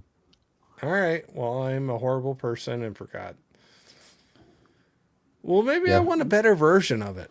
You're fired. Can I say that? You want the revised 2026 I want version. The 2026 Corey Wilkerson version. But I will say, even though I have a bad memory, and if I obviously forgot that one, I've heard her sing so many other things, and she has a beautiful, amazing voice. So keep going with it. I love it. I love seeing people that have a talent for something like that, and keep enjoying it. I do not have that talent. I just get to talk about people who have the talent. So. Yeah, I was going to say. You guys know I can't sing. I've been singing tonight several times. I was going to say, I used to do karaoke, but it was like I was a 5-song person that I used to do Garth Brooks The Dance, Stone Temple Pilots Plush, Summer Nights from Olivia Newton-John and John Travolta, Islands in the Stream, and what was the other one? I got friends in low places. That's it. That's you know what? That's not a bad lineup, man. Yeah. That's a good lineup. That was pretty much the only songs I could do. Covering your bases on that. Yeah. I've karaoke'd one time in my life. I went out with a bunch of people I worked with. We had a front row table to the stage. I sang Nirvana in Bloom. I was wasted, and as I sang, I drank everybody's drink at the table, and then I had to buy them all new drinks after I was done. There was like 9 of us. So it was not a good night. That's the only time I've ever karaoke. It's like I said before, because of I have stage fright, and being a drummer in a band, and like I said before, I used to play drums backwards to the crowd, and I used to wear a black hoodie when I played, just so I couldn't see the crowd when I played. Karaoke, the only way I could do it was certain songs in the key that I could sing with me having a deeper voice, but I had to know the lyrics word for word, and I had to know where the one and the timing was, so I didn't have to look at the screen, and I sang with my eyes closed. Just give me a little tink. Yeah, just give me a little tink. But I'm gonna tell you right now, I'm too shy to. I've honestly never done karaoke before. Like I said, I did it, but I had to know the songs word for word, and I had to know when it. Oh, and I did "Every Rose Has Its Thorn" by Poison. Oh, that's a good. I had to know exactly where it came in, so I could do it all off of memory, because I couldn't do it any other way. You gotta you have to have a song you are comfortable with, or at least me anyway. I would have to have one that I have sung in my car at least a couple times, and even if I got lyrics wrong, that would be the one I'd try to do that. But no, good. No, I've been too shy to go into that, I guess. But I'm gonna say, doing YouTube, I wouldn't think that you couldn't. That's a weird thing. But that's a funny thing. I'll say that too. People I've talked to on YouTube, I've ran into the most introverts I've ever had in my life, and I'm not saying this a bad way. That have done YouTube videos, not live, maybe, but videos, and I'm like, you're doing all these YouTube videos, and you're like, no, I'm not going to do a live, and I'm not shaming them, but I'm kind of feeling out what I'm comfortable with too. So, but it's interesting what people are good with and what they're like, I'm gonna pass on that, kind of a thing. But anyway, who's next? Jim. All right, we're gonna go rap now. Rap. All right, let's go. And it's somebody I introduced you to before. Enough. So you already and this is his mixtape. This is his mixtape that I really like. He did a song with Tech Nine called Trust. Okay. Ooh. And I love that song, and it's on his Clouds album. And like I said, him and Tech Nine did a song together. The lyrics are not super deep, but it's just a good song. It has a great rhyme scheme. It has a good cadence to it. And it's a song that I can't really sing to it, but I kind of hum to it while it's going on, just because I know the cadence to it. And it's a song that just makes me feel good. And I enjoyed listening to. What was the name of it?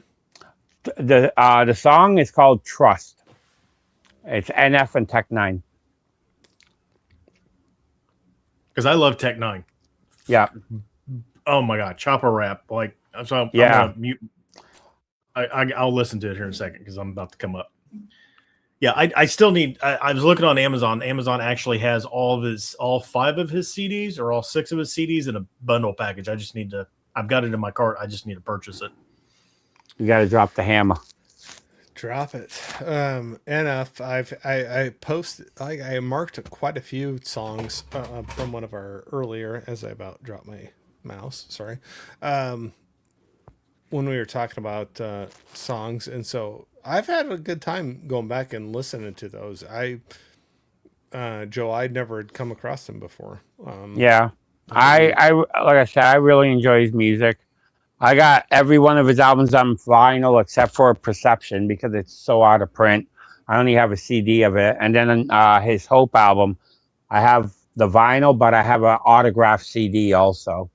That nice. I had to have an autographed CD of his. Nice. But I know I'm, like I said, that's why we do these things. We get to hear about things maybe we didn't cross paths. Your radar, before. Yeah. So, Ryan.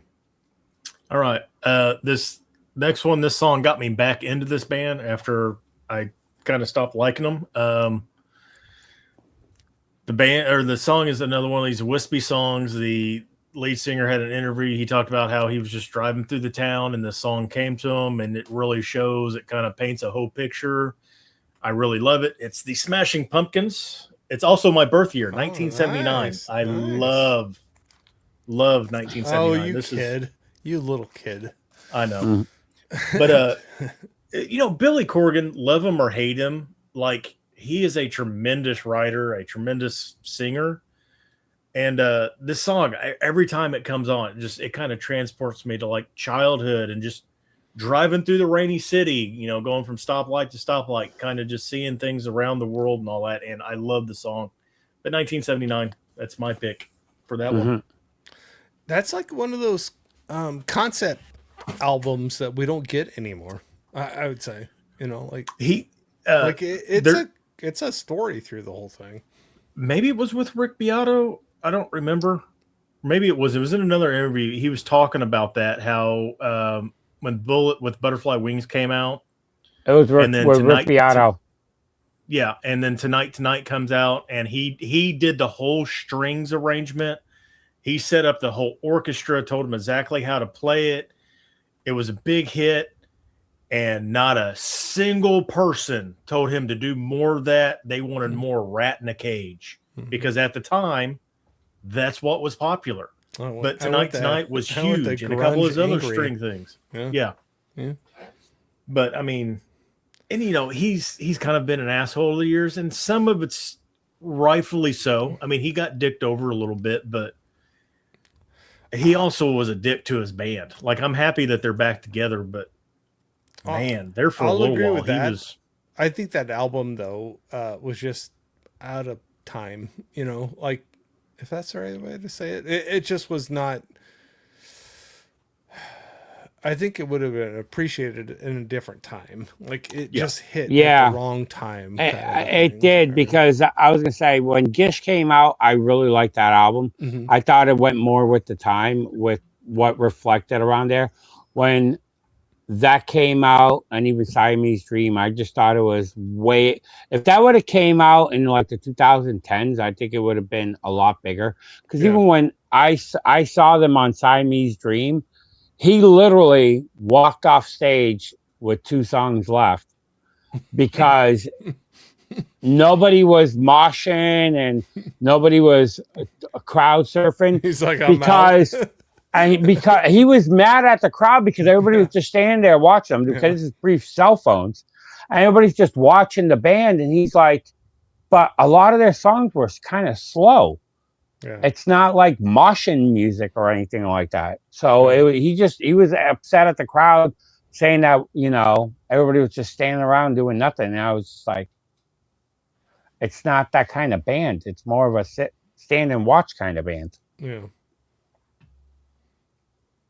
Well, joining in with some of the conversation, we had Brian saying, I need that facelift vinyl, Joe. Wish they had their unplugged on vinyl here in the States. Yeah. I'd go for that too. I'd go for that too. A lot of unplugs are killer. Yeah. That was probably one of, I love Nirvana Live at New York unplugged, but the Alice in Chains unplugged is probably one of the best. Like, their songs sound so different but the same, and they sound so good acoustic. Like Heaven Beside Me, love that version. Like sometimes it hammers it down a little more. I even think like when they do the acoustic, it's just like they're just driving it home. I think I said it before on here. I've seen. Apparently, he was doped up. Like he was shooting up before he went on stage, and they just kept doing song after song after song after song because he wanted to make sure they had enough stuff and that it was perfect. So there is another 15 songs out there on the cutting room floor from that performance that never made it. They just picked the 12 songs and put it on there. So it's crazy to think that. I'm sorry that's the way it happened, but some of those acoustic sets are awesome. I'd say with some of those. So yeah, there we go. Need Sap on vinyl. There we go. Yeah, I do. I wish they would release that on vinyl. The only way they ever released it was they did a split with that and Jar of Flies. Then they re-released Jar of Flies, but no Sap. Yeah, I was happy for Jar of Flies though, because I'll admit that's one that I dug quite a bit in the early '90s. So yeah, I was pretty happy for that one to get the I've said on these streams before. Brother is my favorite song by Alice in Chains, and it's on that Sap album. So it's something that I would love to have. Fingers crossed, we'll get it in here. Positive thinking, we're gonna get it soon.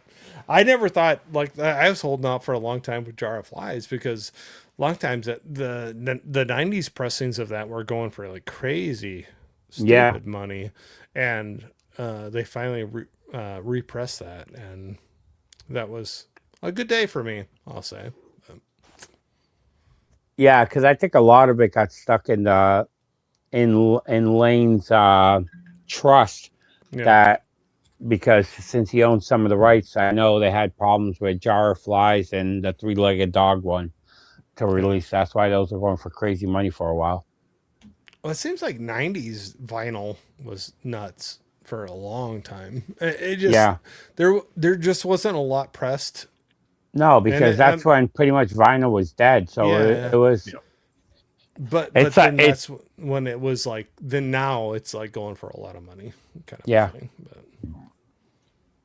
It's like how they say nowadays, how movies have died, how we always bring it back to movies, but how movies have died, and a lot of stuff doesn't get pressed that much anymore. So, maybe one day it would be the same way, that if physical does come back, how they're saying it is, that, things will be worth a lot more because some of it wasn't repressed at a later date.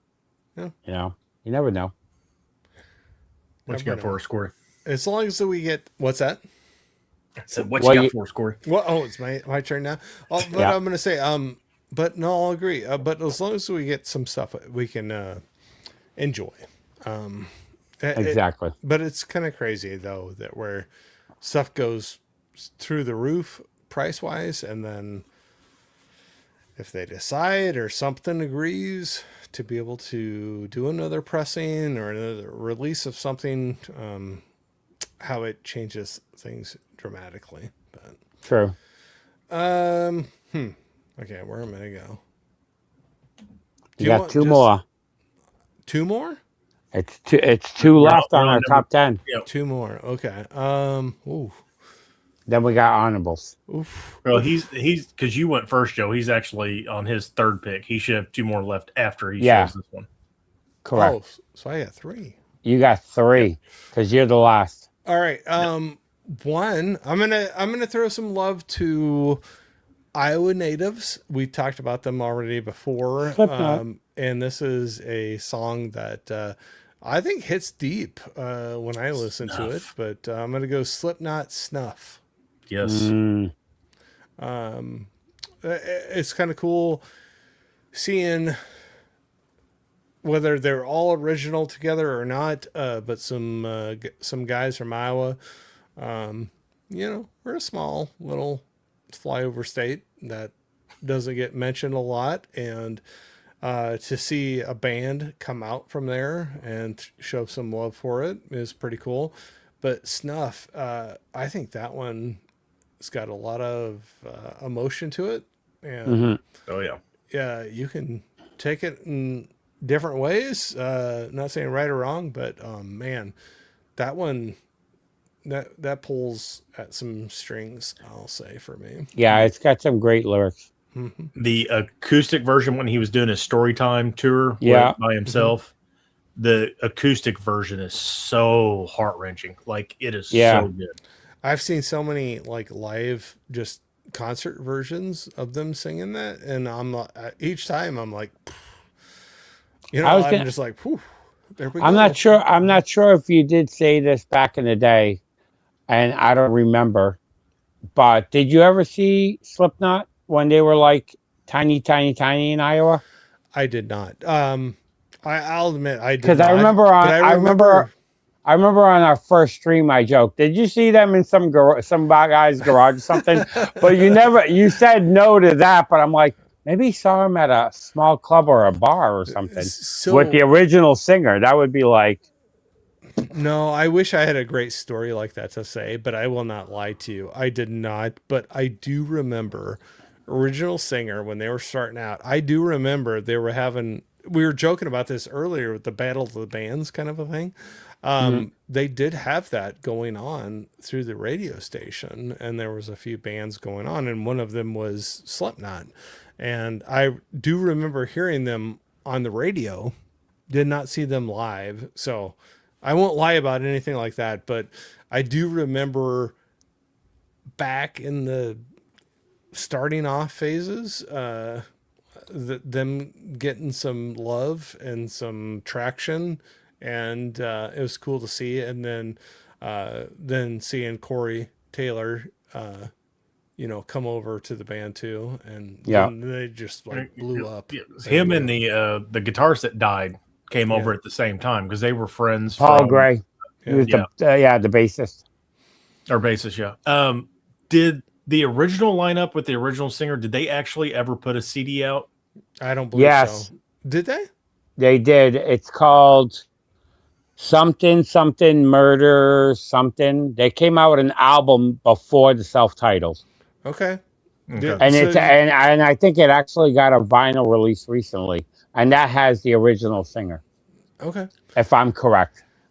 I didn't realize that. I just know either way, like when Corey Taylor kind of came into the picture, they kind of blew up. That's when they blew up. Yeah. But I heard of them before that. Like you're saying, we were joking about the Battle of the Bands, but they did have a radio station challenge, and there was bands that were trying to get some recognition, and Slipknot was one of them. And I remember that small town Iowa boy listening to them, and it's cool to see them get the traction they did and where they ended up. And so I got to throw that out there because Snuff definitely is one that it's I don't know, for me, a gut-wrenching one. It's not like a fun song to listen to, but it's one that I could go back to and be like, it just reminds you of some of the stuff you've been through and where you're going, kind of a thing. I don't know if that makes sense, but what was I gonna say? I was just gonna say something I forgot. That was when Slipknot first came. I don't remember which came out first. He was on that tattoo show where he got Paul's tattoo on his leg. That was on Miami Ink. It was on Miami Ink. I think it was, because I remember it was one of the guys from there, and he had a tattoo of Paul Gray done on his calf. Yeah, and I don't think they had quite blown up yet because they didn't really make a big deal about who he was during the show, but he kind of told the story and he broke down crying and all that. Yeah. So that must have been like right at the infancy, because I don't know when Paul died. Paul died. I like Slipknot, but I've never been one. I've never followed. That was an early one. I was gonna say no. He died first, second, third. think he died on the fourth, right after the Subliminal Verses album, because they came out with the Gray chapter, and that was the one that they did as a tribute for him. But I don't remember So by what. the time the tattoo show, they were actually kind of big. They just They were played already it big. off as, I'm sure it was probably because they wore masks, I'm thinking, and they didn't want to put I didn't think that, because it took forever to actually get them unmasked on the internet.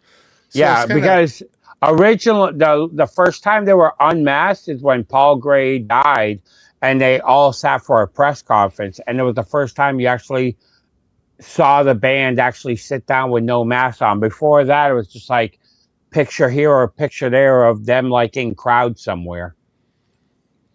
That's right. It's kind of funny. Earlier today, I was watching a video of Corey Taylor. Oh gosh, I'm blanking on the YouTube channel name now, but they do Your Final Meal.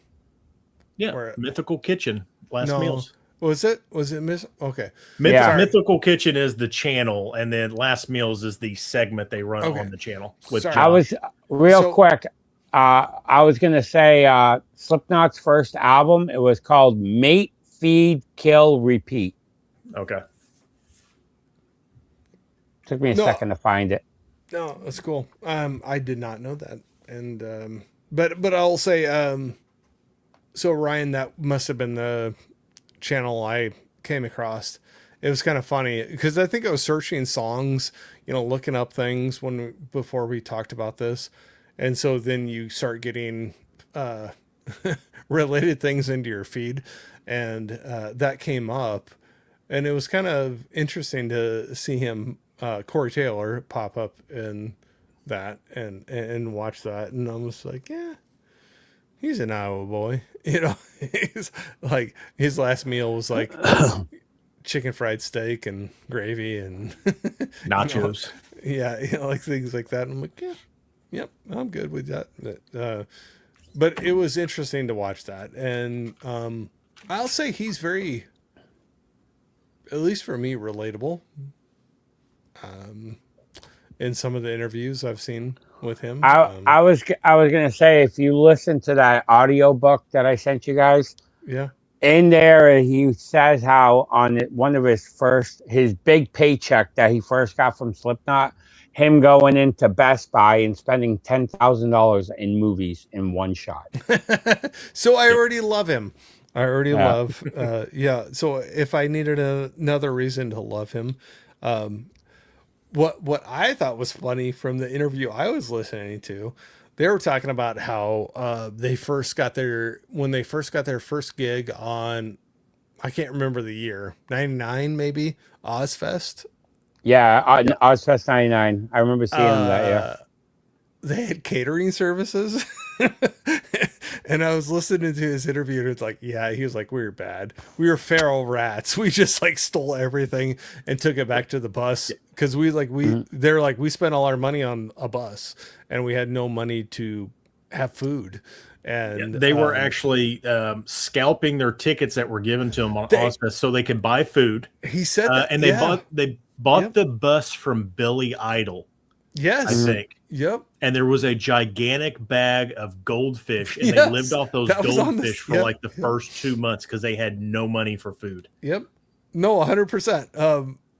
That's the story I was listening to, and I was like, dang, that's so crazy. Yeah, you're like, we lived off of a bag of golden goldfish that somebody left from us, or from the previous time, But they said that too. They're like, oh, they gave so many, like, you have friend tickets, and they had people that went out and scalped them out in the crowds to. They're like, we need food tonight, kind of a thing. But because I think the question Josh asked him was about puking in the masks on stage. And what they would do is because catering is there, they would just go through catering and gorge themselves right before they went on stage. And they end up puking all the food up they ate in the masks. Yeah. He was like, we haven't eaten anything. Then we gorge ourselves, and we haven't showered or anything for whatever days, and we have these masks on, and then all of a sudden, you're yelling your brains out, and things happen, kind of a thing. But oh my gosh, like how many times do you hear stories like that? You're like, oh gosh, could I have done that?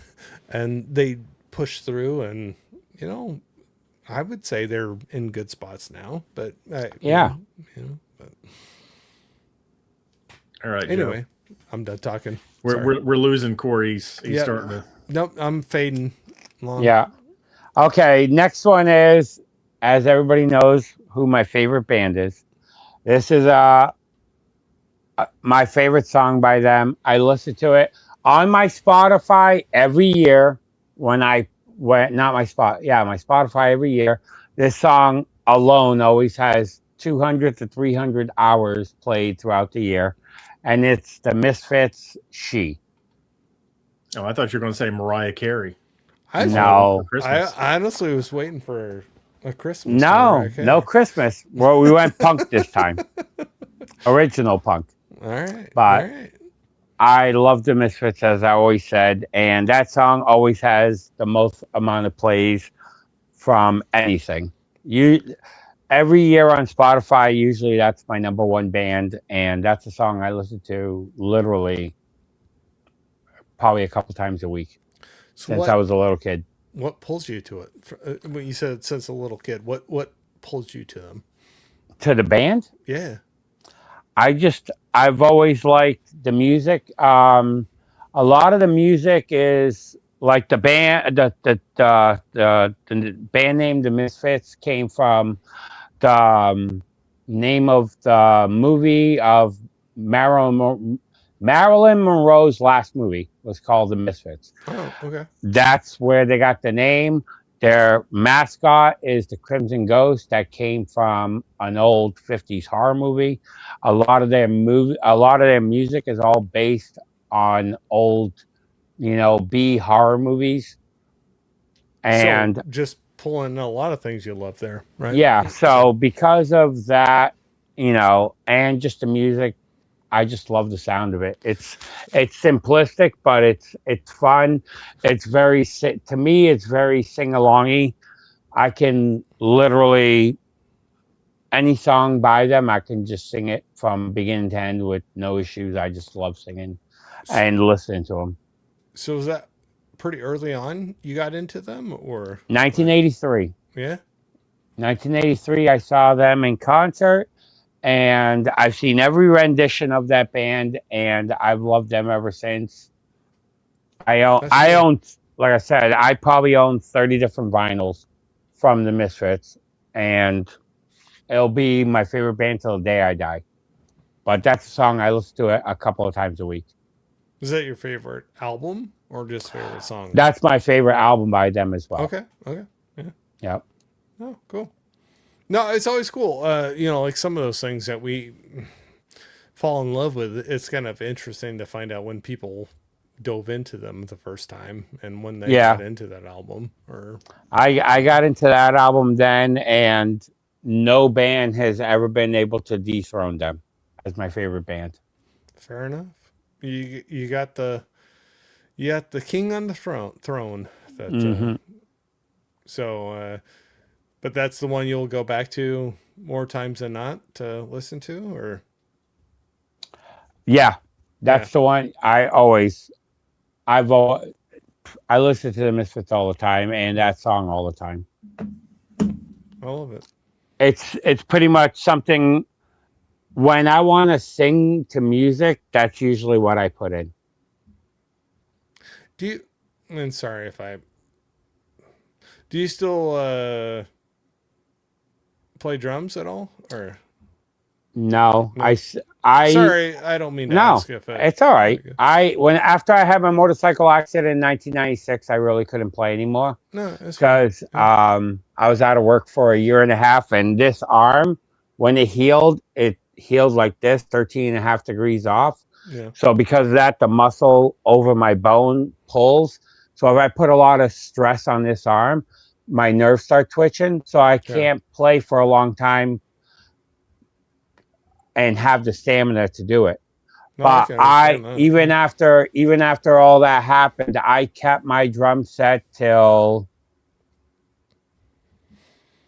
2009 when I finally sold it off. Yeah. And I didn't want to get rid of it. That I kept it for almost 12 years. And it just literally sat in a room that it literally took up a whole 10 by 10 room for that drum set with all the cymbals and stands and all that. But I was just like, it was time to let it go. Well, if you want me to bring up any other bad things, oh no, it does. I don't mind talking. I don't mind talking about but it. That's a tough thing when that's a big part of your life, and you. I'm joking, but then not joking at the same time. Right? It's a big part of your life, and it's hard to move. Yeah, it was a lot tougher. I said it on Plaid Stream when I first talked about it, that because I played drums since I was 8, and music was everything to me, and playing was everything to me. That when I had that motorcycle accident and I couldn't play anymore, I honestly wish that I didn't survive it, because I was depressed for years because of that. It really killed me. I can completely understand what you're saying, but look at what you got right now too. Oh yeah, but it was rough. It was rough at first. It's easy for me to say. Oh yeah, it's easy for me to say, but with the family, the home you got right now, I don't have any regrets now about not being able to play. Once in a while, even to this day, sometimes I'll go online and I'll look at drum sets and look at this and look at that. Yeah. And I always tell Marie, I'm like, oh, I'm gonna get my son a drum set one day. Yeah. And I think I'll probably sit behind it more than he would, even though I couldn't do a lot. It's just like to sit at it and just play it a little bit. I would put a smile on my face. So I don't think I've ever asked. I don't think you've ever said what band did you play in? Did you play in just one band, or? I played in all the bands were like local bands. I played in Misfits, like we did a lot of covers originally in high school. Then after that, I did a metal band that was called Toxic Virus in the 80s. And then in the 90s, I was the original drummer for Killswitch Engaged, that when they got signed and their first album was coming out, I left because I never wanted to be a big band. I just wanted to do it for fun. And then the guitarist Adam played drums on the first album, and then they became what they became. So is that who you played with when you played open for Kitty, or played with Kitty? Yeah. Okay. Cool. I did not know that. Yep. All right. You want me to get my I was gonna say sometimes it's a little sore because they became a Grammy nominated band, and but like I said, I never wanted that life to be a touring. I just wanted to have fun doing it. Well, that's a big change. Yep. I mean, I can only imagine it's a big change. I never had that. But, yeah. All right. We can talk about a little bit of controversy here. We've already talked about because the lead singer's strung out. But this came out in 95, and I listened to this album every day. And I had a CD Walkman that I carried in my backpack at school, and I had this. And Cockspar is another band I used to listen to all the time. And this song, word for word, I could scream at the top of my lungs if I wanted to, but White Zombie, and I'm talking about Supercharger Heaven. Mm-hmm. I mean, it's fast, it's furious, it's basically talking about Jesus living Jesus lived life in a cheap motel on the edge of Route 66. Yeah, he lived a dark and twisted life, and he came back just to do it again. Eye for an eye and tooth for a tooth, demon dirt dealing and all that good stuff. Anyway, yeah, Astro Creep 2000. Love this album. I brought this up on the No Skips thing, but Supercharger Heaven's my favorite White Zombie song, and it goes hard for me, so I love it. Great song. Well, it's a good time. Yeah. And Sean Uslet, I need to buy her book. I think I mentioned it before. It's out of print, I think, but her bass sound on La Exorcisto and this is just so good. Mm-hmm. Yeah, she was a good bassist. Yeah. Got to give the ladies some props. They don't usually get it too much, but what do you got, There's been Corey? a lot of great female bassists. Yeah. All right, Corey. All right. I mean, the chat. I know we're losing you. I see the eyelids. They're. That's how I look all the time. Don't act like this is a new thing. No. I will get into that, but I will say, going back to what we were talking about before, Joe, I know that's a tough topic to talk about. That you had. Nothing is ever a tough topic for me. Well, either way, I love to see where you are at with being a great husband and father, and how much dedication you give to that, and maybe all that drove that even more for you. So I'll say that's a bigger hero for me than somebody on an album. So if that I means appreciate anything. it. Yeah, I appreciate it. Yeah, I know your wife and your kiddo appreciate that too. So, all right, done with that. I'm being sentimental tonight. I don't know. I've been a little sappy. Probably because you're tired. I'm being a little sappy. Okay, I'm gonna go sappy again. So, my little girl, when I'd pick her up from after school, and we'd drive down our gravel road, and it would be all bumpy, there was a couple songs that come on, and one she got excited about was Dierks Bentley, "Free and Easy." Down the road we go, or down the road I go. If you heard it or not, I don't know, but there's a part at the beginning where he goes whoop, and we'd be driving down the road, and she'd be like, "Oh, it's a whoop! It's the whoop song." And I had my little baby girl in a little car seat in the back, saying the whoop song, "Turn it up," And I will never, ever hear that song and not think of my little baby girl. So being sappy again, but I love that song for that. I think it's a fun country song. I'm not saying greatest song ever, but having that memory with her with it, yeah. That's funny because my daughter, she's 6 now, and one day in the car she goes, "I want to hear the Jingle Jingle song or the Jiggle Jiggle song." I was like, "The Jiggle Jiggle song?" She's like, "Yeah," and I couldn't figure it out. It's funny what they remember. I started thinking about it, and I was like, "Jiggle Jiggle song," and then one day I was in the car by myself, and a song came on. And I was like, "Jiggle Jiggle Jiggle Jiggle Jiggle Jiggle Jiggle Jiggle Jiggle Jiggle Jiggle Jiggle Jiggle Jiggle Jiggle." A-Punk, Vampire Weekend. Oh, so the next time she was in the car, I played it, and she goes, "Yay, Jiggle Jiggle song," and it's what it is. And you're like, jiggle Jiggle Jiggle Jiggle Jiggle Jiggle Jiggle.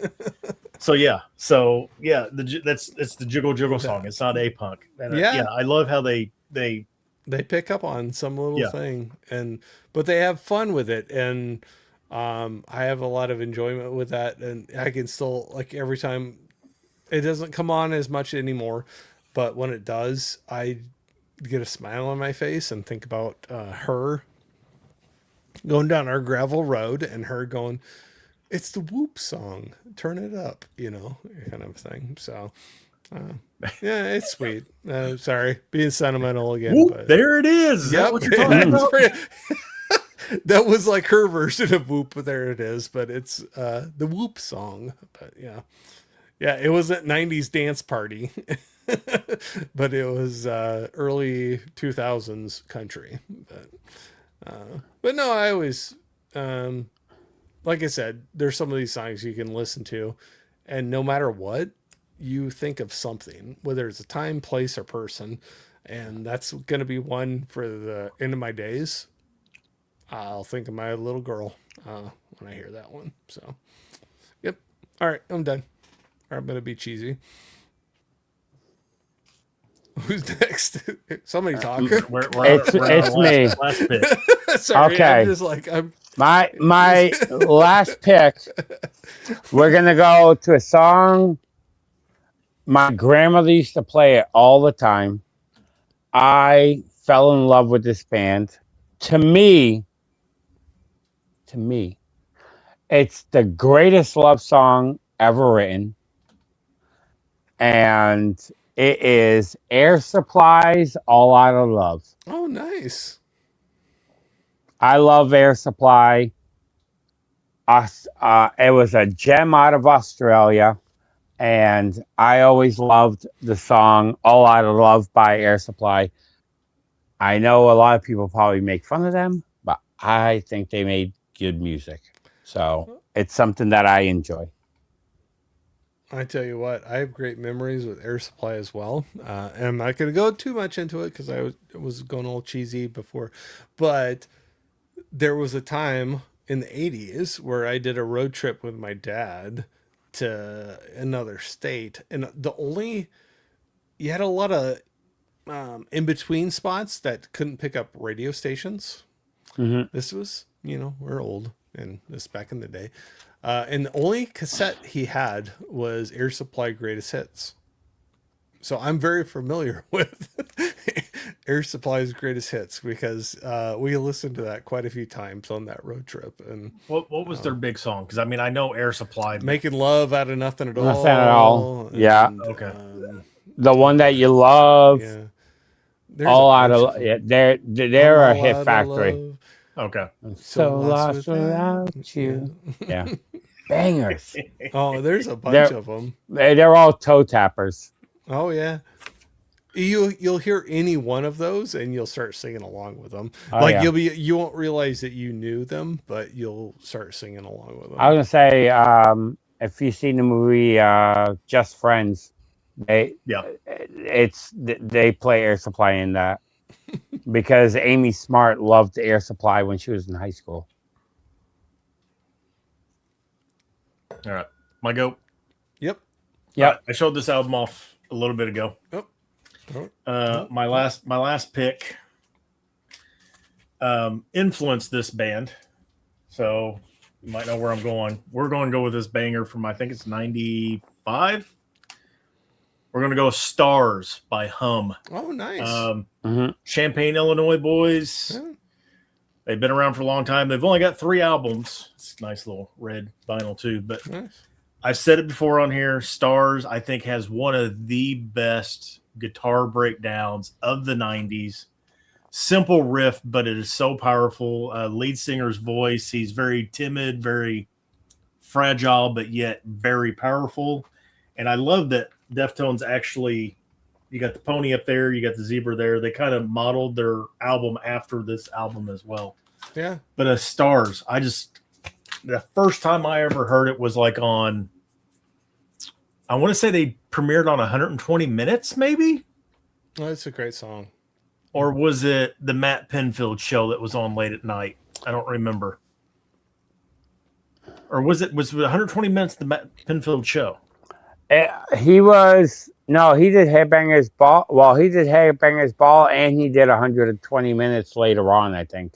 Okay, I think they debuted on 120 Minutes, whatever. But then they were big. Howard Stern got them on. They were on the Tonight Show. I used to love that song, Stars. Oh, that's a great song. Yeah. There's a meme clip goes around. It's this guy. He does all sorts of stuff, but he's like sitting on the couch. He's like, "Who are we listening to?" And he's like, "Hum." He's like, "Hum." He goes, "Yeah, just listen to it." And they're starting out. It's like do do do do. The little guitar strumming all of a sudden that kicks in. He's like, his hair explodes. But Hum is one of those bands, like they were big around here in the Midwest, like starting out, and like I heard about them like when they first came out with this, not this. Can I take that back? Because Electra 2000 came out before this. Mm-hmm. And I think I actually heard about Electra 2000 first, and then they were on Stars Day, premiered on 120 Minutes or whatever. But just a great sounding band. All their albums are great. Very drony, very melodic, very heavy, very toned down at the same time. Great lyrics, just a fun band. But yeah, Stars. That's my number one. That's a fun song. I did not have that on my list, but that's one I will easily listen to if it pops up. Yeah, I have it on one of my I think it's on my mowing playlist. And that guitar break, it's a simple riff. It's not like a extraordinary hard riff or anything like that. But when they break it down and they're all just in sync there, like the 3-minute mark, it just for like a solid 40 seconds is just like, oh my God. You're crushing it. Why just do this every time, you know? They still do live shows every once in a while. They get together. It's I forget, the drummer passed away. They've had a new drummer, but even their live stuff, they still sound amazing. Like it's went back when they were, the 90s. They got 4 albums. They've got Electra, they got this, they got the Coming Home, and then Inlet, which just came out like mid 2010s. Mm-hmm. I want to say they got one more, and they may actually have 5. I think they have an early EP that you just can't find. It was like a trunk record that they pressed, and that, however that goes. Trying to get going, kind of a thing. Oh, all right. Sure. But Corey, what is your last? No, I agree. That's a fun one for sure. I was going to say really quickly, we had Fellatio. That's right. Fellatio came out first in Electra 2000. Then You'd Prefer an Astronaut. Downward is Heavenward, and then Inlet. So they do have 5. Brian was saying, look up Slipknot performing Wait and Bleed on Conan O'Brien back in the day. That was cool performance. LOL. Yeah, that was back when you're like, oh my God, I can't believe they got onto a national broadcast kind of a thing. Nothing bad against them, but I just was like, that's a shocker now. But yeah, the crowd was not. I think Conan, they were not ready for it.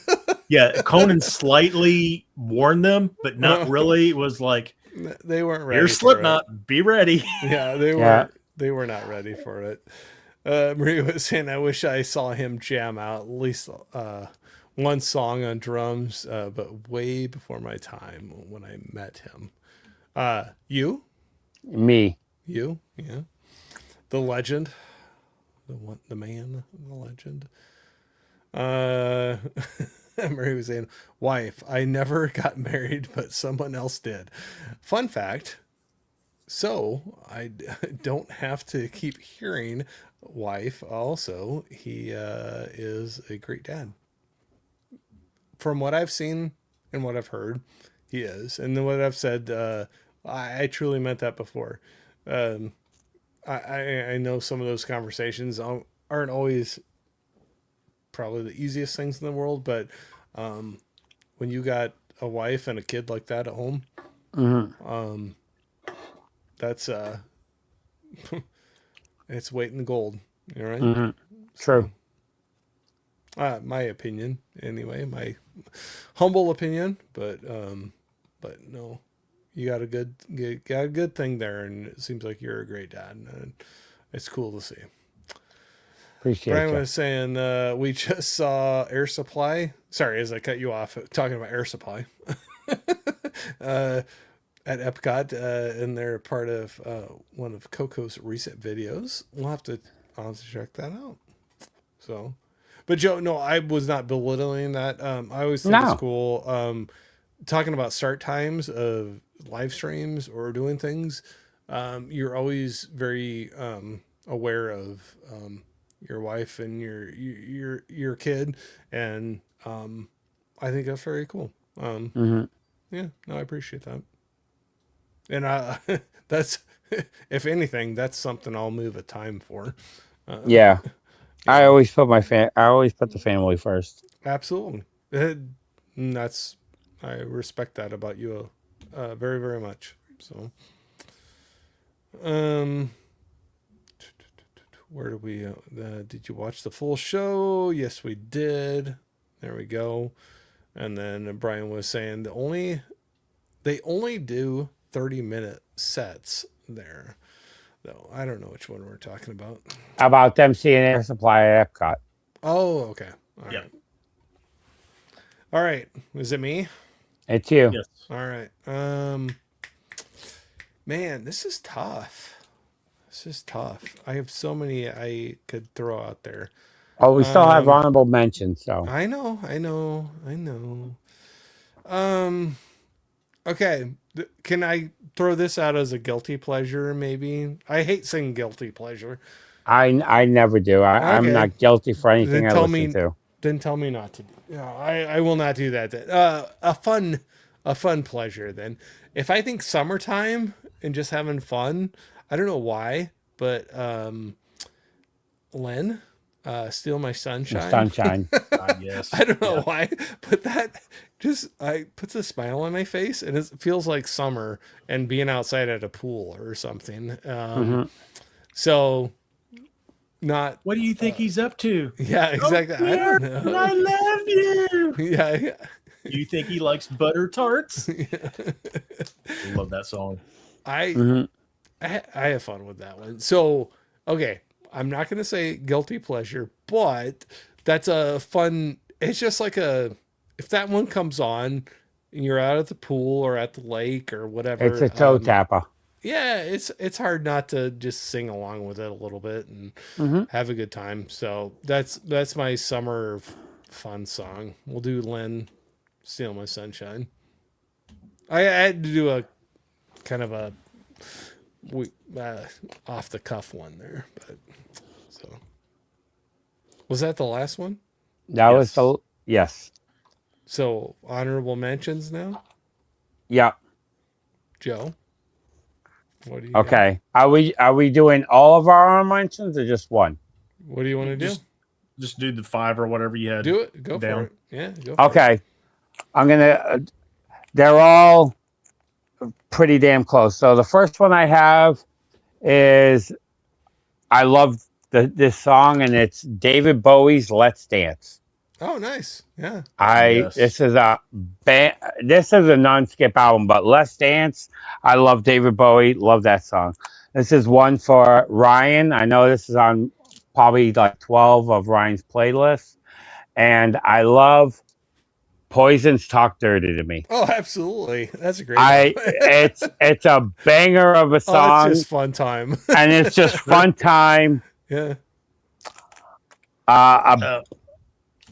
Go ahead. I was actually thinking about Poison the other day because I heard a song I hadn't heard forever. I forgot that they sing. It's not Every Rose Has a Thorn. It's Something to Believe in. Yes. That's a great one too. Yeah. Oh yeah. Yes, it is. They're pulling at the heartstrings with that one. Yeah. Yeah, that's a great song. Yes. That's on their Flesh and Blood album. This one is a band. We're going to go industrial since I just did hair metal. We're going to go 90s industrial. Do it. I love this band. First time I ever heard them was on the Mortal Kombat soundtrack. And this is Fear Factory. And I love the song Edge Crusher by them off of this album. Big fan of Fear Factory. Have so many of their vinyls. I know Fear Factory, but I'll have to check that song out. Yeah, I really enjoy that. A band that I just tried getting Ryan into this week, and he just shunned me. But I love this. I love this band. This is my favorite song by them, and I listen to it all the time. It's a good put you in the feels kind of song, and it's Sleep Tokens, Ascensionism. Oh, so yeah. I was at Walmart the other day looking through their CDs, and they had a Sleep Token album. It was the purple covered one.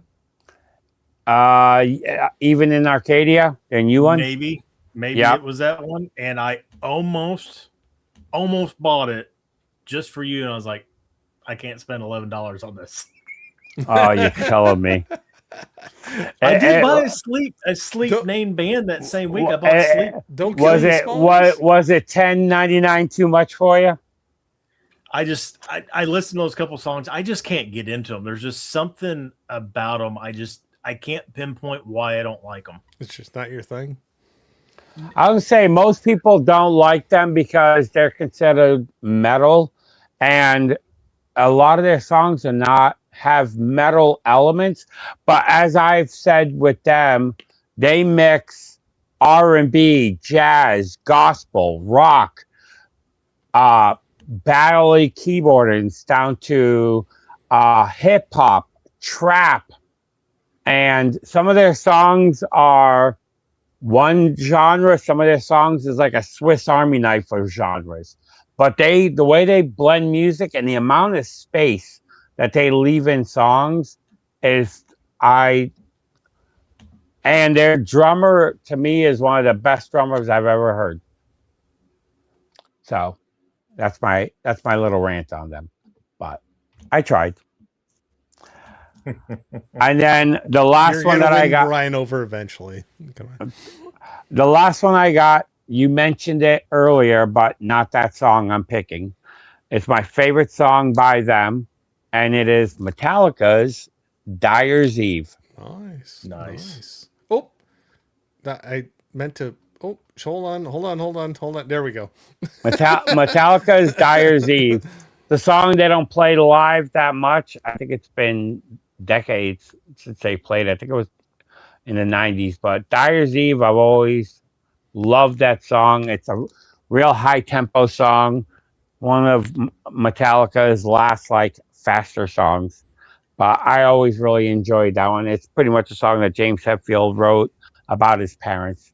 So great album too. Yeah. It is my favorite album by him. Yeah.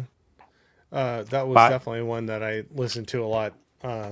That was a cassette tape we passed around. When we were younger, but that's all my honorable mentions.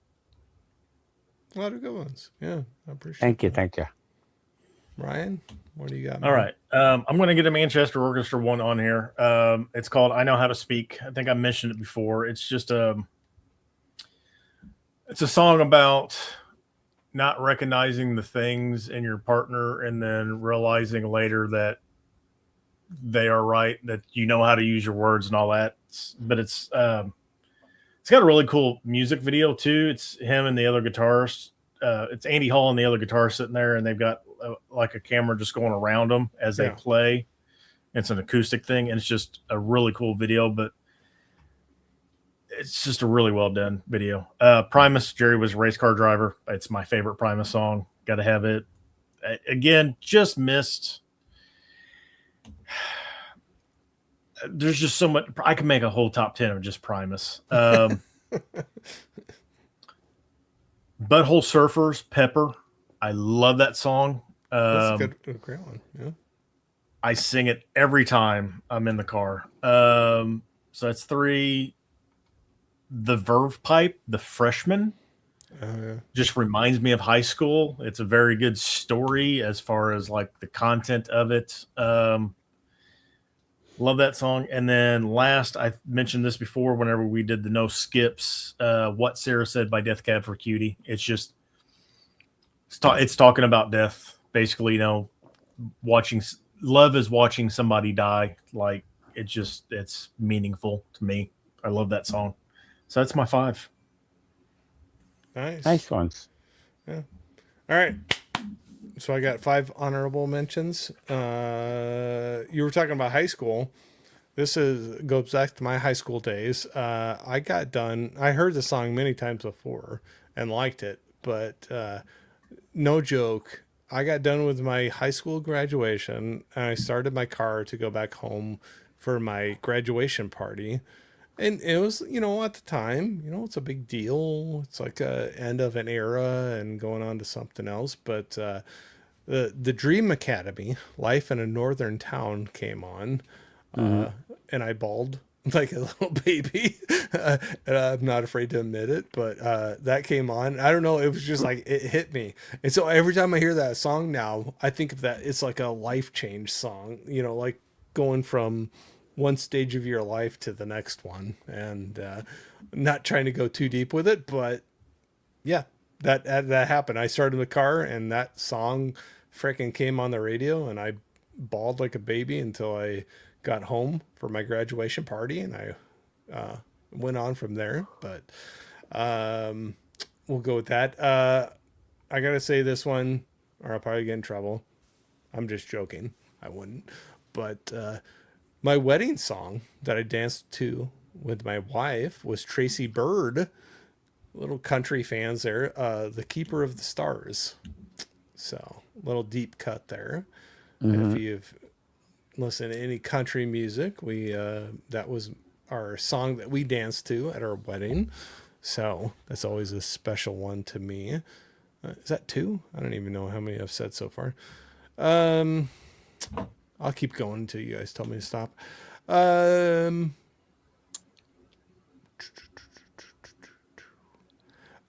I really like. Original song I still like a lot, but there was a remake where they made it a duet. So Alison Krauss and John Waite did a remake of Missing You. So John Waite, that was one of his songs originally, but the two of them together doing that, I don't know. I can listen to that one whenever, and I think it's really good. I'm trying to hurry. Sorry. Okay, maybe this is the obvious one. Stone Temple Pilots, Interstate Love Song. I mean, come on. I can just sing. I'm a huge sex type thing song. Like, but I can't argue with that. I can't argue with that one either. It's just so raw. Yeah, but Interstate Love Song, that's definitely a radio friendly song of theirs. But Tripping on a Hole in a Paper Heart, I love that song too. Yeah. Yeah. What's my favorite song by Stone Temple? And I can't remember the name of it. I am smelling like a rose. Dead and Bloated. Dead Bloated. Yeah. Dead and Bloated is my favorite song by them. Yeah. That's a great one too. There's so many I could pick from theirs, but and then I don't even know where I'm at. Am I the last one? I don't know. I got to put this out there because I talked about some of the favorite albums, and this was one of them that was on there. But Seven Mary 3, Cumbersome. Oh yeah. That's one I can.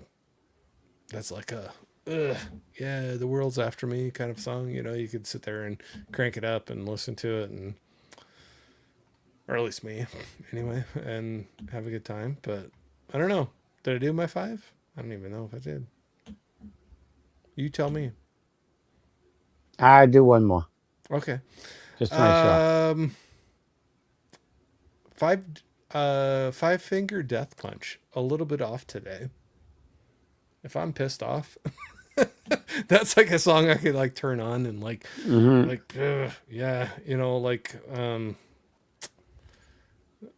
that's one I can kind of turn on and be angry too. But that or Gone Away. What's the one with I Hate My Life? And I don't hate my life, but Puddle of Mud? No. She effing hates me. It's the same band, I think. No. I Hate My Life. Sorry. Now I'm. It sounds like it's such a horrible Ugly song Kid Joe? No.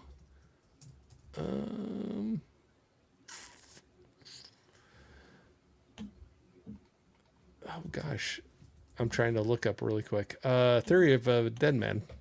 Okay. That one I think is kind of funny because there's like crap that I'm like, okay, it's like the person going too slow in front of you, and the line of cars, or somebody begging for money, and you're having money issues and whatever. I know it's probably horrible, but that's one that I'm if you're in the bad mood, or me anyway, I can listen to that one and be like, heck yeah. So anyway, that'll be my last one. Hate My Life by Theory of a Dead Man. I'll leave it on a very positive note. Sorry. Yeah. We're done. I'm done. Marie was saying thank you, Corey. No problems. And so, steal my sunshine, but don't take it away. Absolutely. Because I had that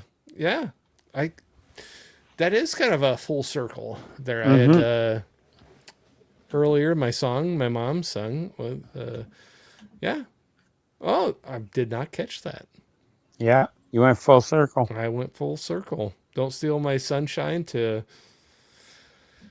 that. So, well, they're both kind of stealing my sunshine. But Marie, you made me go full circle tonight. So, what do you guys got going on later on? I know I did try to put your links down in the description. If anybody's watching along and wants to check anybody out, please go do that. But you all got anything coming up here soon you want to shout out?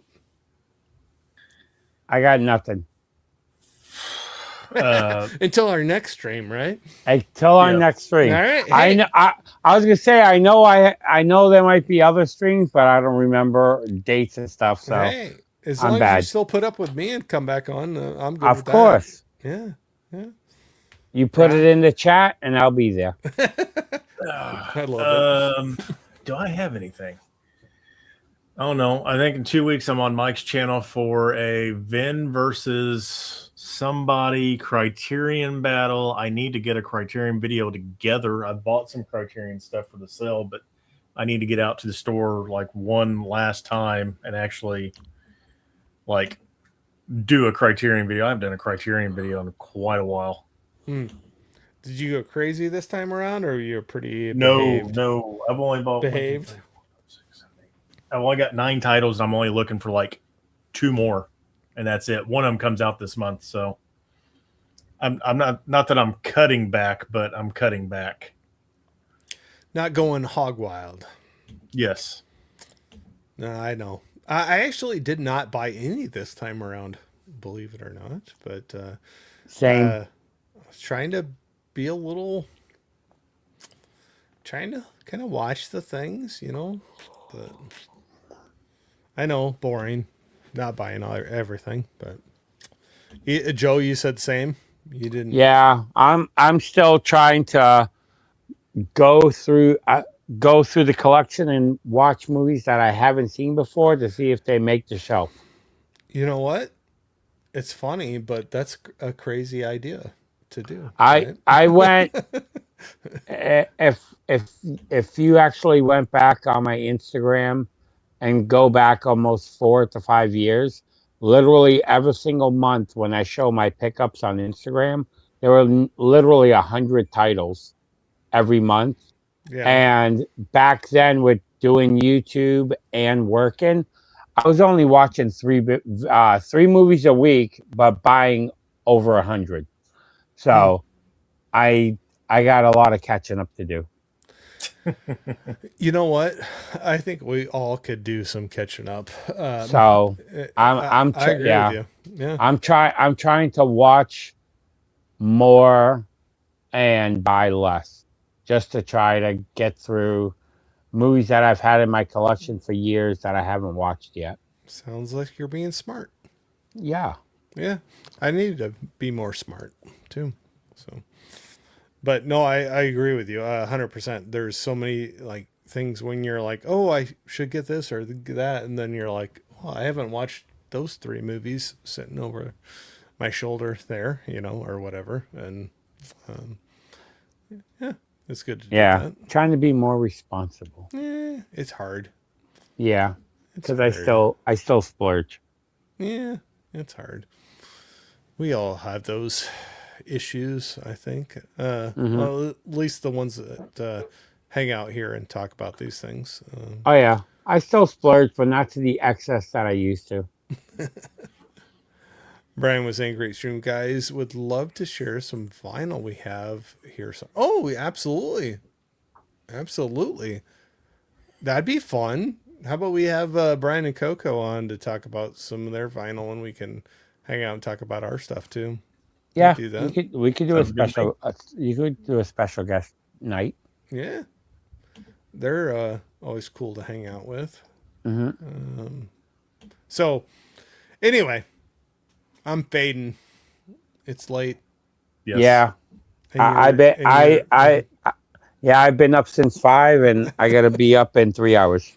So we need to let you go for sure, and I need to not complain about being tired, because you have more of a reason to complain about being tired.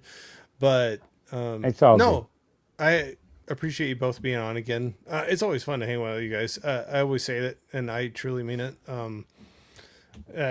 It's one of those things that I have fun talking about this stuff, and you don't always have people around to do it. And when you get people who want to do it, you're like, yep, yes, please. You know, like let's go for it. But no, yeah, we'll check out stuff you got going on here soon. Like I said, anybody that has not, for whatever reason, checked out either of your channels, I have links to your YouTubes on the description of this video, so please check that out. But if you guys don't mind hanging out for just a second, we'll just say goodbye to everybody else. But I'll say love y'all. Thank you very much for hanging out. We've had a great group hanging out here, joining in the chat, and always appreciate that. And we'll talk to y'all here really soon.